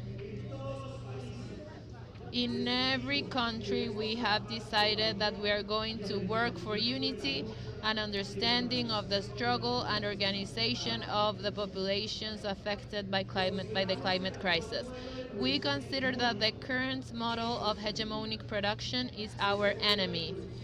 That production model provokes the exponential increase of the number of people affected or threatened by these extractive projects, by policies that favor the accumulation of wealth in the hands of a few and the imminent climate crisis.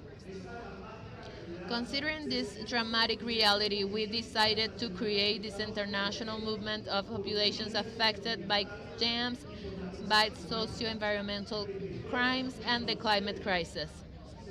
With you, we want to be a strong, massive movement with local realities and identities that responds to the specific needs of the populations for the construction of a popular energy project to transform every unjust structure of society. Our struggle is against every form of exploitation of the peoples who work and produce wealth. And the nature of our struggle is anti-capitalist, anti-imperialist, anti-racist, anti-patriarchal, and anti-colonial. The political message of the movement articulates the horizon of social transformation, the conquest of rights, and environmental sustainability. We will persist in the national construction of the movements in every country, with the protagonism of the affected populations, with the participation of the youth and women.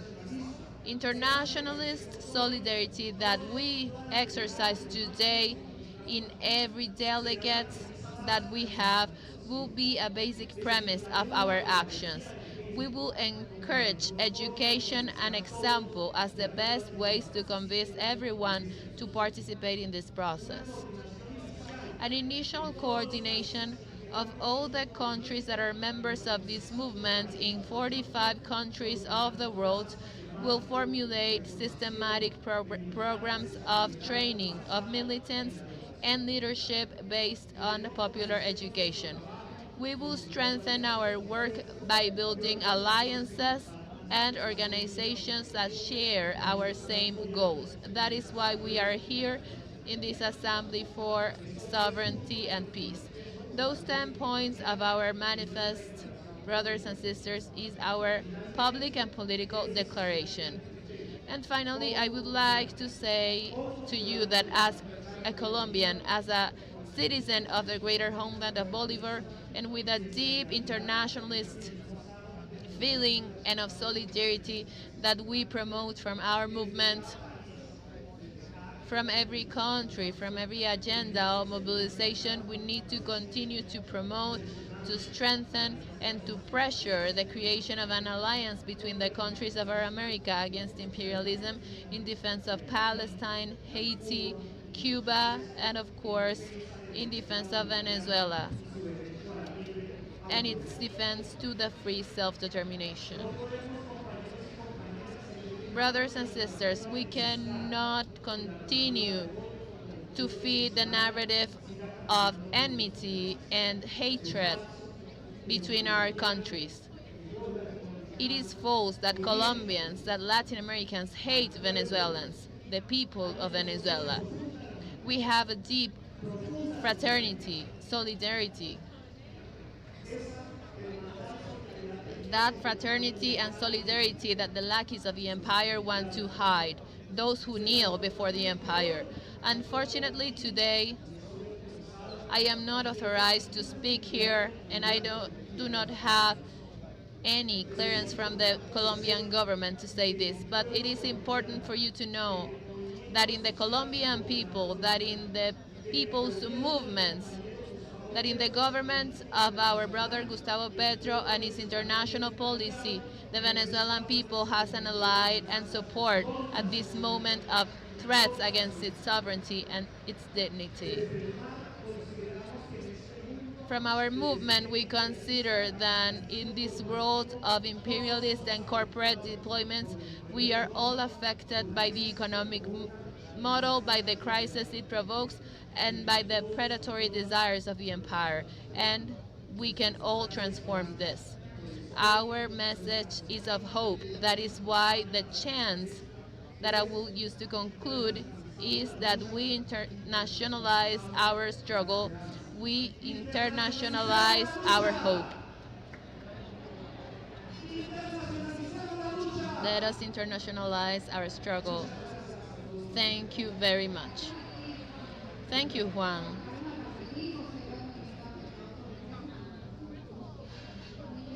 It was very interesting what we have heard. And to conclude this phase and then start the Q&A, we are going to watch a video previously recorded from the leader of the biggest people's movements of our region, Joao Pedro Esterile.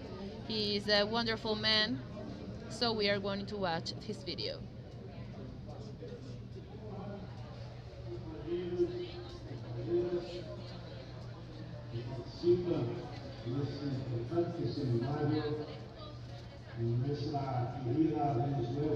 I cannot translate because I cannot hear very clearly.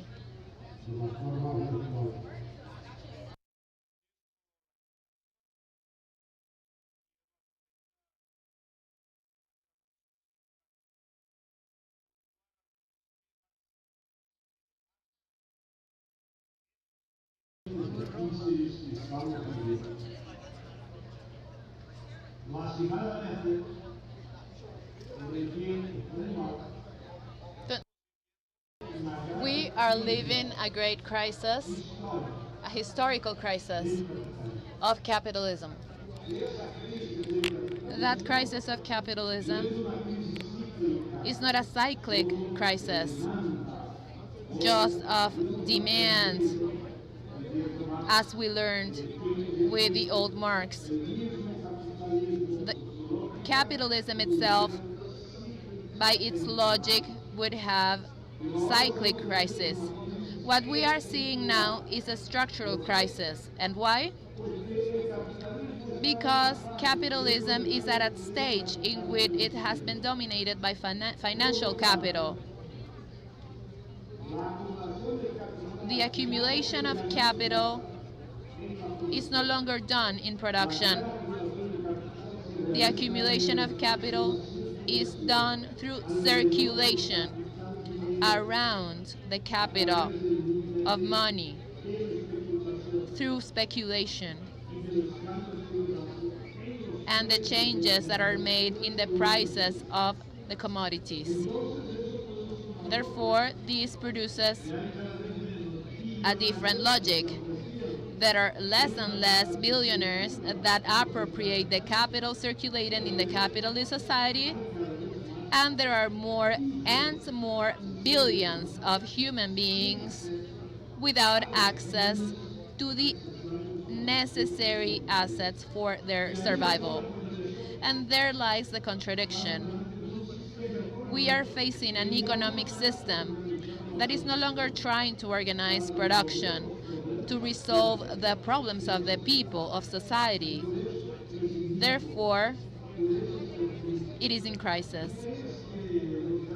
It is not that great capitalists are not going to stop earning money. On the contrary, they will continue to get money, but the way of organizing the economic system does not resolve the problems of society.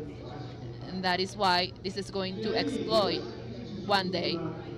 Therefore, that structural economic crisis brings another political crisis that lies in the nature of the bourgeois state. The bourgeois state, as we know it, was a result of the industrial bourgeoisie from the French Revolution, when they needed public institutions that regulated social conflicts and would guarantee to the people a kind of democracy.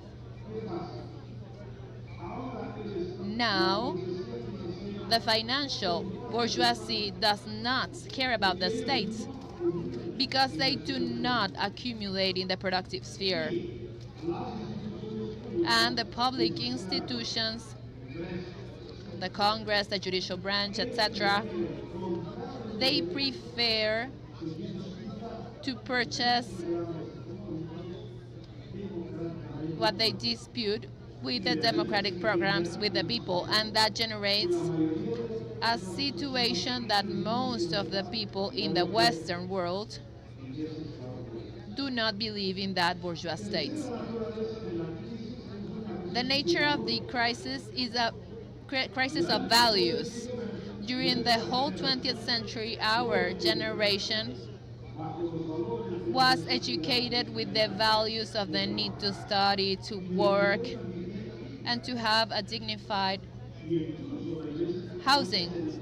Even the Catholic Church worked to disseminate those values.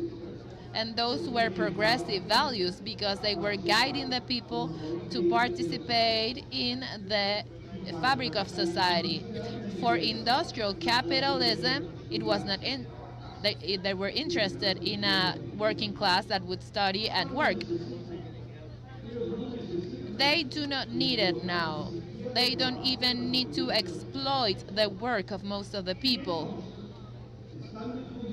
And so they are disseminating fake values, such as individualism. Only you will be saved. Also, selfishness. You are better than the others. And third, consumerism. You are only happy if you consume, if you find the latest cell phone, if you buy the latest model of sneaker. But those are fake values, because those are not collective values that add to society, that organize society. And finally, as part of this stage of capitalism, we are facing an environmental crisis. Never before our planet was at risk of killing millions of ways of life in microorganisms, animals, vegetables, and even human beings. In the last decade, over 750,000 people died in the northern hemisphere as a result of what? Of heats, high temperatures. You can imagine, we cannot even survive because of heat. That is a tragedy. And why do we have an environmental crisis? Because faced with that general crisis that I already described, the great corporations, capitalists, have a tactic of survival to accumulate more capital. Two basic ways. First, military aggressions to create wars, because with wars, we already learned from the classics, wars destroy capital, they destroy weapons, they destroy ammunitions, they destroy heritage, churches, etc., and they destroy the human being. Therefore, the social productive capital. And the destruction of those capitals would open a space for a new process of accumulation. You can look at the tactic used by the devil Trump when he said, after Gaza is destroyed, our American companies will rebuild it to transform it into a great resort of luxury tourism for Europeans and to get money with that. And finally, imperialists then try to appropriate the assets of nature, because the assets of nature are not a product of that. But if you appropriate that and transform that into a commodity, that generates a huge rent. And that is why the multinational corporations try to get natural resources such as oil, wood, water, biodiversity to get a source of profits. So faced with this logic of crisis and with the tactics used by capital, we find ourselves in Latin America and in Venezuela. Now, the United States is in decadence. It doesn't have any economic power to face Eurasia, China, Russia. Therefore, they use the military power. And since they can no longer control through the United Nations, and since they have lost the control of Africa, and they have a permanent dispute between China, Europe, and the United States, they went back to Latin America and then recovered the Monroe Doctrine, so that all of our continents becomes a new colony, so that they can appropriate our natural resources. And the way to do it, to clean the space for their companies, is to overthrow governments. And so they move through the legal means, influencing elections, paying candidates, financing great computers to manipulate the elections. And this is how they did it in Argentina, in Chile, all through the ways of soft coup, as they did in Ecuador, as they did in Peru, and as they are doing in the election in Honduras. And their next battle would be Colombia and Venezuela. And when Colombia and Venezuela fall, they would then take over Brazil. For them to take everything in Brazil and to give it to the far right, to subordinate it to the American interests. So dear brothers and sisters, these are the elements that explain this very complex juncture that we are living. I am sure that with more time, you will discuss what to do to be able to face American imperialism. And there is only one way. Raise awareness in the people, mobilize the people, have a massive struggle so that people take destiny in their own hands, mobilize themselves, and stop once and for all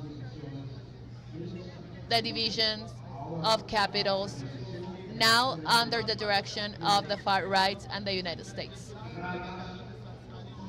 An embrace to all of you, and I wish you success in your debates. Thank you very much to Joao and the MCT.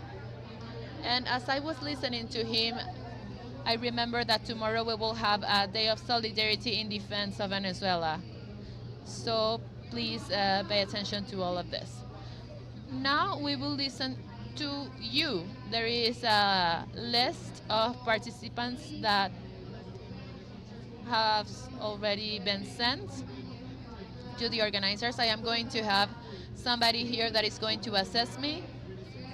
Please come here. I am going to say the name of the person that is going to participate and the next one.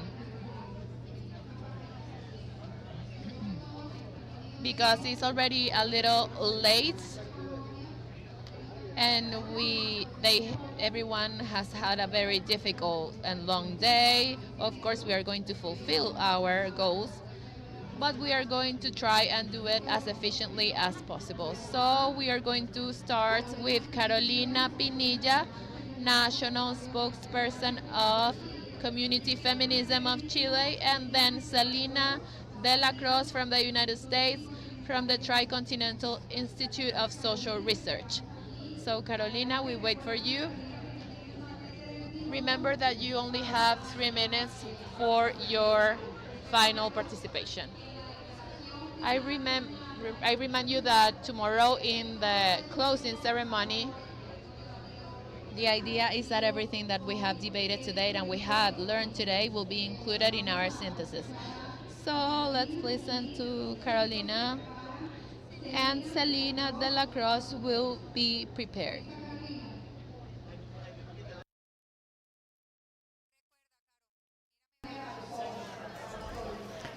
So, 3 minutes. Thank you so much. Brothers and sisters, greetings from the Mapuche territory, from the combatant territory of Chile, that has contributed historically to the Latin American struggles, the heart of imperialism, and we are surviving. I would like to thank Nicolas Maduro, our brother, the greater homeland and the Venezuelan people for this sacrifice, the level of organization, so the communities could be present here today, the grassroots organizations, to take care of word and to convey our ontology to our peoples, to our impoverished populations. We are living badly. We are suffering hunger and suffering violence, genocidal violence. I would like to denounce fascism in Chile. And Mr. Boric is part of this fascism. It's a hidden fascist. And people believed in this progressive movement, but they criminalized social struggle and giving tools to the oppressors and to the oligarchy.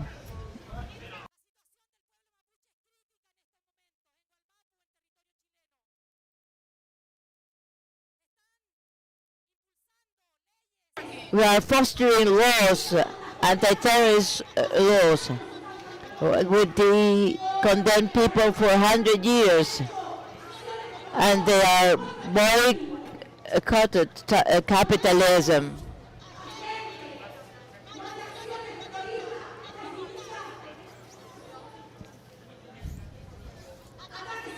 They are not attacks by the Mapuche people. They do not attack the rest of the population.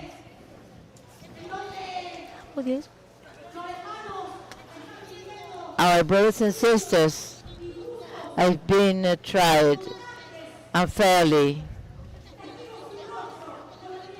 with this anti-terrorist law. They are suffering innumerable injustices.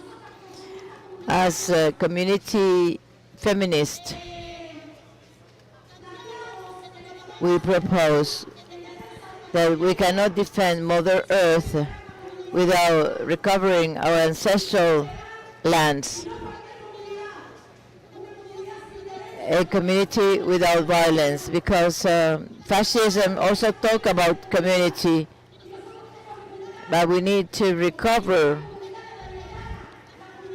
community of the people, of the regional people, ancestral and the organizational ways, not individualist from the nation state. We want to preserve our organization traditions. Women are tired of so much violence. This violence is exercised on our bodies. Thank you, Carolina. So in closing, we take by home what we discuss here. The work with communications, the elements Venezuela has given us to strengthen our struggle, and we continue struggle. We continue to struggle, and community feminism is with you. Thank you very much. Your energy at this time when we are reaching the close of this activity. All those who wish to take the floor, go ahead. No.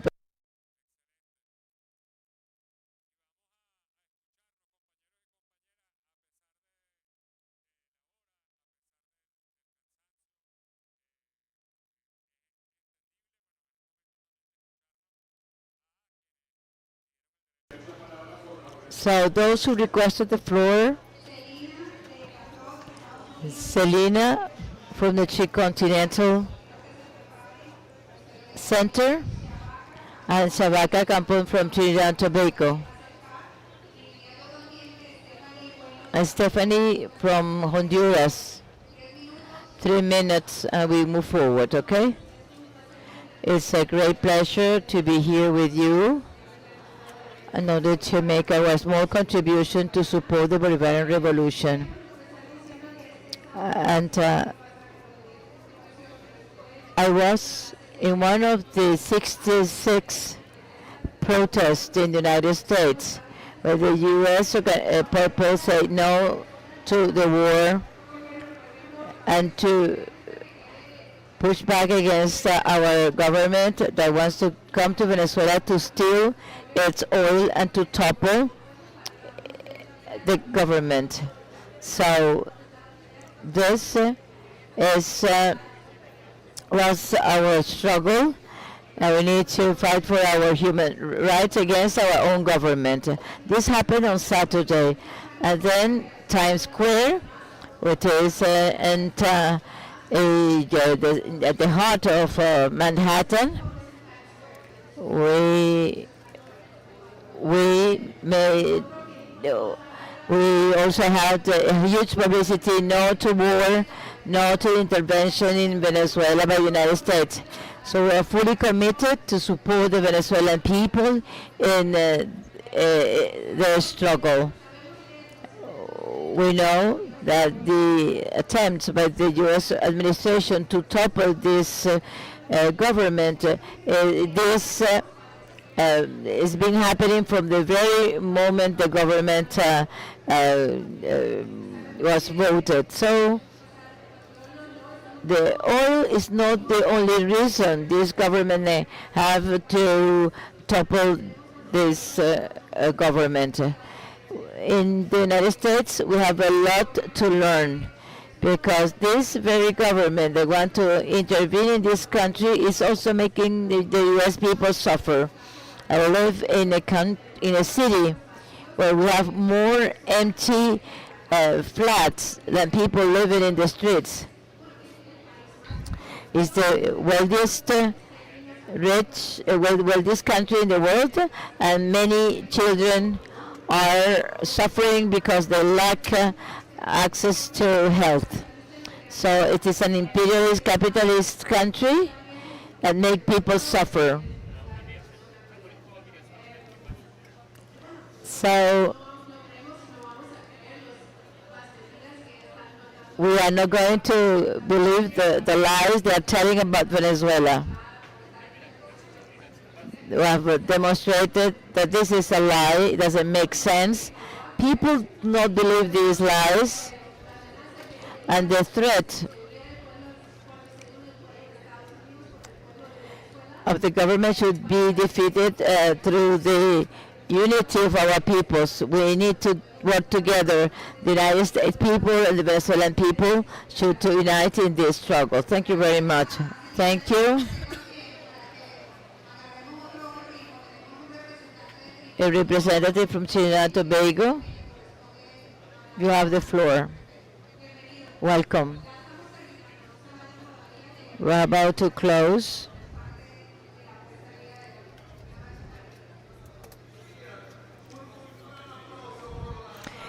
A big hand for the work of this great woman. Long live Telesur. Long live the struggle of the Mapuche people. Long live the struggle of the Mapuche people. And long live the peoples fighting to protect Mother Earth. I come from Trinidad and Tobago, and I have a message to convey to the Venezuelan people and my brothers and sisters here in Venezuela. The Caribbean peoples, most of the people in the Caribbean, they are on your side. They are supporting the struggle for a zone of peace. Most of the leaders of the Caribbean are on your side. There are some, I'm not going to mention anyone by name. You know who they are. Well, they are the minority. We are together. Long live the zone of peace. Thank you very much. Thank you for this energy at this time.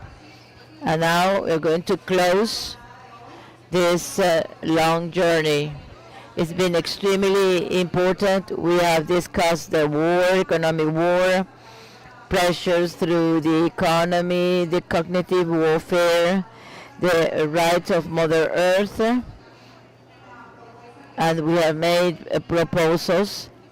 So we are going to close with a country that need our attention. I'm talking about Honduras, the Free Party that is governing Honduras. Stephanie, you have the honor of closing this session, which has been extraordinary. Thank you very much. From the land of Morazan, Manuel Zelaya, Berta, and our dear President Xiomara Castro.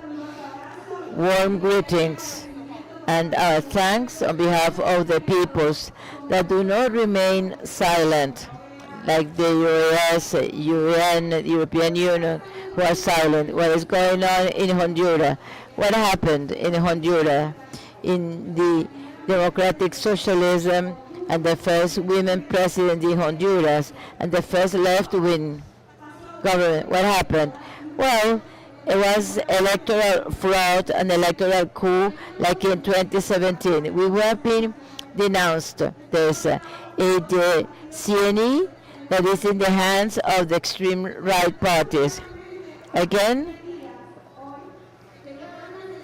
after 10 days of the elections, we still don't have the results, the outcome of the elections. Of the 19,000 record, 5,000 records have inconsistencies. On Sunday, our party called for the non-recognition of the results. But there is a right-wing candidate that thinks that Donald Trump is going to help him. Donald Trump asked for Anfura to become president. The guy is in the same party of Mr. Orlando Hernandez, who was in jail for sending 40,000 tons of kilos of drugs. It is not the Venezuela who are narco-terrorists. The narco-terrorists are in Honduras in these extreme right parties. So they have subjected us through fear. So Honduras has been struggling against these forces. We could keep on resisting. Honduras will never be silenced. Thank you. And we have broadcast this through Telesur. We are not finished yet. We have someone from Uruguay, and we still can give him the floor. So with him, we are going to close this session. So I promise that he's going to be the last speaker. Thank you very much to the Bolivarian brothers and sisters from Venezuela. I come from the Charrúa people in Uruguay, a country that is presented itself as the Switzerland of America. But the Indians are here, the Charrúa are here. And why do I say it is important to say that we have an Indian population? Because historically, Uruguay has sold the idea to international companies for them to invest in Uruguay. I've said that they do not have indigenous people, so we don't have to comply with the indigenous rights. It is very important to defend our territories, to defend common goods. They should be recognized, and indigenous rights should be recognized. At this very moment, this is crucial. This is a very aggressive moment. A lot of energy disputes with multinational companies, with energy projects in order to extract resources in Uruguay, ignoring those populations living there. A very concrete example, the green hydrogen in Tambores, French and German companies, they come with this project precisely when the Ukraine war is in full swing. We don't want any war, but our territory should not suffer because of the war with the Russian. They cannot affect our resources because of the Ukraine war. And at the same time, they resort to the ecological narrative, because hydrogen is not as green as they say. They are also looking for oil. So come on, they are talking about green energy, but they want to extract oil. So this is hypocritical. We need to have a national energy strategy. And what should be this strategy in Uruguay? When people should be to have its input. We have 3 brothers of the Charrúa people of our organization, and we have been judicialized by the right-wing party, the Colorado Party, Zionist. The deputies went to Israel and supporting Zionism. They have applauded Corina Machado, and they criminalize us because we defend the memory of our peoples, the memory of indigenous peoples. So this legal process, we are confronting 3 brothers and sisters, and one of them, well, these proceedings are totally irregular. We need to convey solidarity with those defending common goods. And hopefully you should express your solidarity with the Charrúa people. Yes, we are learning together, thinking together. Thank you very much. Thank you very much. Good evening. It's been a pleasure being and sharing with you. Have some rest, and we'll continue tomorrow. A big hand for Patricia. who did a great job as a moderator of this panel, and we pay tribute to her. Thank you very much.